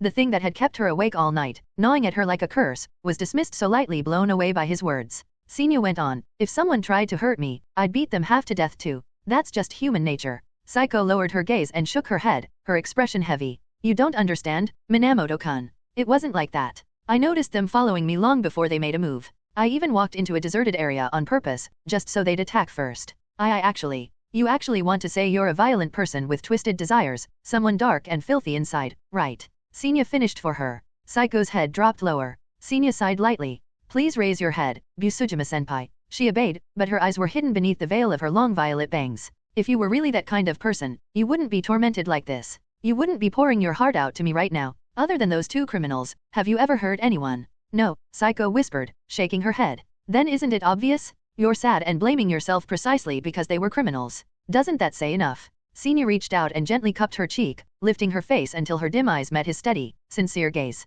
Busujima-senpai, don't you see? Even if there's a trace of sadism in you, that doesn't change the fact that at your core, you're a kind person. And if you still think I'm just trying to comfort you, if deep down you truly believe you're an awful, irredeemable woman, that's fine too. Because from the moment I saw you last night, saw you laughing, unrestrained and true to yourself, I've been utterly captivated by that side of you. At that, the dull light in Saiko's eyes shifted. From the depths of her darkness, the faintest glimmer began to rise. Sinya's expression softened even further, his voice gentler still. But, Busujima-senpai, I don't want you to do that again. Her eyes, so newly lit, dimmed once more. Those scum, it wouldn't matter if their bones broke, if they suffered brain damage, even if they died. But if something happened to you by accident, I'd be devastated. Busujima Saiko has been marked as a candidate for binding. Chapter 34. Airi had come over to the Minamoto house after school today. At lunch, when the group gathered as usual, she'd learned from Rika Takanashi that Minamoto Senya had actually gone to the police station last night. She was extremely worried, and she'd wanted to ask him for the full story. But when she saw that Senya didn't seem keen on talking about it, she held her tongue.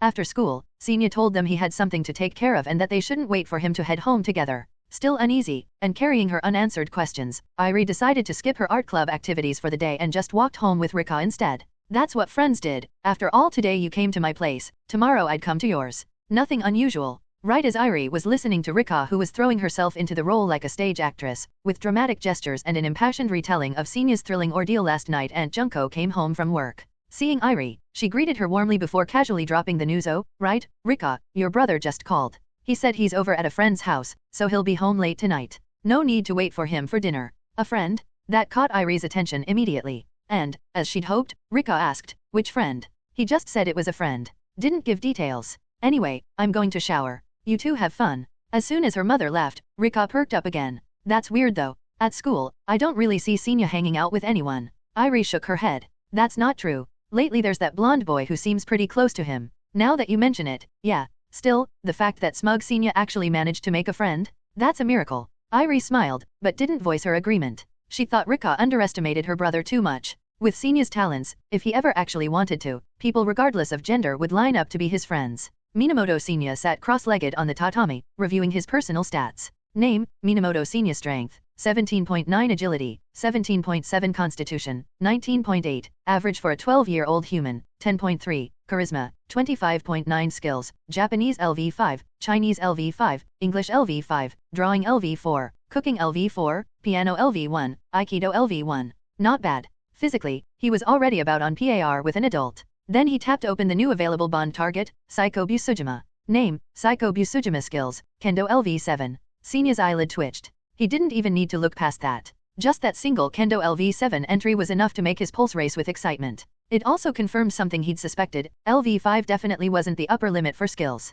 Without hesitation, he bound Saiko Busujima. Immediately, the Kendo entry appeared in his skill list, its experience bar visibly ticking upward. Satisfied, Senya closed the system and looked around. He was currently inside the Busujima residence. His first impression? Imposing. Dark red hardwood, refined decor, elegant styling, spacious yet warm, surrounded by greenery, private and serene. And above all, huge. If the Yukinoshita estate was small but beautiful, then the Busujima property was grand and complete. Dry rock gardens, stone lanterns, pavilions, koi ponds, arched bridges, everything was present, perfectly balanced, natural yet thoughtful. When will I ever get to live in a place like this? Honestly, Senya couldn't deny the envy. Then he realized most of the girls around him came from pretty well-off families. Sawamura Airi, her father was a British diplomat stationed in Japan, a high-ranking official. And the Spencer family name had influence back in the UK as well. Yukinoshita Yukino. The Yukinoshita family had generations of heritage. Her mother ran multiple construction and real estate companies, and her father was a prefectural assemblyman. With politics and business reinforcing each other, their family was only going to keep thriving.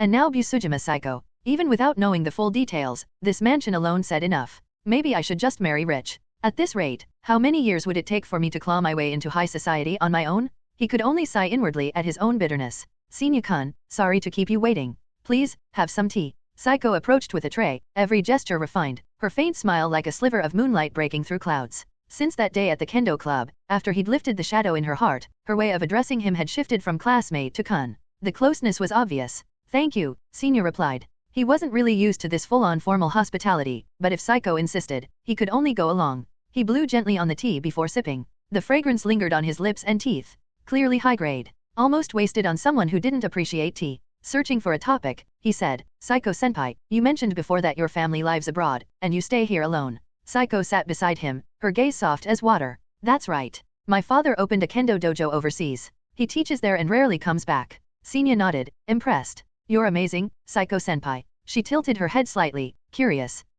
Why do you say that? Setting down his cup, Senya answered earnestly, because if I were living alone in such a big house, I think I'd feel lonely or uneasy sometimes. Psycho chuckled softly, hand to her lips. Despite her age, she exuded the grace of a true Yamato Nades Hiko. It's not as dramatic as that. At first, it was hard to get used to, but eventually I adapted. This is, after all, the home I grew up in. And besides, we have caretakers who come regularly to clean and tend the gardens. I chat with them sometimes, so it's not so lonely. Fair point. A house this large couldn't possibly be maintained by one person alone. After finishing his tea, Senya's eyes sparkled. Senpai, shall we begin? Psycho rose gracefully. Of course. Please, follow me. Senya trailed her through the corridor, past reception rooms, catching glimpses of more landscaped courtyards along the way. The Minamoto sisters' shared bedroom was barely 20 square meters, split in two by a curtain so they could squeeze together. Meanwhile, the Busujima family had hundreds of square meters of garden just to spread out grass, purely for aesthetics. The difference between people, TCH. I'll bring Rika back some snacks later. Not Toka, though. These days, I was already her personal full-time human stretching machine. That was more than enough service. We're here. This is where I usually practice kendo. Stepping into the dojo with Psycho, Senya immediately felt the contrast. Unlike the school's kendo club room where the stench of sweat and socks always lingered, this space carried only the clean scent of wood. The polished floors gleamed, calligraphy scrolls hung neatly on the walls. Elegant, simple, yet dignified. The room wasn't as large as the school's, maybe a little over 200 square meters, but since it was for Psycho's personal use, it was more than enough. Senya-kun, please wait a moment. I'll fetch a set of kendo armor and clothing for you. Sorry to trouble you, Psycho-senpai. She disappeared into a side room. Senya's heart raced in anticipation. Soon, he'd don a kendo uniform and experience the art firsthand under Psycho's instruction. Back at school, after he'd helped lift her burden, she'd thanked him sincerely and asked if there was anything she could do in return. This was exactly what he'd been waiting for. Naturally, he couldn't let the opportunity slip. He hadn't asked outright, of course. Instead, he'd said that witnessing her last night, and learning she was the kendo club captain, had sparked his interest in kendo. Psycho understood perfectly. It made her happy to give back through her own field of expertise without any ulterior motives, just honest gratitude. That was why she'd invited him here instead of the club room. Because the school's shared armor was disgusting. Sweat and bacteria fermenting together, the stench was unbearable. Senya had gagged just from being near it, even before putting it on. When Psycho realized that was the reason for his grimace, she couldn't help but laugh, then invited him here to use one of her father's pristine, unused uniforms. Senya had gladly agreed. Senya-kun, here are the kendo uniform and armor. Thanks, senpai. I can manage. It's your first time. You'll probably get confused, let me help you. Seeing his clumsy attempts with the gear, Psycho quickly stepped in. She straightened his collar, smoothed out the wrinkles under his arms. Then she undid the vertical knot he'd tied and redid it horizontally, explaining the proper way gently all the while. Her tone was patient, her smile never fading, like she genuinely enjoyed guiding him. At first, Senya paid close attention to her instructions. The details were fascinating. But soon, he found himself distracted. He kept his eyes fixed forward, but he couldn't block out the faint fragrance rising from her so close presence. Thankfully, it didn't take long to finish. Handing him a shina, Psycho took one herself. While Senya was still testing the weight with a few casual swings, she had already stepped to the center of the dojo, standing poised with her sword ready. Senya-kun, since this is your first time, you don't need to worry too much about the rules. Just get a feel for it. Senpai, you're not going to wear armor. It's fine. I don't need it. But, don't worry. I won't let you suffer. Her playful tone carried a hint of teasing, echoing the words he'd once spoken to her. Since she said so, Senya didn't argue. After all, he'd seen her skill firsthand. He wasn't offended. Still, as he raised his shina and swung toward her, the sight of her beautiful face made him instinctively hold back some of his strength. Men. In a flash, they passed each other. His strike cut empty air while Psycho's bamboo sword cracked cleanly against his helmet. The sharp sound echoed. Senya hadn't even seen how she moved. If this had been a real blade, his skull would have been split. He turned, replaying the moment in his head. Psycho brushed a lock of hair behind her ear, having noticed his hesitation. Senya-kun, do you trust me? He drew a deep breath. I understand. Good. Again. This time, he swung for her stomach. Men. Different opening, same outcome. Psycho's expression remained serene, graceful. Senya thought he'd caught a glimpse of her movement, but his body couldn't keep up. It was frustrating and exhilarating. Psycho-senpai, please. Once more. Of course. Come at me anytime. Men. Men. Men. Over and over. After 10 minutes, his helmet had been smacked more than a dozen times. For the first time in his life, Minamoto Senya had tasted the sting of defeat after defeat. And it was maddening. No matter how much strength he poured in, he felt like a lumbering bear while she was a nimble panther, dancing circles around him. he couldn't help but think of Yukino, all the way in England. So this is how she must have felt all these years. Maybe someday, I should let her win, just once. Chapter 35. I'm home. Welcome back. It was a little past 7 in the evening when Minamoto Senior returned home. From the living room, Toka poked her head out and said, "We left some dinner for you. Do you want me to heat it up now?" Senior bent down to remove his shoes. "No need, I already ate at a friend's house. I'll just have it for breakfast tomorrow." He had to admit, Saiko Busujima's cooking was surprisingly good. On top of that, her habit of cleaning as she cooked was impressive. Give it a few years, and she'd absolutely make an ideal wife and mother. Toka walked over and picked up the long item Senior had set on the entryway cabinet. She unzipped the black cloth bag to reveal a brand new wooden sword. "You're planning to practice kendo now?" "Yeah. After what I witnessed yesterday, I feel like I really need to learn some form of self-defense. This has some weight to it. Looks like good wood. Must have cost quite a bit. It wasn't from a shop. A friend gave it to me. She said it's a special make, unique to her family, you can't buy it anywhere." Huh. At first, Toka's expression was teasing, but then her face stiffened as she quickly pieced things together. That girl, Saiko Busujima, the one who'd gone with them to the police station last night. When they left, didn't one of the officers return a wooden sword to her? "Hey, Senior. Mom said you went to a friend's place today. That friend wouldn't happen to be..." "Yeah, it was Saiko Busujima. She's a year above me, our school's kendo club president. She's really skilled." Senior said it casually, like it was nothing worth hiding. "You only met her yesterday, right? And already she gave you a wooden sword. Relax. I'm not the type to just mooch off people. I'll make sure to return the favor with a gift. That's not the problem here." Toka grumbled internally. At that moment, Rika and Eriri, who hadn't gone home yet, popped out of the side room when they heard the voices. "Senior, you're back." "Eriri." Senior looked a little surprised. Hands clasped behind her back, Eriri smiled brightly. For some reason, just seeing her childhood friend again made her feel happy. "I came over to hang out with Rika today. Sorry if I'll be intruding for the night." Earlier, right before dinner, Junko Takanashi had noticed how happily the two girls were playing together and, being the hospitable type, invited Eriri to stay over.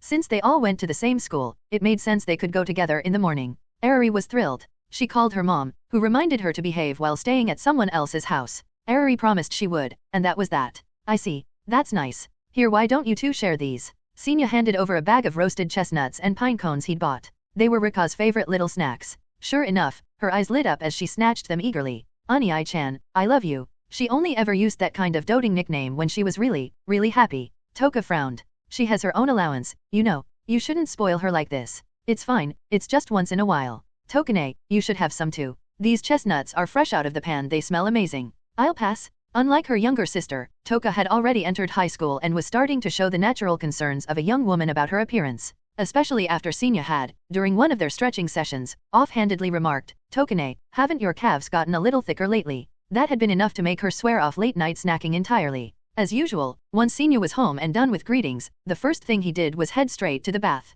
Meanwhile, Rika and Eriri noticed the wooden sword he'd brought back. Rika carefully unsheathed it. The surprising weight made her little mouth fall open in awe. She was at just the right age for her Chinibiya tendencies, so naturally she started striking a few dramatic sword poses. As for Eriri, she'd already heard from Toka about Saiko Busujima, and now Senior himself had just admitted he'd come from her house. Suddenly, an inexplicable frustration welled up inside her. She just didn't feel happy anymore. She knew complaining to Rika wouldn't help. Rika would never get it. Instinctively, her thoughts went to her close friend Yukino, all the way in England.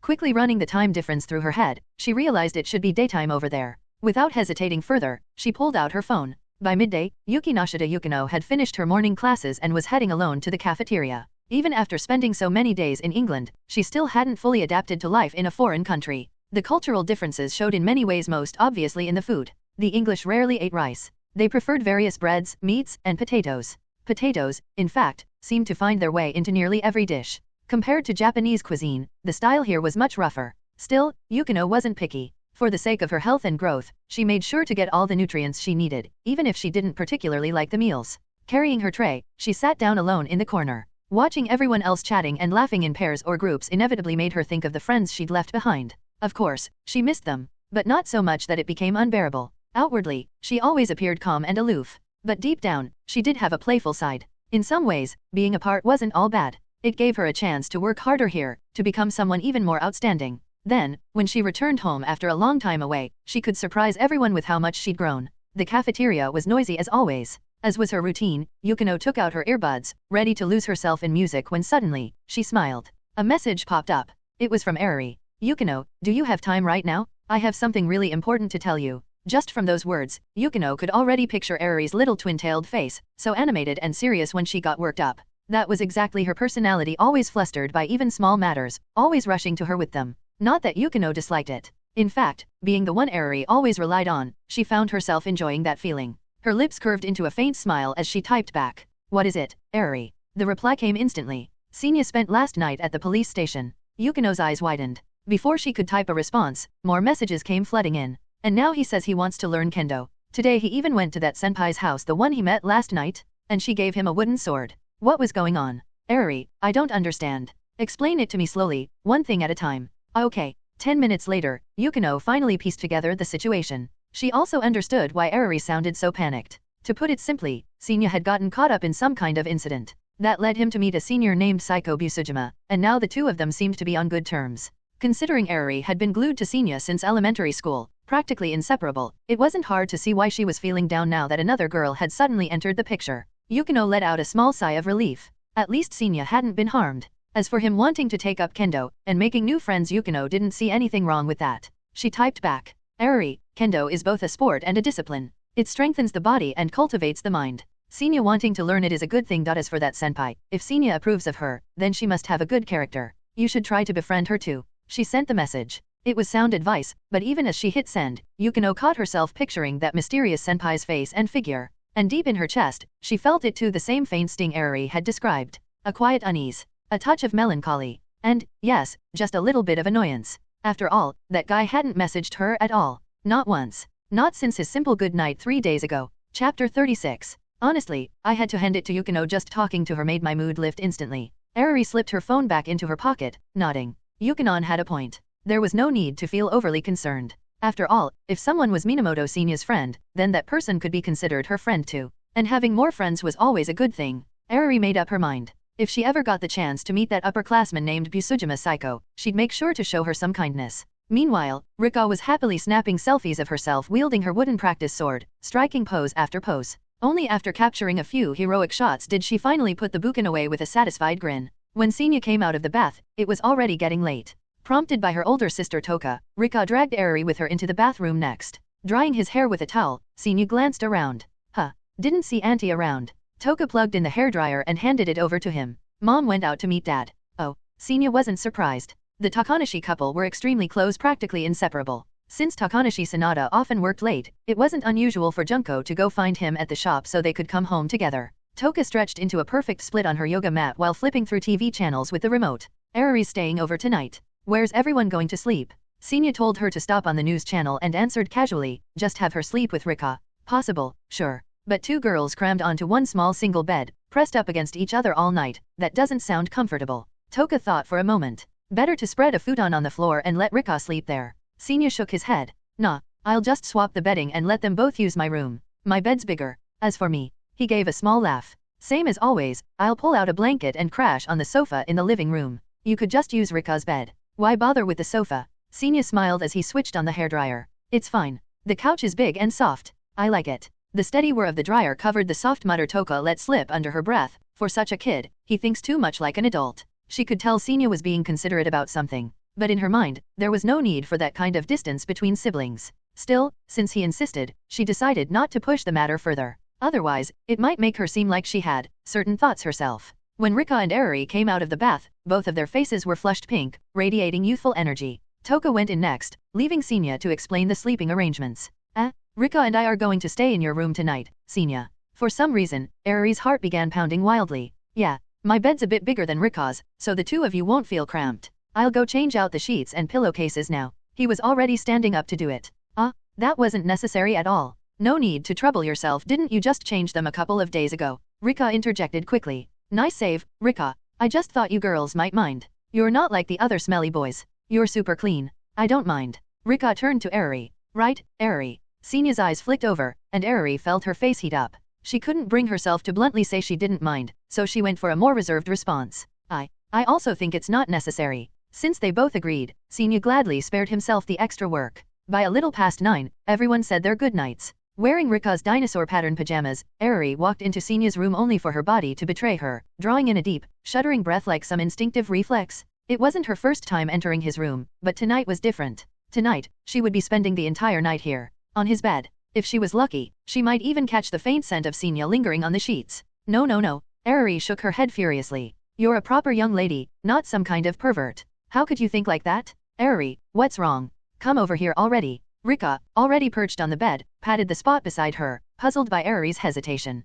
Coming. Sitting on Senya's mattress, Rika bounced slightly, her feet pressing against the floor to make the springs give a playful squeak. Let me tell you, Eriri, this mattress is way comfier than mine. Mum's totally biased. She bought him the best one. Really? Yup. Sleeping here feels amazing. It is, pretty soft. It's only 9, though. Feels too early to go to bed. Normally, Rika slept around 10. Tonight, with a friend staying over, her excitement only multiplied. Let's do something fun first. Something fun? If Toka finds out we're not asleep, she'll be mad. No worries, no worries. Mum's not here, so I'm the boss tonight. Unlike the cautious Eriri, Rika was on home turf and full of mischief. Her eyes gleamed as they fell on Senya's school bag hanging by the desk. With a conspiratorial grin, she elbowed Eriri lightly. Hey, do you think Senya got a love letter today?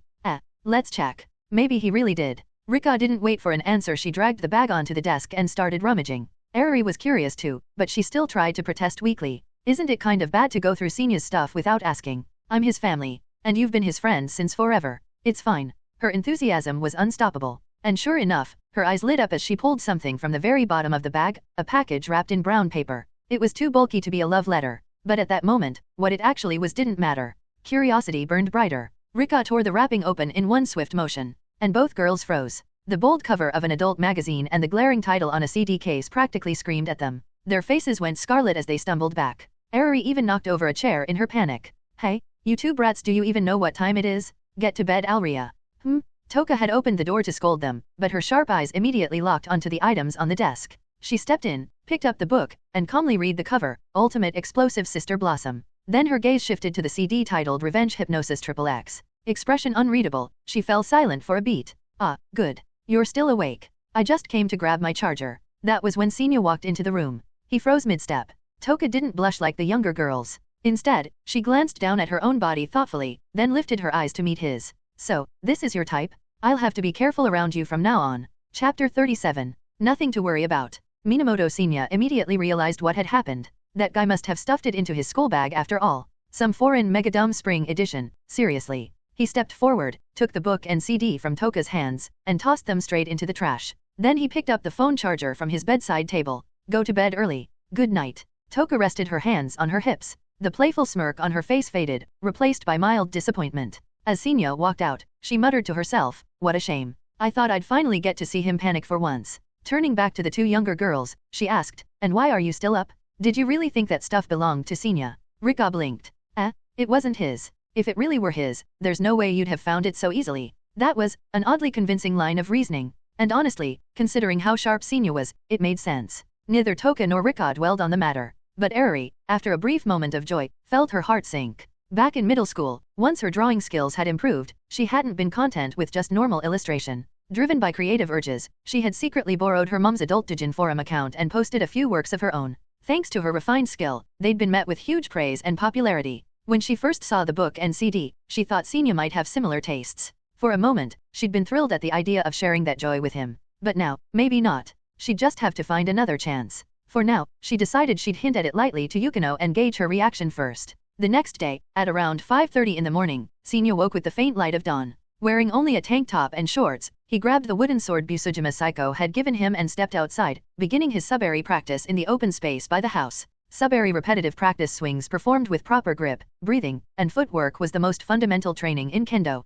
It was boring, but Senya remembered what Saiko had told him the previous evening. Though sub-eri seemed monotonous, it was as essential as learning how to walk before you could run or jump. Every complex, dazzling sword technique was built on these seemingly mundane foundations. If even a Kendo genius said so, then of course Senya would give it his all. He raised the wooden sword high overhead, stepped forward, and swung down again and again. This was nothing like binding with Yukino or Eriri. Japanese skills were important. Drawing skills were nice, but compared to those this was his childhood dream. What boy hadn't once picked up a stick or branch, imagining it as a gleaming blade, cutting down shrubs or swaying leaves like villains in his path? One swing to banish all evil? And Senya had actually witnessed Busujima Saiko fighting up close her sharp, fluid movements, her fearless stance. It was just too cool. Completely irresistible. This wasn't just admiration, this was love. The desire to be strong had nothing to do with gender. He wanted to be that impressive. And besides, Kendo would double as a real means of self-defense. Why not pursue it? Ha, ha. Each swing tore through the air, the buken making a heavy, muffled sound.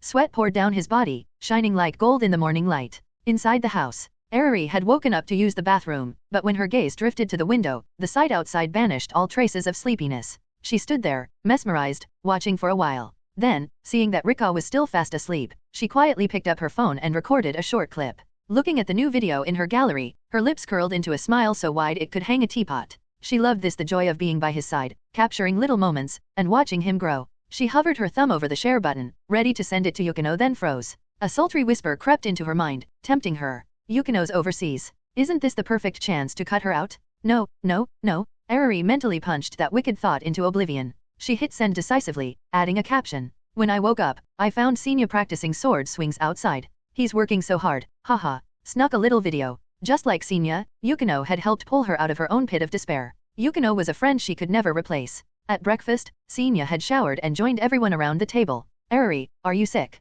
Rika asked casually. Arari blinked, startled. No, why? Because when you were sleeping last night, your breathing was heavy and your face was all red. I thought you weren't feeling well. Cough, cough, cough. Arari spun away, nearly choking on her food. Rika patted her back gently. You okay? Slow down, we've got plenty of time before school. Seeing both Toka and Senya glance her way, Arari forced a laugh. And no problem, ha ha ha. Last night it was just, hot. Yeah, I get warm really easily. I see. Next time, don't hesitate to say something. We can just switch to a lighter blanket. Why yes, got it. That tiny breakfast episode left Arari rattled. She thought she'd hidden everything perfectly, but apparently Rika had noticed. Thank goodness she hadn't overthought it, or Arari's secret would have been exposed completely. No, wait. It wasn't a perverted thing. She just liked the faint smell of laundry detergent on Senya's bed. That was all. Yes. Absolutely nothing else. At school, after the morning classes ended, lunchtime arrived. Senya sent Arari and Rika to the cafeteria and headed to the Kendo club room with Busujima Saiko. Good afternoon, Minamoto-kun. Good afternoon, Busujima-senpai. Did you practice subari this morning? Yes. How many swings? I didn't count. Did you keep going until your arms gave out? Yes. You don't need to push that hard at the start. Too much can be harmful. I understand. Actually, could I ask you to check my form? Of course. Senya picked up his buken and went through a set of motions. Saiko watched carefully, then nodded. Your form is excellent. Encouraged, he began practicing in earnest. Unlike yesterday, club members drifted in and out. Many greeted their club captain warmly. Saiko returned their greetings politely, but her eyes always drifted back to Senya, her smile brightening. After about half an hour, she called for a break and had him sit beside her. Then, without hesitation and without caring about the curious eyes around them, she began massaging his shoulders and arms. Senpai, that's not necessary. Senya could feel the jealous stares of nearby male members burning into his back. But Saiko brushed it off. You're a beginner. Post-training massage is important. It prevents soreness, improves circulation, and helps your muscles recover. Don't move. Relax. Since she insisted, Senya could only accept her kindness. Her technique was professional, soothing his aches. But for Senya, that wasn't the most important part. After all, his system's binding module worked better the closer he was to someone, the faster his growth. As for Saiko's thoughts, after yesterday's spar and today's close observation, her conclusion was clear. By her judgment, Senya's physical strength, stamina, concentration, perseverance, and learning ability were all far above average. He possessed real talent for Kendo. She believed that if he kept training, in just a few years he could achieve impressive results in the field. But reality quickly left her stunned. Senya didn't fail her expectations. Instead, in a way she could hardly believe, he was growing at a breathtaking pace. Chapter 38. Kendo Club Lunch Break. Inside the Kendo Club, two figures in full protective gear stood facing each other, locked in a tense duel. Ha, man. Minamoto Senya timed his advance perfectly, lunging forward with a decisive strike. His shina slammed against his opponent's head guard with a sharp smack, echoing almost in sync with his shout. The student acting as referee froze, eyes wide in disbelief. Only when the red side's shina drooped and Senya and his opponent exchanged bows did the referee finally raise his hand and shout, almost in shock. Men valid? Black side wins. Senya immediately turned toward Busujima Saiko, who was removing her men guard, concern flashing across his face. Senpai, are you okay? That last hit. I didn't hold back. He knew just how much strength he put into that strike. These days, he could even beat his dad at arm wrestling, and a moment ago he'd been swept up in the heat of the match, putting his full power into the blow. Even with protective gear, it couldn't have felt pleasant. But Saiko just shook her head, smiling brightly. I'm fine. Don't worry. Her joy was unmistakable. In less than 2 weeks, Senya had given her more surprises than she could count. To call his progress lightning fast was almost an understatement. On the third day after starting Kendo, she'd noticed how naturally he was beginning to control the shina. Sparring with him no longer felt as easy as it did at first. By the 5th day, under her guidance, he'd learned basic Kendo techniques and forms. He had absorbed them instantly and put them to use in sparring. That day, Saiko had stopped taking him lightly. She suited up in full gear for the first time. On the 10th day, Senya fought 3 club members in succession, and defeated them all cleanly. And now, today, he had achieved his first official victory against her. Yes, she had held back. But a win was a win. It couldn't be denied. Congratulations, Minamoto-kun, she said warmly. That was clean and sharp, a very fine strike. Senya shook his head quickly. No, it's only because you taught me so well, senpai. A teacher can only do so much. What matters is that the student has talent and puts in the effort. Saiko didn't feel a shred of regret over losing. She was truly, honestly happy for him. And when she looked at him now, her eyes didn't just hold gratitude and relief at having been accepted. There was admiration, respect, recognition, complex emotions layered one atop another. Let me help you out of your due, she offered. Ah, thank you, senpai. She leaned close, undoing the chest guard. But even after loosening the straps, she didn't step away. Instead, her slender fingers brushed across his chest, then squeezed gently at the muscles of his arm. Her eyes softened, almost dreamy, as if she'd had too much to drink. Your body's developing so well, strong, full of energy, perfectly built. Minamoto-kun, you really are, flawless. Senya stiffened, caught between embarrassment and resignation. After 2 weeks of training with her, he knew Saiko wasn't hitting on him, nor did she harbor some Hannibal-like obsession with human flesh. No, this was just Saiko's pure devotion to Kendo. She couldn't help but admire a body perfectly suited for it. After all, beyond technique and experience, Kendo ultimately came down to physique, power, and speed. And Senya excelled in all 3. For a woman like Saiko, born at a disadvantage in sheer physicality, it was only natural she'd look at him this way. They were used to close contact like this during training, so Senya tried to stay calm. But across the room, the vice-captain of the Kendo club scowled, muttering darkly. TCH, what's so good about that pretty boy? And the captain, seriously? All she does now is hover around him, ignoring everyone else. His hangers-on snickered, ready to chime in. When a loud, mocking voice cut through the room. Oi, if you've got something to say it to his face. Talking crap behind someone's back, what kind of pathetic move is that? All eyes turned toward the intruder, Sunowari Yahei. The boy was brash by nature, and today he'd come looking for Senya. Hearing someone badmouth his friend, he'd instantly exploded. You, what, got a problem? Wanna settle it with your fists? The commotion drew everyone's attention. Saiko quickly rose and strode over, her presence silencing the club room. What's going on here? Her tone carried the weight of authority. The vice-captain, caught out, went pale. He knew he couldn't win against Saiko in popularity or skill. Muttering under his breath, he gathered his cronies and left. Pathetic, Yahei spat at their retreating backs. Saiko frowned slightly at his language, but let it go. All right, everyone back to practice. Senya approached his friend. Yahei, what are you doing here? Yahei's demeanor shifted immediately. He scratched his cheek, grinning sheepishly. Well, I've been reflecting on my mistakes lately. I didn't know you had sisters back then, so yeah, I screwed up. To make it up, here, take these. He shoved a few books into Senya's hands. They were all about Kendo. Saiko glanced over and nodded approvingly. These are solid introductions to Kendo history and etiquette. I read them myself when I was starting out. Not bad at all. With senpai's recommendation, Senya accepted them. Thanks. And, thanks for earlier, too. Yahei waved it off. Nah, don't mention it. Anyway, I'm starving, I'm off to grab some food. Senya smiled. Perfect timing. I haven't eaten either. Let's go together, my treat. He invited Saiko as well, but she declined, busy coaching other members. Still, she made sure to add. Come back this afternoon. Then we'll head to my place for more training. Senya nodded without hesitation. On the way to the school shop, Yahei smirked. Man, you and Saiko-senpai sure are close, huh? Senya didn't deny it. He was spending as much time with Saiko now as he used to with Yukino, if not more. Back then, no matter how close he and Yukino were, school was the limit. After class, they went their separate ways. He could count on one hand how many times he'd visited her house. But with Saiko, things were different. He'd been in and out of her home over a dozen times already. Most evenings, he even ate dinner there. She taught him earnestly, massaged his arms after practice, gifted him a bukan, and cooked balanced, nutritious meals for him every night. When he praised her sautéed cod the other week, she'd remembered. The very next evening, she'd recreated the dish with even better ingredients, special cuts she'd gone out of her way to source. All this kindness surely outweighed the small favor he'd done for her back at the police station. He owed her. He needed to think of how to repay it. As they neared the school shop, they ran into Sawamura, Spencer, Eri, and Rika. Oh, Senya? What a coincidence. Rika's eyes sparkled. She knew her Unai-chan would insist on paying for whatever she picked out.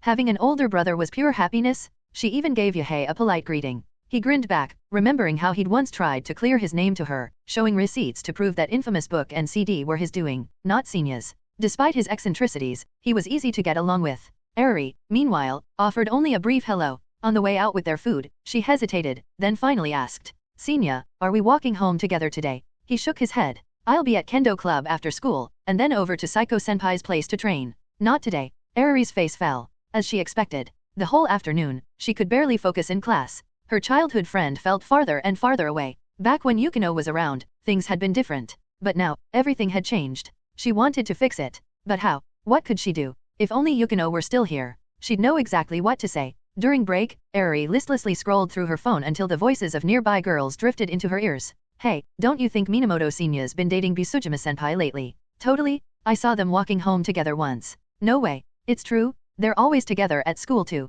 If that's not dating, what else could it be? Ugh. I know I don't have a chance, but hearing that still hurts. Don't you have a childhood friend? Pfft. He's not even worth Senya's toenail. Erari nearly burst out laughing. The poor guy, if he knew he was losing out to someone's toenail, he'd flip a table. Still, their rumor didn't worry her. She might not see Senya as often now, but Rika did, and through her she kept up with him. Dating? No way. He was just obsessed with Kendo right now, and Psycho-senpai, recognizing his talent, was giving him extra attention. Nothing romantic about it. Middle schoolers shouldn't be worrying about romance anyway. Focus on your studies, Erari muttered, echoing Senya's own words to Rika at home. So no, she wasn't worried about that. But then, as she scrolled her feed, an anime poster popped up. A magical girl series. Her breath caught. Her mind flashed back. Memories she hadn't thought about in years resurfaced all at once. Her eyes widened in horror. Wait. No way. This lined up too perfectly. Long hair, check.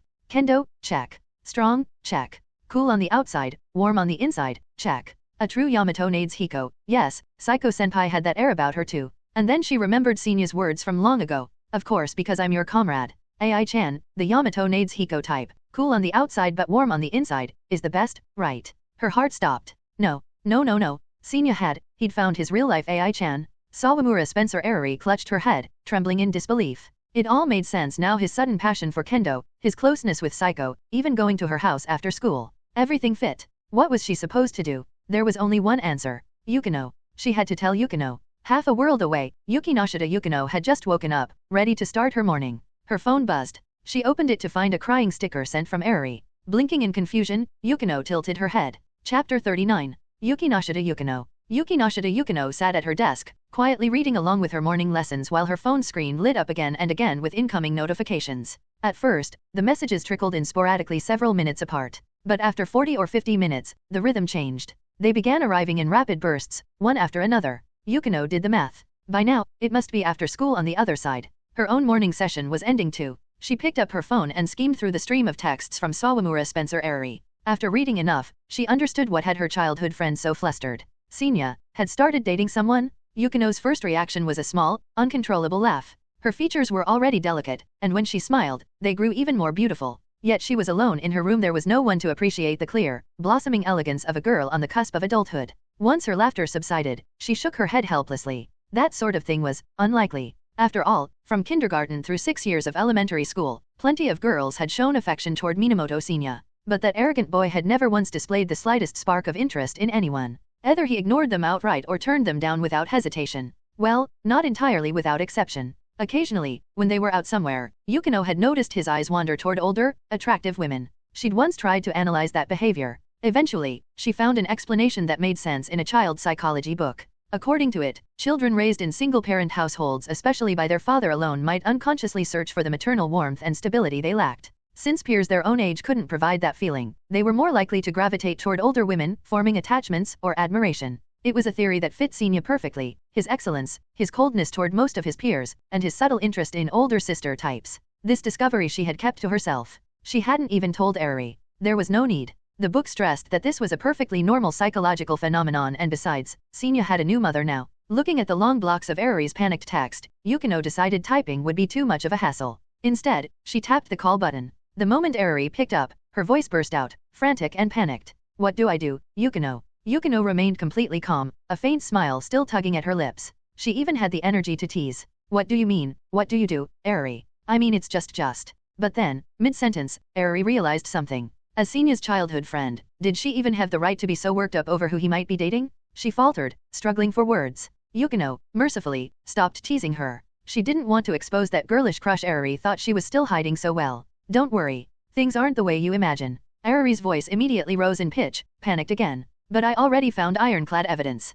Before Yukino could reply, Erari began spilling everything she'd noticed, the so-called proof, rattling off every observation like beans spilling from a jar. Listening, Yukino found herself torn between laughter and exasperation. Evidence? That word didn't mean what Eri thought it did. At best, these were shaky speculations. At worst, they were completely wrong. After all, when Senya once said he liked AI-chan, that hadn't been his true feelings. He'd only said it to help Eri. At first, Yukino had simply doubted. But now, after hearing everything, she could conclude with certainty, this was nothing more than Eri's overactive imagination. It took some effort, but Yukino finally calmed her down. Eri, reassured, decided Senya wasn't the kind of person to confuse fantasy with reality. And she wasn't wrong. Senya was proud to a fault. If he really were dating someone, he wouldn't bother to hide it. He'd say so outright. Once again, Yukino had solved her friend's worries with a few simple words. It really is just like her, Eri thought. Every time we talk, my problems melt away. If only Yukino were still here. Yukino, I miss you. When will you come back? Don't worry. Soon.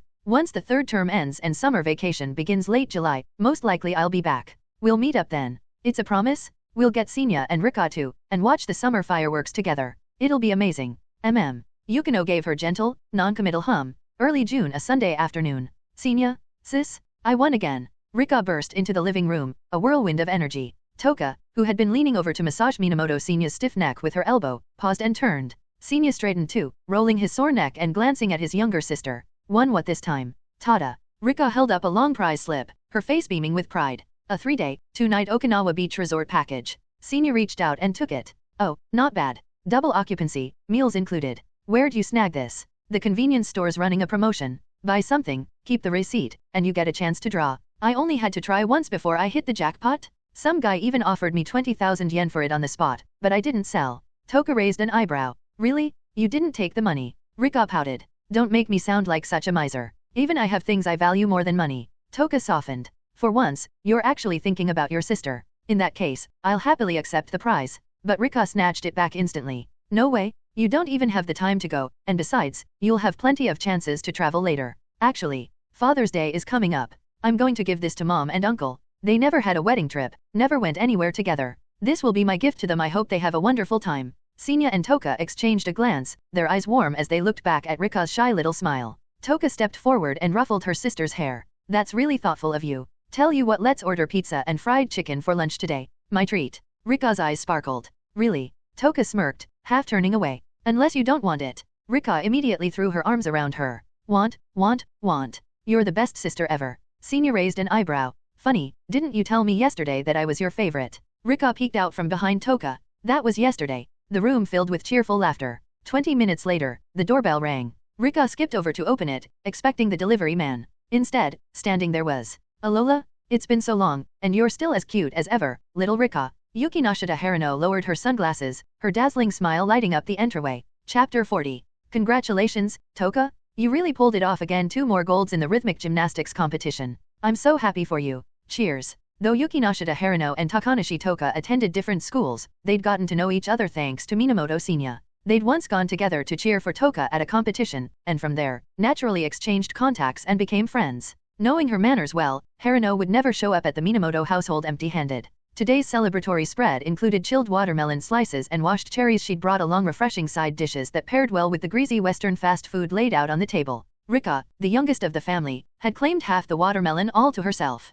Hugging the fruit to her chest, she happily dug into it with a spoon while sprawled in front of the TV. For her, that was the ultimate summer luxury. At the table, Senya and Toka clinked glasses of sparkling water with Harino. Oh, right, congratulations to you as well, Senya. Toka told me you just dominated the recent Kendo matches. You beat every opponent from the other schools, didn't you? That's incredible. You haven't even been practicing Kendo for very long, have you? You really are full of surprises. The admiration in Harino's voice was plain as day. Senya, however, didn't let her praise puff him up. He waved it off with calm restraint. I can't compare to Tokane. Her competition was official, run by the local government. Mine was just an informal sparring exchange between schools. Most of the participants were just hobbyists. It doesn't really prove anything to beat them. Toka frowned, unable to hold back. Senya, when someone praises you, just accept it. Excess humility comes off as arrogance, you know. She had been there that day, along with their mom and Rika. She'd seen those matches with her own eyes. The opponents hadn't been weak at all. Several were upperclassmen in their final year of middle school, taller, stronger, with solid technique.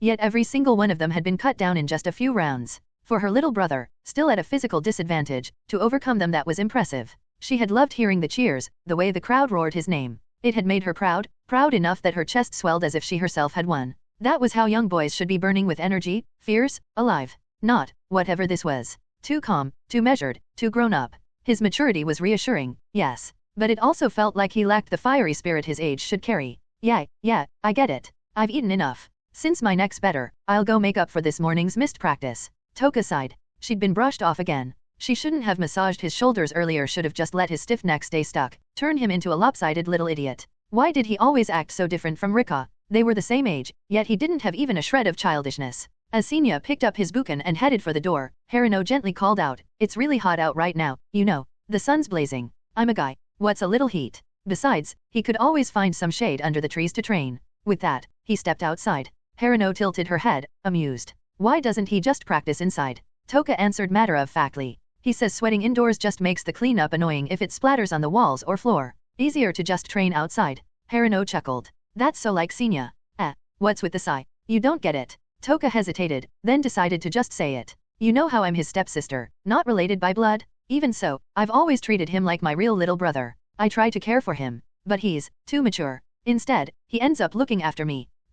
Harino rested her chin in thought, then slowly nodded. "I don't have a younger brother, but I can relate a little. My own sister's the same, mature, serious, always stiff. She makes me feel like the irresponsible one sometimes." She refilled their glasses. "Why don't you tell me more?" Toka gave a long sigh. "When we first started living together, Mom was always busy. Sometimes she'd ask me to go home early and make dinner. But when I got back, Senya had already cooked everything. Not just dinner, either. He'd prepared bento for the next day too. And the worst part." Her voice dropped in despair. "His cooking was better than mine. Even Rika would eat an entire extra bowl of rice if it was his food."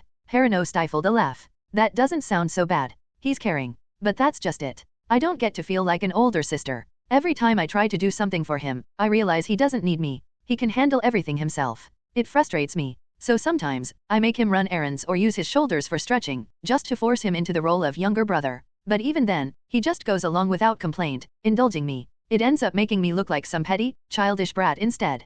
Ha ha ha ha ha. Harino finally burst into laughter. "Not funny? Watch your TV." Toka snapped at her sister, cheeks red. Sorry. Harino patted her head with a grin. "I just didn't expect you to be this cute. Lonely, wanting your little brother to cling to you. How sweet. That's not it. I'm not lonely, and I don't want him clinging to me. I just feel like he doesn't see me as his sister at all. Like he doesn't expect anything from me. If that were true, he wouldn't have shown up to cheer for you at your competition. Honestly, you've got it good, Toka. At least he cares for you. My little sister, all she wants is to surpass me in every way. She doesn't spare a single thought for how I feel. She sees me as this perfect role model, and the pressure of living up to that image is exhausting." Harino lifted her glass, watching the tiny bubbles rise. "She never considers what it does to me. She just keeps chasing after me, expecting me to be flawless." Toka stayed quiet for a moment, then tapped her glass against Harino's. "Having siblings like these, it really isn't easy. Sorry, but with Senya as your brother, I don't think I can sympathize much. You're impossible? No wonder Yukino doesn't like you. That's harsh. I came here to celebrate with you, and this is the thanks I get." "Who started it, huh?" Outside, Senya was unaware of their complaints, his buken slicing the air again and again under the shade of a tree. With each precise swing, his kendo skill quietly ticked up level 4.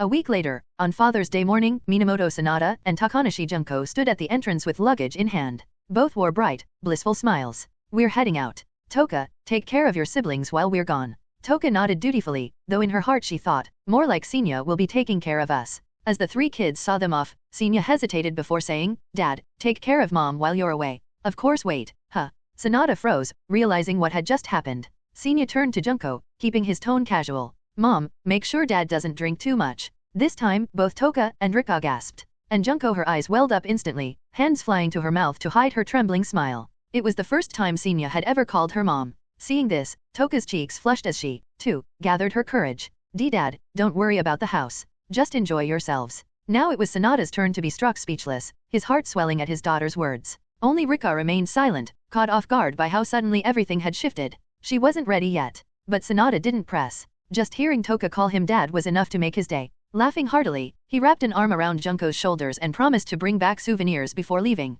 Once they were gone, Rika's face clouded with guilt. But with Toka and Senya's gentle comfort, the feeling didn't last long. Next time, she thought. Next time I'll be ready to say it too. 3 days later, as dusk fell, Senya was sparring with Saiko Busujima at the Kendo Club when their homeroom teacher burst in, panting heavily, phone in hand. "Senya, your parents, they've been in a car accident." The bamboo sword slipped from Senya's numb fingers and clattered to the floor. His mind went completely blank. Saiko dropped her own shina and rushed to steady him, eyes wide. But then the teacher quickly realized his poor wording. Wait, it's not that serious? They were taken to the hospital, but they're okay. Don't panic. How can I not panic? Senia's heart restarted with a painful thud. Tell me exactly what happened. Still catching his breath, the teacher explained, your father called the school. Their bus got into an accident. He couldn't reach you directly, so he asked me to find you here at the dojo. Senia bolted for his bag, pulling out his phone. Several missed calls from his father. He dialed back immediately. The call connected almost at once. Senia? Don't whoa. Dad, what about mom?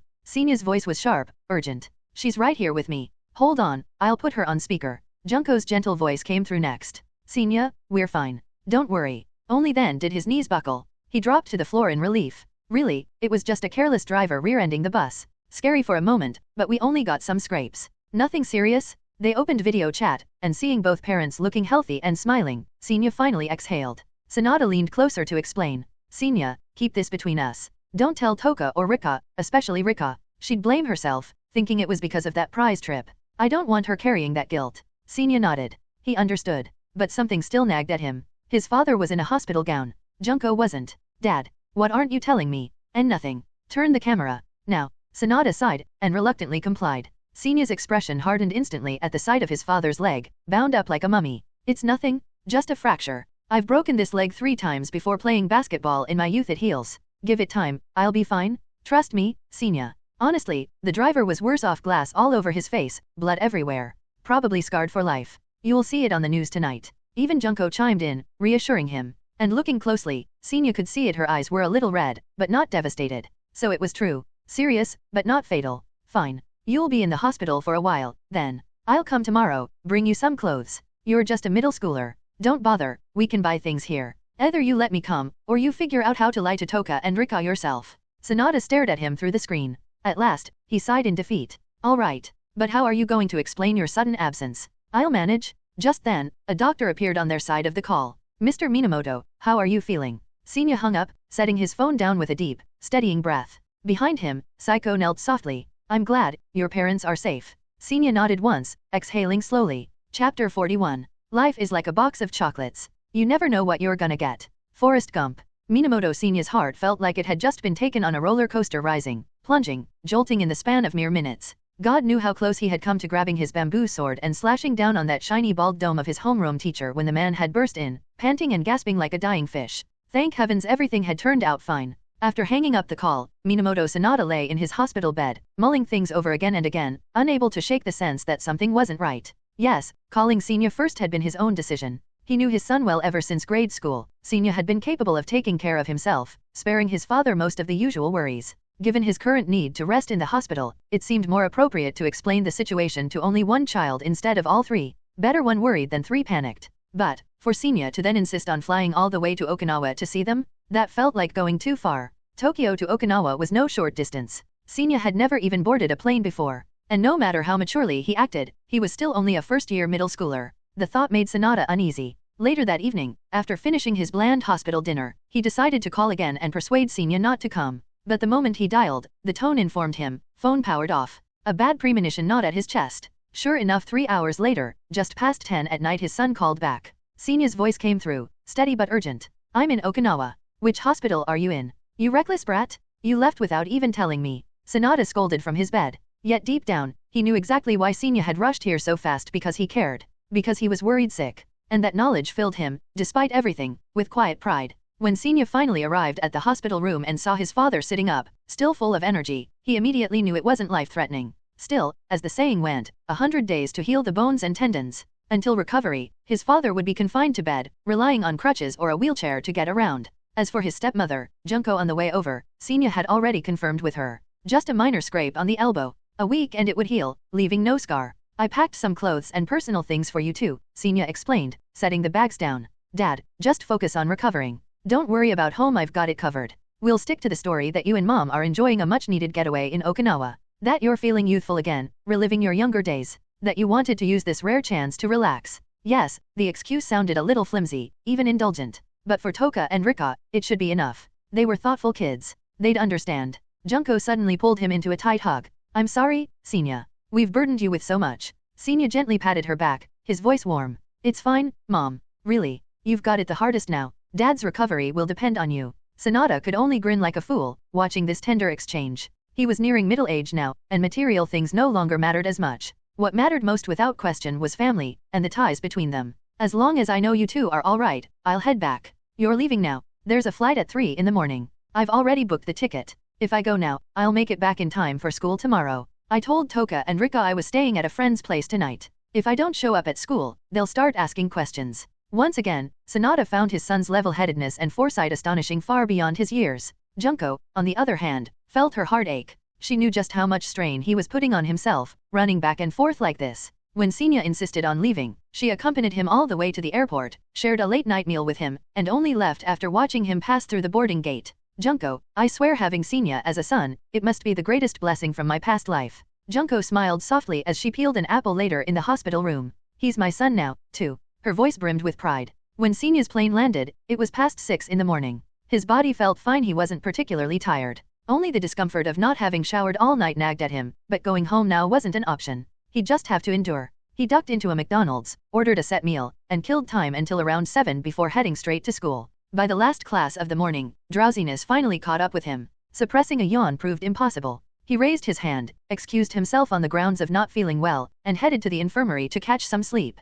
Recently, since Senya had started practicing kendo, Eri and Rika rarely ate lunch with him anymore. They knew his first destination during breaks was always the kendo club. But that day, his classmate Haruhara Yuhei happened to mention in the cafeteria that Senya had gone to the infirmary instead. That news immediately worried both girls. Especially Eri, ignoring the school's no running in the halls rule, she grabbed Rika's hand and sprinted straight toward the infirmary. Just before barging in, Eri hesitated. Through the slight gap in the door, she caught sight of what was inside. Senya, lying on the bed. And seated beside him, Busujima Saiko. Her gaze soft, her voice gentle as she spoke. I couldn't reach you earlier. I guessed you'd be here. She knew. She knew about his overnight dash to Okinawa. Senya stirred, stretching lazily as he sat up. Just as he opened his mouth, footsteps echoed outside. Eri, what are you doing? Why not just go in? Wait, Rika, maybe we should just. What are you even saying? We came here to see Senya. Without hesitation, Rika pushed the door open, dragging along a very flustered Eri. Senya, where do you feel sick? Rika asked straight away, then noticed Saiko and politely greeted her.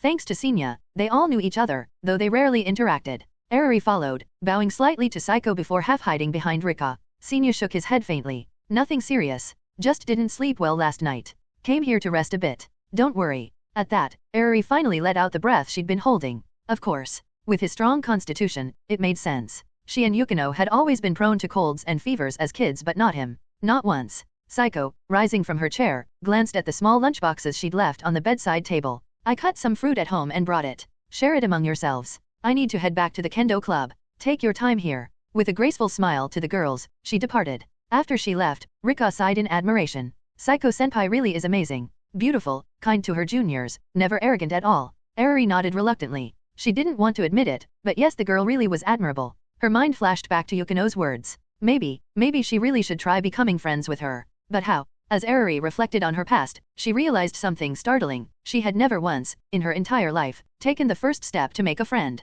Senya and Yukino had both reached out to her first. That was how they became friends. Rika too, it was only because of Senya that she naturally fell into their little circle. She had absolutely no experience in taking the initiative herself. But then again, in moments like these, she still had that one option. That afternoon, during self-study, Eri snuck out her phone. Yukino, if I wanted to make friends with someone, what exactly should I do? Far away in England, Yukinoshita Yukino walked the campus paths alone. A chilly gust swept by as she pulled out her phone and read the message. Her fingers tightened around the device, and for a long moment, she said nothing. Chapter 42. How do you make friends? If it had been Minamoto Senya who asked Yukino that same question, she would have assumed he was just trying to pick a fight. But coming from Eri, it didn't seem strange at all. In fact, it felt completely natural. Still, even Yukino wasn't some all-knowing snow notarimon. There were some things she couldn't help with, not because she didn't want to, but because she simply didn't have the experience to draw from. Yet, when it came to that twin-tailed girl who trusted her so sincerely, Yukino couldn't bring herself to disappoint her. After a long inner struggle, she finally sent back a reply. Just be sincere. Even as she typed it, Yukino felt a pang of guilt. Nobody could say this was the wrong answer, but strictly speaking, those 4 words were so broad they could mean almost anything. Still, the moment Eri saw the reply, her eyes lit up. The fog that had clogged her brain suddenly cleared away, and in that instant she felt like she'd become smarter, sharper, like she had just achieved enlightenment. She understood. Thank you, Yukino. I get it now. Yukinoshita Yukino. She had no idea what exactly Eriri had gotten, but judging by the girl's mood, it really did look like she had learned something. And for Yukino, that was good enough. That afternoon, when school ended, Eriri for the first time in what felt like ages walked home together with Minamoto Senya again. Something that had once felt so ordinary had returned, and to her surprise, it was so precious. As they waited by the counter of a bubble tea shop for their orders, Senya suddenly asked out of nowhere, "Eriri, Rika, what kind of gifts make girls happy at your age?" Huh? Both girls perked up instantly, the exact same thought flashing across their minds. Is Senya going to give me a present? Eriri's heart quietly buzzed with shy, giddy delight. But Rika was far more direct. The ahog on her head, usually curved like a lazy hook, stood up straight and rigid with excitement. "Senya, are you planning to give us something?" she blurted. Meeting her expectant gaze, Senya's smile was as bright and carefree as a summer sky, but the words that followed were as merciless as a winter gale. "Yeah, I am giving a gift. But not to you too. It's for Busujima-senpai. I just wanted to hear your opinions as reference." In that instant, Rika completely lost interest. "Then give her a nail clipper. Every girl likes nail clippers." Senya's eyes narrowed in mock thought. "Got it. I'll give you nail clippers for your birthday too, then." Rika's face turned pale on the spot. Eriri felt a twinge of disappointment, but she quickly realized this might actually be the chance Yukino had hinted at. A perfect opportunity to reach out to Busujima Saiko, with sincerity. "Senya, is it Busujima-senpai's birthday soon?" "No," he said. "I just wanted to thank her. She's been taking such good care of me, teaching me every detail of kendo with such patience. This would just be a token of gratitude." "I see. If it was just a thank you gift, then Eriri had no grounds to give one herself. She would have to think of another way. So she offered, earnestly, "In that case,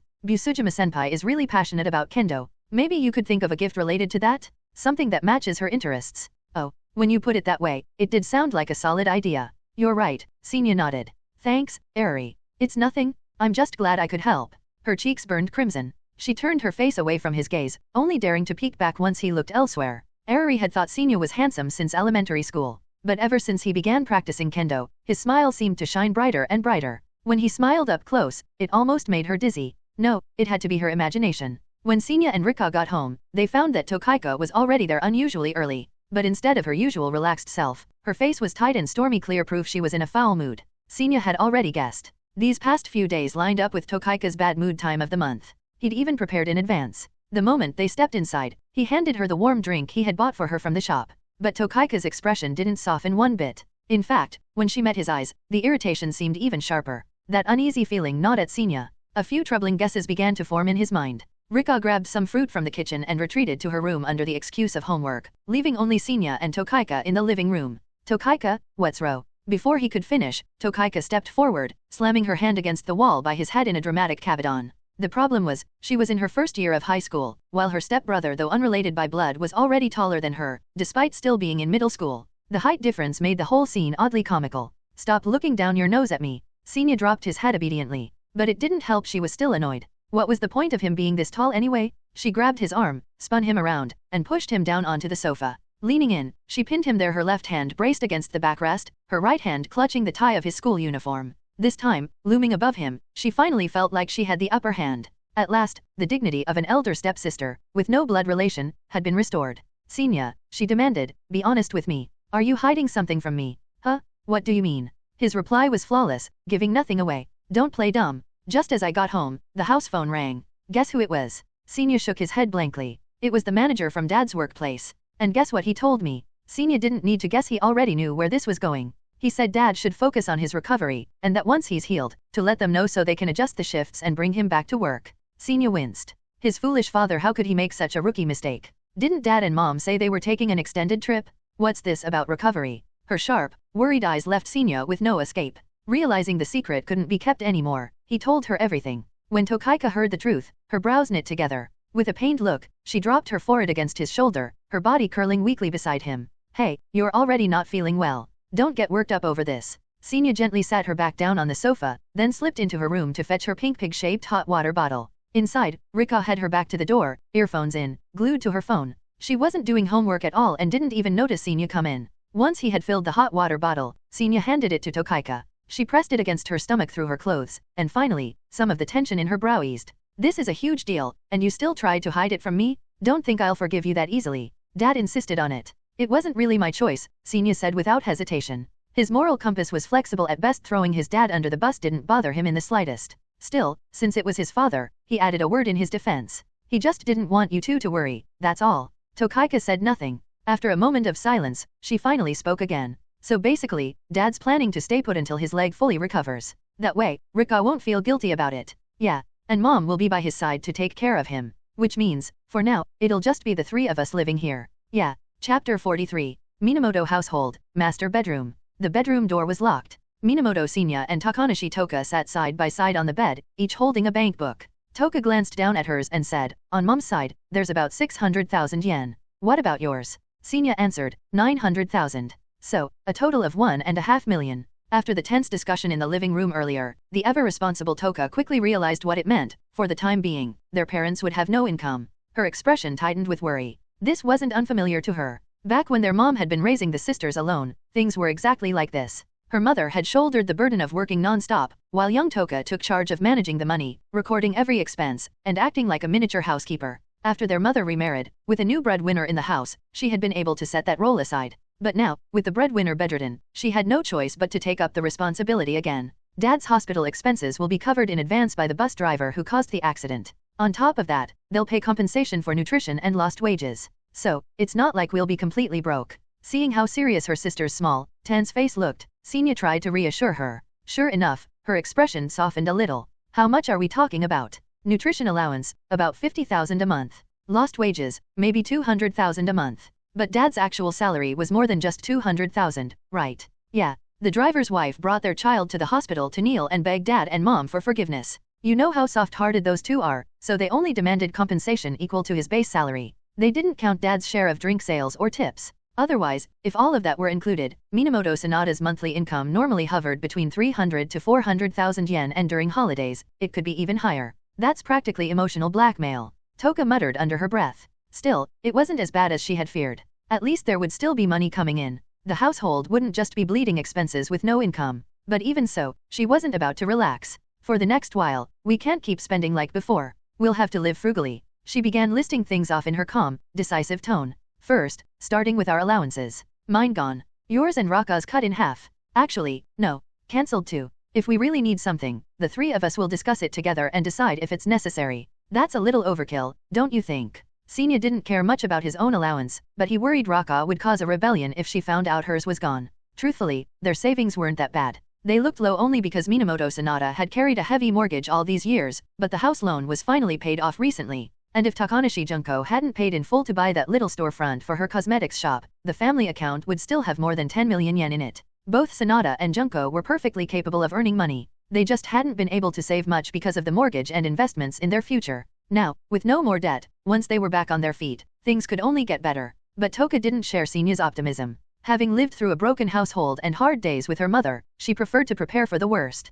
It's not overkill. No one expected Dad to suddenly get hurt. What if our luck really is bad this year? Who knows what else could happen? If one of us catches a fever, that still costs money. So we'll do things my way. Senya thought about it. She did have a point. Still, he tried to compromise. Fine. You and I will give up our allowances. But don't say a word to Raka. I've saved up some money, I'll give her an allowance from that. Toka raised an eyebrow. You're spoiling her. But she didn't argue, which meant she'd accepted it. At that moment, Raka's voice called out from the living room. The two of them quickly put the bank books away and stepped outside. What were you doing in Mom and Dad's room? Raka asked curiously. Without hesitation, Toka rapped her lightly on the head with a hand chop. Cleaning. Want to help?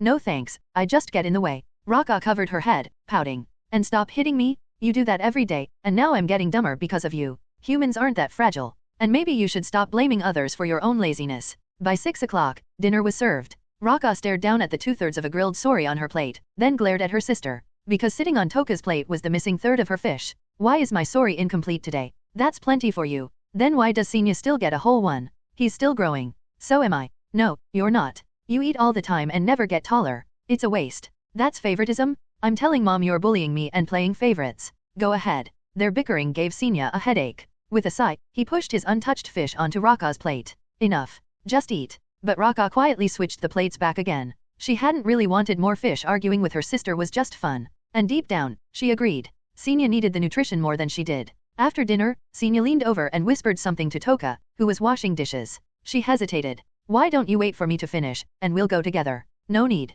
Senya waved it off. It's nothing big. I'll handle it alone. You stay here and keep an eye on Raka. She's been glued to her phone instead of doing homework. Raka watched him leave with a wounded expression. But Senya ignored it, boarded a train, and headed into the bustling shopping district, stopping in front of Junko's cosmetics shop. He took out the key, unlocked the door, and stepped inside. The lights flicked on, revealing the cozy, elegant interior. A faint fragrance hung in the air. Back at the airport, Junko had asked him to pass a message to Toka, when she had time, to water the store's potted plants. They'd been chosen carefully to add a sense of sophistication, and they'd cost quite a bit. It would be a shame if they withered before Junko's return. And since the shop would be closed for a while, someone also needed to post a notice on the door with an approximate reopening date. But with the sky already dark, and after what had happened earlier to Busujima Saiko, Senya wasn't about to let Toka come out alone. Nor did both of them need to go, so he came by himself. He remembered the worried look on Toka's face earlier. That expression had made him think harder about the family's financial situation. He wasn't a little kid anymore. Maybe there was something he could do to earn money, to ease the burden at home. But how? While watering the plants by the window, lost in thought, he heard the door open. A short-haired woman stepped inside, pulling down her mask. Huh? The manager, Junko, isn't here today. Chapter 44. The Woman in Red. The customer who walked in was strikingly beautiful, easily in her early 30s. She wore a deep crimson tailored blazer over sleek black trousers, a Patek Philippe women's watch glinting on her wrist. Every step she took radiated confidence, her aura unmistakably refined. Her short hair framed her face elegantly, and just beneath her right eye, in the perfect spot, was a beauty mark shaped like a teardrop. It gave her an allure that was both mature and captivating. To Minamoto Senya's eyes, this was the kind of woman who could sit at the same table as Yukinoshitas' mother, one of those flawless beauties who could make most men fall hopelessly at her feet. He found himself momentarily distracted, staring. It wasn't her beauty that threw him off balance, though she certainly had plenty of that. No, it was the black exclamation mark bouncing above her head that drew his attention. Hey, handsome boy, are you even listening to me? The woman waved her hand. Snapping back to himself, Senya replied quickly, sorry. My mother's dealing with some things right now, so the shop won't be open for a while. The woman studied him with interest. You're Junko's son, aren't you? Yes. May I ask who you are? Just a regular customer, I suppose. But if the manager isn't here, then I'll just go. She toyed idly with the ends of her hair and turned to leave. Watching his chance to grow stronger walk away, Senya's instincts kicked in. He couldn't let it end here. If you don't mind, miss, I could help you instead. The woman stopped in her tracks. Her lips curled into a playful smile. Oh, and you know how to do makeup, handsome boy. Makeup, that, Senya definitely couldn't do. But making women happy? That, he had mastered. Makeup's only ever an accessory, he said smoothly. With how beautiful you already are, you really don't need it. As expected, she burst out laughing. My daughter's about your age, you know. I'm basically in the same generation as your mother. And yet you still call me miss. Really? No way. His surprised reaction was a perfect mix of truth and pretense, and it came off completely genuine. Her laughter deepened. No woman disliked being told she looked young, especially not by a boy in his teens. I just came back from abroad. I have a date later tonight. Can you at least wash my hair and dry it for me? Senya nodded without hesitation. Of course. Please sit for a moment, I'll get everything ready. She smiled and settled onto the sofa, flipping through a magazine. Originally, she had planned to get a facial and manicure. But looking at the boy, she guessed he didn't know how to handle that, and she wasn't about to press him. It was strange, though. A moment ago, she had been ready to leave for another shop. But when this boy spoke up to stop her, she'd found herself staying without quite knowing why. Senya, for his part, had seen Junko work in the shop before, so even though he was nervous, he didn't flounder. First, he brewed her a cup of tea. Then he turned on the soft background music and set the aroma diffuser going. After fiddling with the water heater until he got it right, he invited her to recline on the shampoo chair. She adjusted the settings herself, activating the massage function like someone well acquainted with the place. A true regular. Senya draped a towel around her neck and gently worked his fingers through her hair. Is the pressure okay, miss?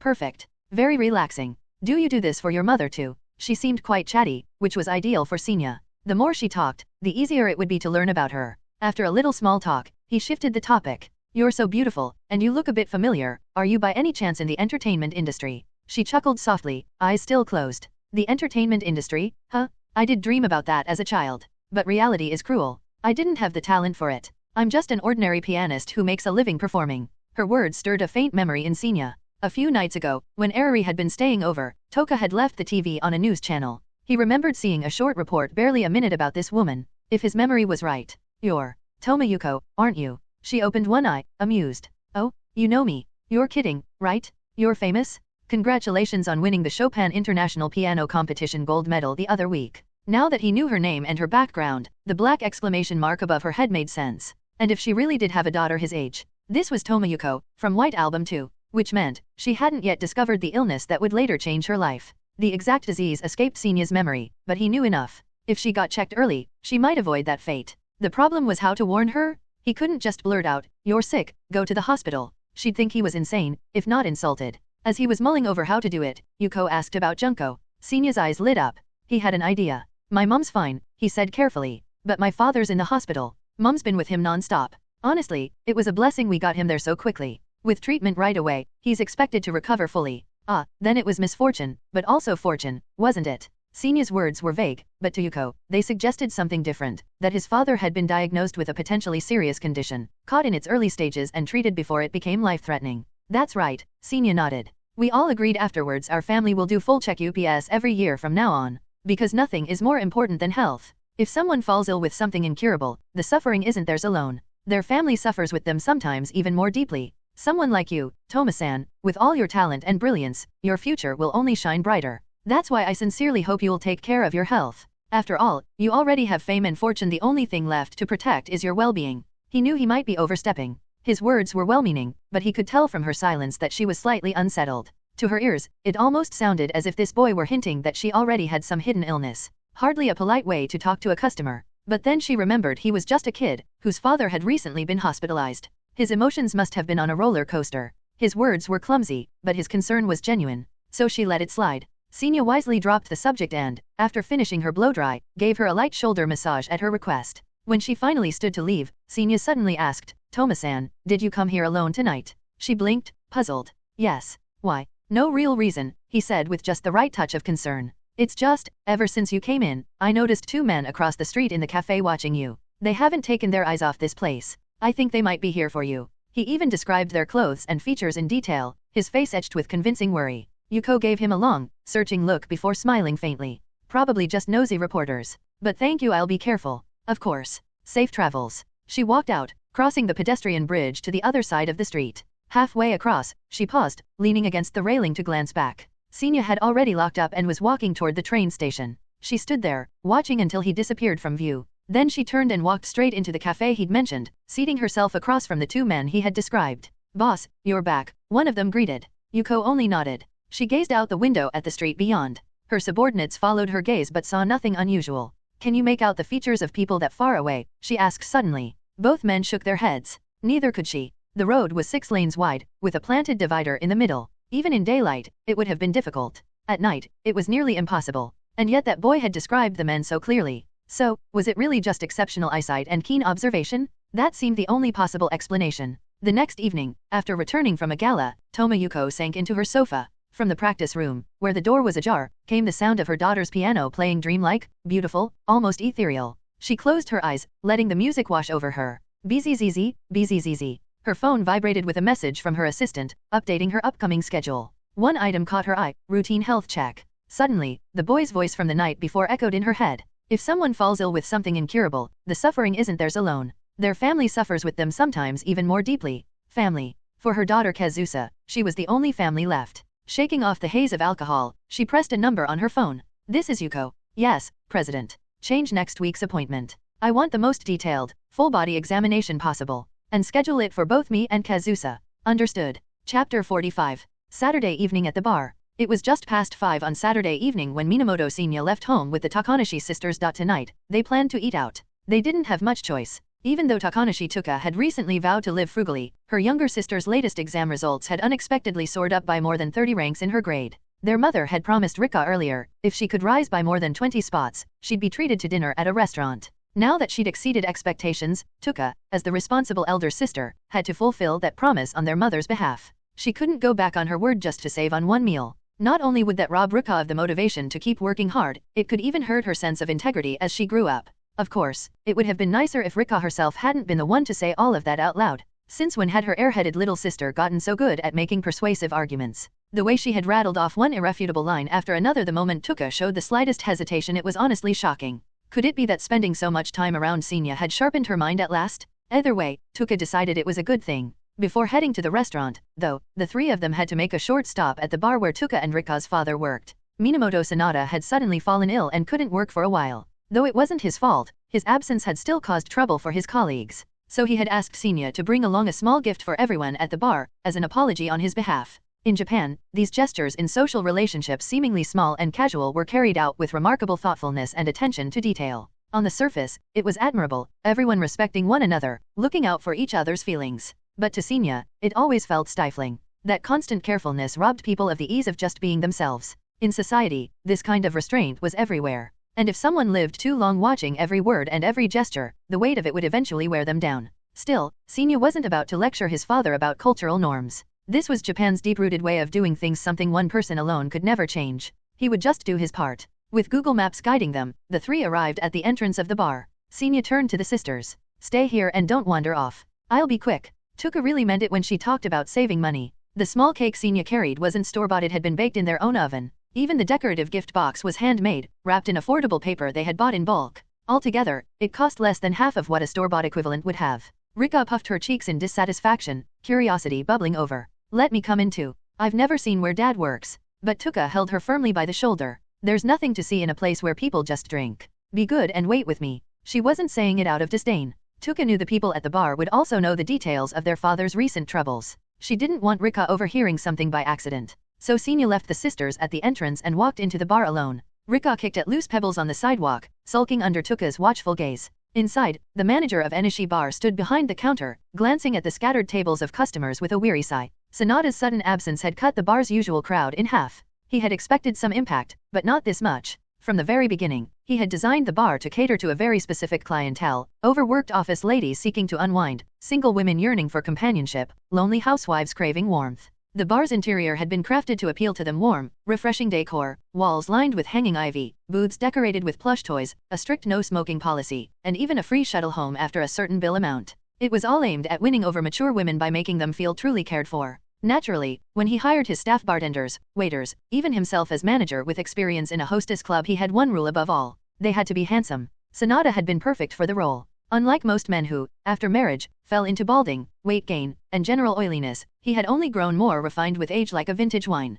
Even though he wasn't very talkative, his very presence behind the bar, quietly listening and offering the occasional kind word, had made him the living centerpiece of the establishment. Women came just to see him, their wallets open without hesitation. But now that he was gone, his regulars were disappointed. The other three bartenders were decent looking, but compared to Sonata, they came across as forced, oily, and artificial. The bar's prospects were dimming fast. To make things worse, across the street a place called Little Song had drawn attention by hiring a junior high school girl as a bartender. Her skills were surprisingly impressive, and word of mouth was spreading. Many curious customers had started flocking there to try it out. The manager sighed. Maybe his whole business strategy had been wrong from the start. Could he even pivot now? It wasn't like he could just go hire some junior high schooler to mix drinks, right? His gloomy thoughts were interrupted when the front door opened and Minamoto Senya stepped inside. The three female patrons present immediately froze, their eyes magnetized to him as if by some invisible force. They couldn't look away. Senya walked up to the counter and spoke politely. Good evening. I'm Minamoto Sonata's son. I know my father's sudden absence has caused trouble for everyone here. This is a small gift we made at home. Please accept it. The manager automatically took the box of cake, murmuring thanks while staring at the boy's refined looks. You're Sonata's son. Yes, Senya answered simply. The manager fell silent, staring at him as though deep in thought. Then I won't disturb you further, Senya said with a polite bow. He had fulfilled his father's request, but that strange, lingering gaze unsettled him. Wait a moment. The manager suddenly darted around from behind the bar, his voice brimming with excitement. It was as though he had just discovered the missing piece to save his business. Outside, the Takanashi sisters had been waiting for 5 minutes. Rika pouted. What's taking him so long? He's just dropping something off. How could it take this long? Toka felt the same. Just as she was about to go in herself, Senya emerged, followed by a man she didn't recognize. Before she could ask what was happening, Senya walked up to them, his expression complicated. The manager wants to invite us inside for dinner. The sisters blinked in unison, bewildered. Senya only sighed and spread his hands. I'll explain later. For now, let's just go in. The manager stepped forward, smiling warmly as he extended the invitation. Rika was a little overwhelmed by such courtesy, secretly impressed by how well her father seemed to get along with his colleagues. Senya, hanging back by half a step, leaned toward Toka's ear and whispered reassuringly, I already told the manager about Rika's situation. He promised to keep it a secret. Chapter 46. It was a little past 7 in the evening. The sun had already set, street lights flickered to life one by one, and after a long and exhausting day, people poured out of their offices. Groups of friends, arms slung around shoulders, wandered the streets in search of places to relax and blow off steam. At the very back corner of Enishi, a stylish bar, Takanashi Toka sat with her younger sister. From here, she had a perfect vantage point, able to take in the entire layout of the bar, every table, every stool, every customer. Naturally, her gaze kept drifting toward her stepbrother. After changing into a sharp black and white uniform, he had looked awkward and stiff at first, but as the minutes ticked by, his bartending motions grew steadily smoother. She had watched the entire process from beginning to end. Woa. Behind the counter, dressed neatly in a bartender's vest, Minamoto Senior had just tossed a silver shaker into the air with a smooth spin and caught it behind his back. The trick drew a chorus of cheers and applause from the customers sitting nearby. Every single one of them was a woman, not a man in sight. Seeing this, Toka suddenly understood why her mother always rushed over to pick up her father from work whenever she finished early. Of course, part of it was because their relationship was so affectionate. But if her dad was surrounded by a crowd of lively, flirtatious women every night, then yes, her mom's sense of crisis must have been very real. Still, was this really okay? Toka's chest felt heavy as she watched her stepbrother surrounded by female patrons, chatting and laughing with ease. She couldn't shake the guilt in her heart. After all, wasn't it the role of an older sister to look after her younger brother? With a small sigh, she turned to glance at her little sister. Rika, visiting a bar for the very first time, was snapping pictures left and right with her phone, already planning to post them online later and no doubt brag to her friends. Toka suddenly found herself jealous of her sister's carefree, light-hearted way of living. "Senior-kun, mix me a margarita," one sultry office lady crooned from the counter, eyes half-lidded with a teasing smile. Senior froze. He had only been on the job for a little over an hour, and that, he didn't know how to make.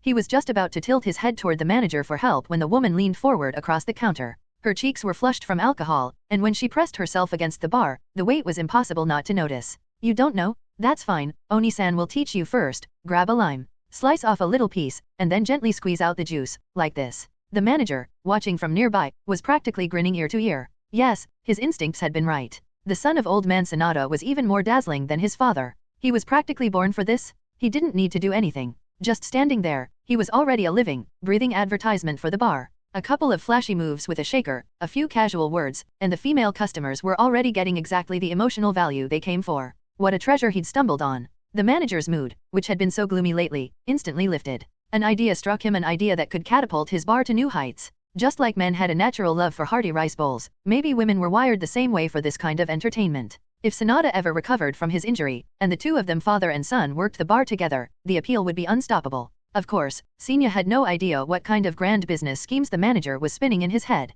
He had only agreed because of the manager's sincere attitude and generous pay. It lined up perfectly with his recent thought that he needed to find a way to make money. But as time passed, and the clock edged past 8, more and more women crowded around the counter. Their banter grew increasingly suggestive. Senior was starting to feel overwhelmed. When women floored the accelerator, their speed left even veteran male drivers in the dust. So, spotting a chance, he excused himself. Despite the chorus of sighs and pleas from the female patrons, he firmly removed his vest. It wasn't just about himself. Toka and Rika were still waiting for him in the corner, after all. And Toka's eyes, watching him from across the room, had been growing colder by the minute. Probably because she was sick of waiting. At the entrance, the manager pressed a 10,000 yen note into Senior's hand. After thinking about the sales he'd made in just those few hours, he added another bill on top. Senior hurriedly tried to refuse. After all, they had agreed on 10,000 beforehand. Besides, the manager had already treated Toka and Rika to an entire spread of dishes from the restaurant next door. And Rika, being the little glutton she was, had eaten to her heart's content, polished off every plate, then went on to demolish 2 full fruit platters. But the manager insisted, shoving the money into Senior's hand. He even hailed them a taxi and paid the fare in advance. As they parted, the manager leaned against the cab door and said, "Senior-kun, think carefully about what I mentioned earlier. Come by whenever you've got the time. I'll pay you in cash at the end of every shift. Use the money to buy your sisters some nice gifts." Senior nodded politely, promising he'd consider it. By the time they got home, it was already past 9. Rika, thrilled about her first ever bar experience, skipped off to the bath in high spirits. In the living room, Senior pulled out the 20,000 yen from his pocket and handed it to Toka. But Toka shook her head. "I don't want it. You earned this. Keep it for yourself. Don't be silly. What's yours is mine, and what's mine is yours. We're family, right? We'll use it together," Senior said, pushing the money into her hands. Toka stared down at the bills, conflicted. "You're not seriously planning to keep working at the bar, are you?" Senior nodded. "Unless something unexpected happens, I probably will. The job's easy, the pay's generous, and it helps cover the gap in the household finances. But, what about your studies?" Toka started, then stopped herself. She remembered what her father had said. Her stepbrother was a prodigy, a straight-A genius who had never once fallen from the top of his class since grade school. The other day, she'd been struggling with a high school math problem, and Senior had happened to walk by. With just a few strokes of his pen, he'd laid out the formula, and the answer had instantly clicked into place for her. Senior, sensing her worry, reassured her, "Don't worry. Even if I take the job, I won't go every day. I still have my own things to do. At most, I'll cover a shift or 2 on weekends. Who's really the head of this household here?" Toka couldn't help but complain inwardly. The fact that she was the one being looked after by the stepbrother she was supposed to protect it made her feel like she was failing at her role as an older sister. At the very least, call Dad and Mom about this and talk it over with them, she insisted, clinging to the last shred of her pride as an older sibling. Senya didn't argue. He nodded obediently, then turned on the TV and flipped to the news. In the kitchen, Toka unwrapped some cookies and poured a glass of milk, bringing them out to him. Later that night, as Yukinoshita Harino was getting ready for bed, her phone buzzed with a message. It was from Toka. I can't shake the feeling that I'm failing as an older sister. Had. Chapter 47. What's this? I thought it was something serious. Your little Senya went out to work part-time just to help with household expenses, and he even gave you all the money to manage? That's not a burden, that's a dream, little brother, mature, considerate, and caring. If you really don't want it, you could just hand it over to me. Honestly, only because I know you. If you told anyone else this, they'd think you were bragging on purpose. When Yukinoshita Harino read through the string of messages from her friend, she understood the situation and felt her chest tighten. Jealousy welled up inside her, sharp, undeniable, and almost painful. On the other end, Takanashi Toka went quiet for a moment. Harino's phone displayed typing. Several times before the words disappeared. At last, only a single curt line arrived. I'm done talking to you. Going to sleep. Good night, everyone except you. Toka had been looking for comfort, maybe even some practical advice. Instead, she'd been misunderstood and accused of humble bragging. She instantly regretted telling Harino at all. Wait. Harino typed frantically, a panic bubbling beneath her usual teasing tone. There was no way she was letting this drop. The daily antics of this step-sibling duo were far too entertaining. I get it. You feel this way because of your sense of duty as an older sister. With your parents away, you feel guilty that you haven't taken proper care of him, right? Here's the solution. He's working part-time, so you work part-time too. Doesn't matter how much you make, at least you'll be fulfilling your role as the older sister. She paused, then added another line. Of course, if you ask me, I don't think you need to go that far. But Toka ignored that last message. Her eyes fixed only on the suggestion before it. Her ahog bounced sharply. That's right. She could get a part-time job too. Thanks. I understand now. Good night. Toka never used emojis or stickers, but the tilde at the end carried a rare buoyancy. She must have been in a good mood after all. That was good enough. Anytime. You can tell me about things like this again, okay?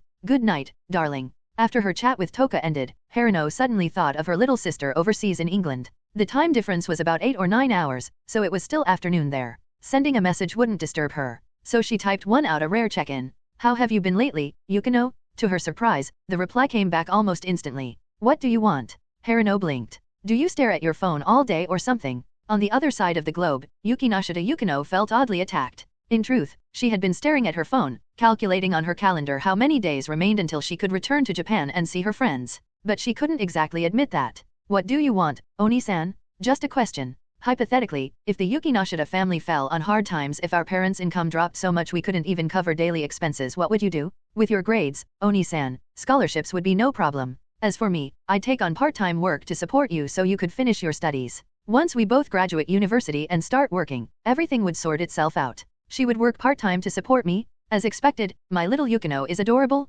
By the way, if you're having trouble sleeping at night, you should get more exercise during the day. Listening to calming music also helps. Anything would be better than messaging me with these ridiculous hypotheticals. Harino stared at her screen. She was cute, sure, but still not quite as cute as Senya. You want to get a part-time job? Absolutely not. The next morning, in the kitchen, Minamoto Senya flatly rejected Toka's idea as the two of them worked together on breakfast. Toka frowned. Why not? If you can do it, why can't I? Because we're not the same. What's different? Just because you're a boy. Whoa, hold on. Don't throw that at me. I'm a firm believer in gender equality. When I say we're not the same, I mean our situations aren't the same. Toka set down the knife she was holding and leaned against the counter, arms crossed, clearly ready to listen. Senya explained calmly, next semester you'll be competing in the National Rhythmic Gymnastics Tournament for the first time. Between schoolwork, gymnastics, and responsibilities at home, you're already stretched thin. How could I possibly let you add part-time work on top of that? And besides, what part-time jobs were even available to high schoolers? Delivering newspapers, handing out flyers, waiting tables, cashier work, all barely above minimum wage, 1,000 yen an hour at most.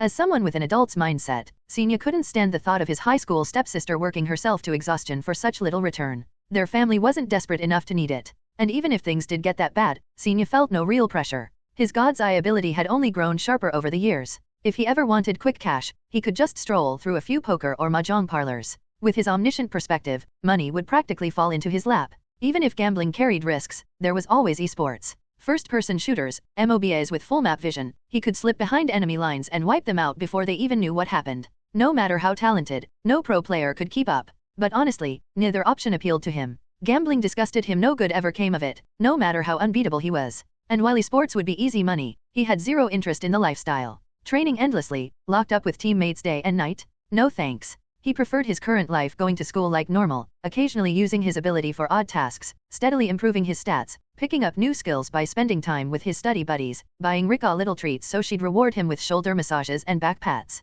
It was a slow, peaceful rhythm. He had no desire to change it. Finally, Senya wiped his hands, clapped Toka gently on the shoulder, and said with quiet conviction, "I know you and Rika had it rough living with your mom in the city, but now that I'm here, the weight of this family is on me. You don't need to worry about anything extra. Just focus on your dreams. I'll be the shield that protects you." Toka's heart trembled. She realized that the boy 3 years younger than her, the one she had no blood relation to, had truly grown into someone reliable, someone she could lean on. And though she was deeply moved and for the moment convinced, the thought of finding her own part-time job still lingered over the next few days. Until the following Saturday night, Senya returned from Energy Bar a little after 10. The moment he stepped through the door, he grinned at the sister waiting in the entryway and declared, "Tokane, our family just struck it rich." Chapter 48. The clock turned back 4 hours. As agreed, on Saturday night Minamoto Senya reported for work at the N bar. The owner, who had a loyal customer group, snapped a picture of Senya and posted it to their private chat. "That handsome boy from before is working tonight." The group exploded instantly. An hour later, the long counter of the bar was already packed with women.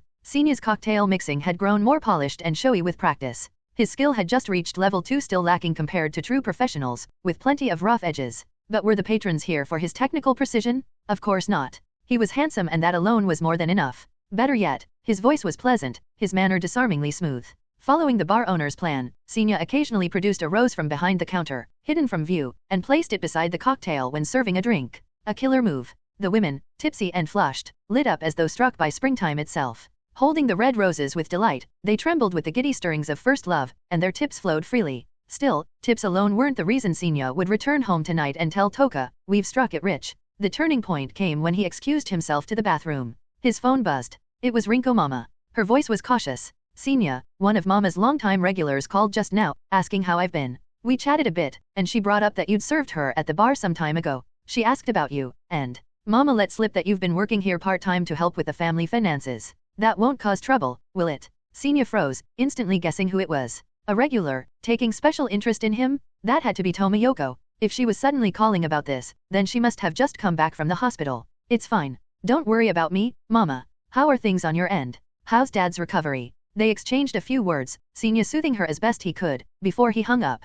An hour later, even with her mask on, Senya immediately recognized the woman who walked in. Tomoyoko. She didn't bother with theatrics. After finding a seat, she removed her mask and waved lightly towards Senya. He returned to his mixing, but she didn't press, simply ordered a hot milk and sat in silence until he was free. At 8:30, outside the bar. "Sorry, Ms. Toma. I couldn't exactly tend to you earlier. No need to apologize. I dropped in unannounced. And really, there's no need for honorifics either." She pulled out her car keys. The headlights of a sleek 2-door coupe flared to life at the curb. "Let's find somewhere to talk." Senya nodded. A private, upscale cafe. Senya and Tomoyoko sat across from each other. After the waiter set down their coffee and left, she was the first to speak. "Senya, you don't look the least bit surprised to see me here. My mother called before you arrived. But I never told her I'd be coming to meet you." At that, Senya only smiled faintly, saying nothing. Her eyes narrowed, then softened with amusement. "I followed your advice. I went to the hospital for a full examination. Some of the procedures were unpleasant. Having a tube shoved down your throat is hardly delightful.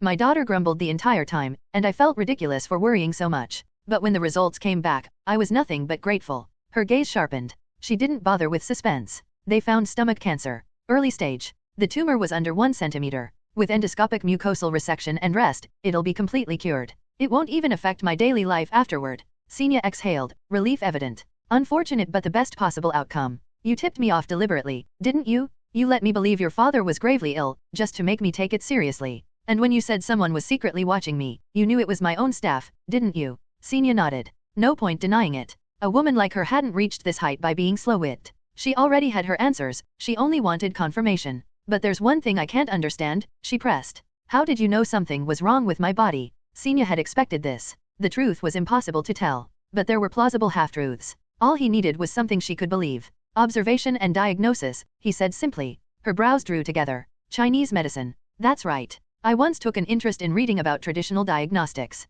In particular, the looking method, observing someone's appearance, complexion, bearing, even the tongue, to judge internal health. When I saw the redness around your nose, the faint green between your brows, and the pale coating on your tongue as you spoke, I thought something might be off. So I hinted that you should go for a checkup. At worst, I'd be mistaken and that would do no harm. But as it turned out, my amateur guess was right. His words were calm, orderly, delivered with the same gentle smile he always wore. Anyone listening could almost believe he was some master physician pretending to be modest. He made it sound trivial, but to Yoko, it was anything but. The doctors had told her bluntly, with her current lifestyle, endless work, poor diet, heavy drinking, early stomach cancer would have advanced to a terminal stage frighteningly fast. By the time she noticed, it would have been too late. This boy hadn't just saved her life. Her daughter, Kazusa, had collapsed to the floor the moment the word cancer was spoken. Even after hearing early stage, curable, she'd wept for a long time. In a sense, Minamoto Senior had saved both mother and daughter. Those casual words of yours became a lifeline for me, she said softly. Her gaze warmed. She pulled a checkbook from her bag, revealing her true purpose for tonight. Senior, I owe you a debt beyond measure. Money can't balance it, I know. But if you ever face difficulties, come to me. Whatever is within my power, I'll do. She signed, tore out the check, and slid it across the table. Senior blinked at the number written there. 1, 10, 100, 1000, 10,000, 100,000, million. 10 million yen. Chapter 49. Takanashi Toka's sharp eyes stayed fixed on the check lying on the table. Her fingers were interlaced beneath her chin, and she had maintained this pose for a full 10 minutes without moving. Just earlier, Minamoto Senior had explained in broad strokes how this 10 million yen had come to be. Even so, she still found it impossible to believe. This was 10 million yen? For her parents, even if they combined their incomes and carefully saved after daily expenses, it would probably take at least 2.5 years to accumulate that much. And now just because her stepbrother, with whom she shared no blood relation, had reminded a certain woman to go for a hospital checkup, and she'd actually gone, and then the money had just appeared. Toka stole a sideways glance at Senior. He was calmly eating the dinner she had just reheated for him. His expression was normal, showing no hint of guilt or deception. He didn't look like someone lying. Still, she couldn't help wanting to confirm one last thing.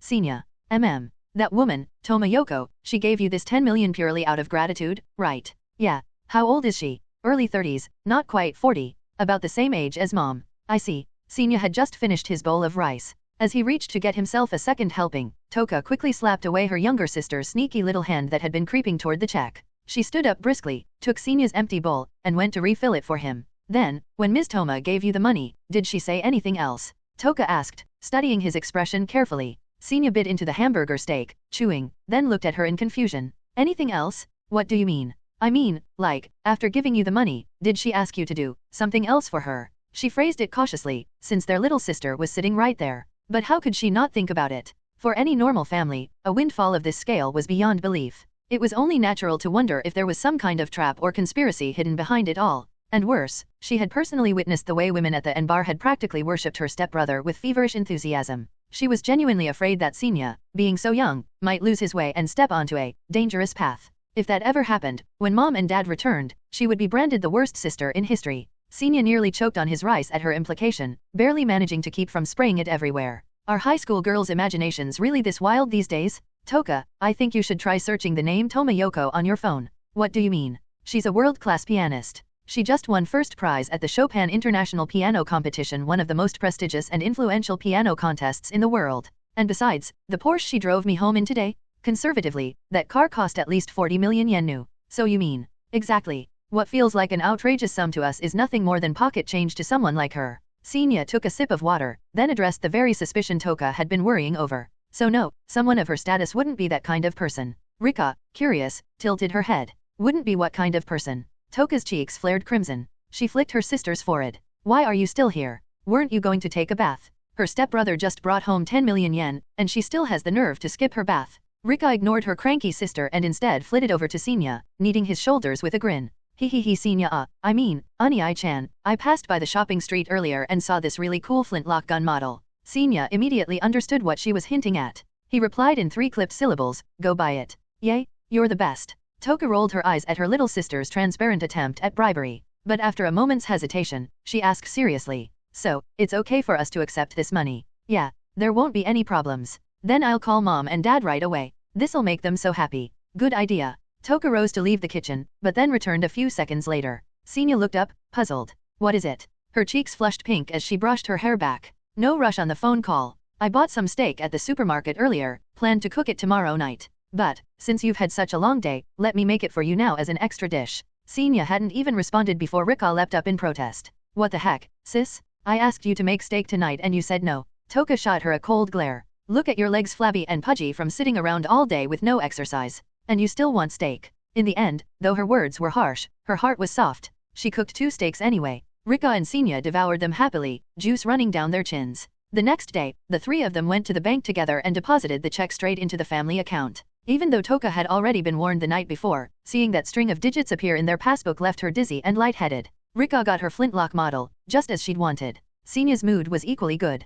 Perhaps because saving someone's life was akin to a great virtue, his system had rewarded him generously this time. 3 free attribute points. As usual, he distributed 1 point each into Strength, Agility, and Constitution, leaving Charm untouched. Strength, 19.3 Agility, 19.1 Constitution, 21, average for a 12-year-old, 10.3. Charm, 26. Stronger again. As expected of me, all talent and hard work. And now that the family had financial stability, Toka no longer had to live with constant anxiety. Senya didn't need to take shifts at the bar during holidays anymore either. At this stage, the most important thing was to keep improving himself. The chance to earn big money would come naturally in the future. Monday noon, at the Kendo Club, Busujima Saiko asked after Senya's father's condition. Hearing that his recovery was going smoothly, she relaxed. She then brought up the matter she had postponed before. Senya-kun, during the first week of August, there will be a nationwide middle school Kendo tournament. Our club always takes part, by tradition. Would you be interested? Unlike the small regional events they'd entered before, this would be a national-level competition. Though limited to middle schoolers, it still carried considerable prestige. Entering would be a chance to test his skills against peers from across the country, gain valuable experience, and if they placed well, add a shining achievement to his record. For Senya, who now had no pressing worries, the answer was obvious. Of course he agreed. Time passed almost without notice. By early July, Yukinoshita Yukino, after more than a month away, boarded the plane back to Japan. Chapter 50. In Japan, summer vacation didn't officially begin until mid-July, but Yukinoshita Yukino's flight home was scheduled for a Saturday, which meant that both Sawamura Spencer Eri and Minamoto Senya could go to the airport to meet her. And of course, Takanashi Rika had tagged along too. Yukino hadn't spoken much with her in the past, but she had always treated Rika with quiet consideration. Rika wasn't sure if it was her imagination, but she often felt that the girl who presented such an aloof, cool exterior to the world behaved a little differently toward her. She couldn't quite put her finger on how, but sometimes, the way Yukino looked at her felt oddly similar to the way Senya looked at her. It was strange. Their genders and positions were completely different. One was her older stepbrother, the other a friend her own age. It shouldn't have felt the same. Which could only mean one thing, she really was just that cute. With that thought, Rika puffed out her still flat chest with pride, striding confidently through the airport under the curious stares of passers-by. After Senya had bought her that flintlock model, she had saved up her allowance and purchased a grey and black Gothic-style dress. It was thick in material and a little stuffy, since she wore safety shorts underneath out of modesty, but she felt it made her look both stylish and striking. Her pale skin, delicate features, and doll-like face only added to the effect. No matter what she wore, she came across as an adorably fresh, youthful beauty. Sweat aside, it was a worthwhile trade. Aside from the 3 of them, the Yukinoshita family had naturally come to meet Yukino as well. Eri stood next to Rika, chattering with her, though her eyes kept drifting toward the arrival gate. Her excitement about seeing Yukino again was impossible to hide. Senya, meanwhile, had found himself trapped between Mrs. Yukinoshita and the elder daughter, Harino, both seated on either side of him. Facing both mother and eldest daughter at once, even Senya couldn't quite keep his composure. He looked calm enough on the surface, but sweat was beading on his back. Mrs. Yukinoshita, what exactly are you trying to accomplish here? Are you seriously digging into my family's genealogy? As for Harino, well, she was clearly just having fun with it. But what was it about him that had piqued even Mrs. Yukinoshita's interest? His grades? His looks? It's not like your daughters are lacking in beauty themselves. Fortunately, Yukino's flight was not delayed. If it had been, Senya might really have had to come up with some excuse to escape and talk with Rika and Eri about shoujo manga instead of fielding questions on the global economic order. He barely understood the domestic news, much less world economics. Any deeper and his cover would be blown. When Yukinoshita Yukino finally emerged, a small travel bag slung over her shoulder, Eri couldn't restrain herself. She rushed forward and hugged her tightly. The frosty expression Yukino usually wore softened instantly into a smile. While patting Eri's back, her gaze slid past her friend, landing first and foremost on Minamoto Senya. It had only been a few months, but, had he grown taller? Eri had mentioned that he'd been practicing kendo. He seemed brighter, more confident, handsome, even. Senya gave her a smile, and Yukino's lips curved in response. On the plane, she had wondered whether he would come to meet her. After all, during her time abroad, he had almost never initiated a conversation with her. They said that time and distance could make even the strongest relationships fade. But judging by the way things felt now, perhaps that didn't apply to the bond between them. From kindergarten until now, over 6 years. How many 6-year spans did a person get in life? Long time no see. You must be tired, Senya greeted. Yukino released Eriri, whose nose was still pink from the sudden hug. Yes, long time no see. I'm back. It was only a little after 10 in the morning. Knowing she'd want to spend time with friends first, Mrs. Yukinoshita and Harino took her luggage and headed home after reminding her to be back for dinner. With the adults gone, Eriri grew more relaxed. Clutching Yukino's hand, she peered closely at her. Yukino, did you lose weight? At that, Yukino's expression turned slightly exasperated. She had been living in the UK, staying with her mother's friends. Since they were all British, the food had been very different from what she was used to. It wasn't that she wanted to be picky, she couldn't exactly demand that her hosts cook Japanese food just for her. The nearby Japanese restaurants weren't very authentic, and she wasn't brave enough to wander too far alone in an unfamiliar country. She hadn't gone abroad to indulge herself, after all, but to study. Such inconveniences were only to be endured. It would only be 2 years, give or take. It would pass quickly. My weight hasn't really changed. I've grown a little taller, though. But let's not dwell on me. Don't worry, I've been drinking milk and eating fruit every day, so I've been getting proper nutrition. Instead, how has everyone been? It feels like forever since we last talked freely like this. Perhaps because she had gone so long without casual conversation, Yukino found herself speaking more than usual. With Senya and Eriri on either side and Rika trailing along, the group felt lively as they rode the train into the city center. As lunchtime approached, Rika made a suggestion. Yukino, since you've been abroad so long, you must be craving Japanese food, right? How about we eat at a Japanese restaurant for lunch? Her reasoning sounded considerate, but Rika also had her own agenda. Her family rarely made fried dishes like tempura at home, and she had been craving it for ages. This was the perfect chance to get both what she wanted and what Yukino needed. The others agreed readily, so Rika picked a place that felt right and led the way. Welcome, the staff greeted as the four entered and were seated. 2 menus were placed on the table. Senya immediately pushed one toward Rika, his gaze unusually gentle and indulgent as he reached out to pat her head. Senya, what's gotten into you? Nothing. Just suddenly realized how incredibly cute my Rika is. The words came out of nowhere, with no context or warning. Rika shivered, completely baffled. Across from them, Eriri and Yukino exchanged startled glances, whispering behind their menus. Did something happen to Senya while I was gone? Why does it sound like he's developing little sister-con tendencies? I don't know. He's never acted like this toward Rika before. Once they had ordered, Senya's attention shifted. After pouring Rika a cup of tea, he quietly activated his system's God's Eye and let his perspective drift across the room. His gaze settled on a nearby table, where a long-haired girl sat opposite a professional-looking woman in an office suit.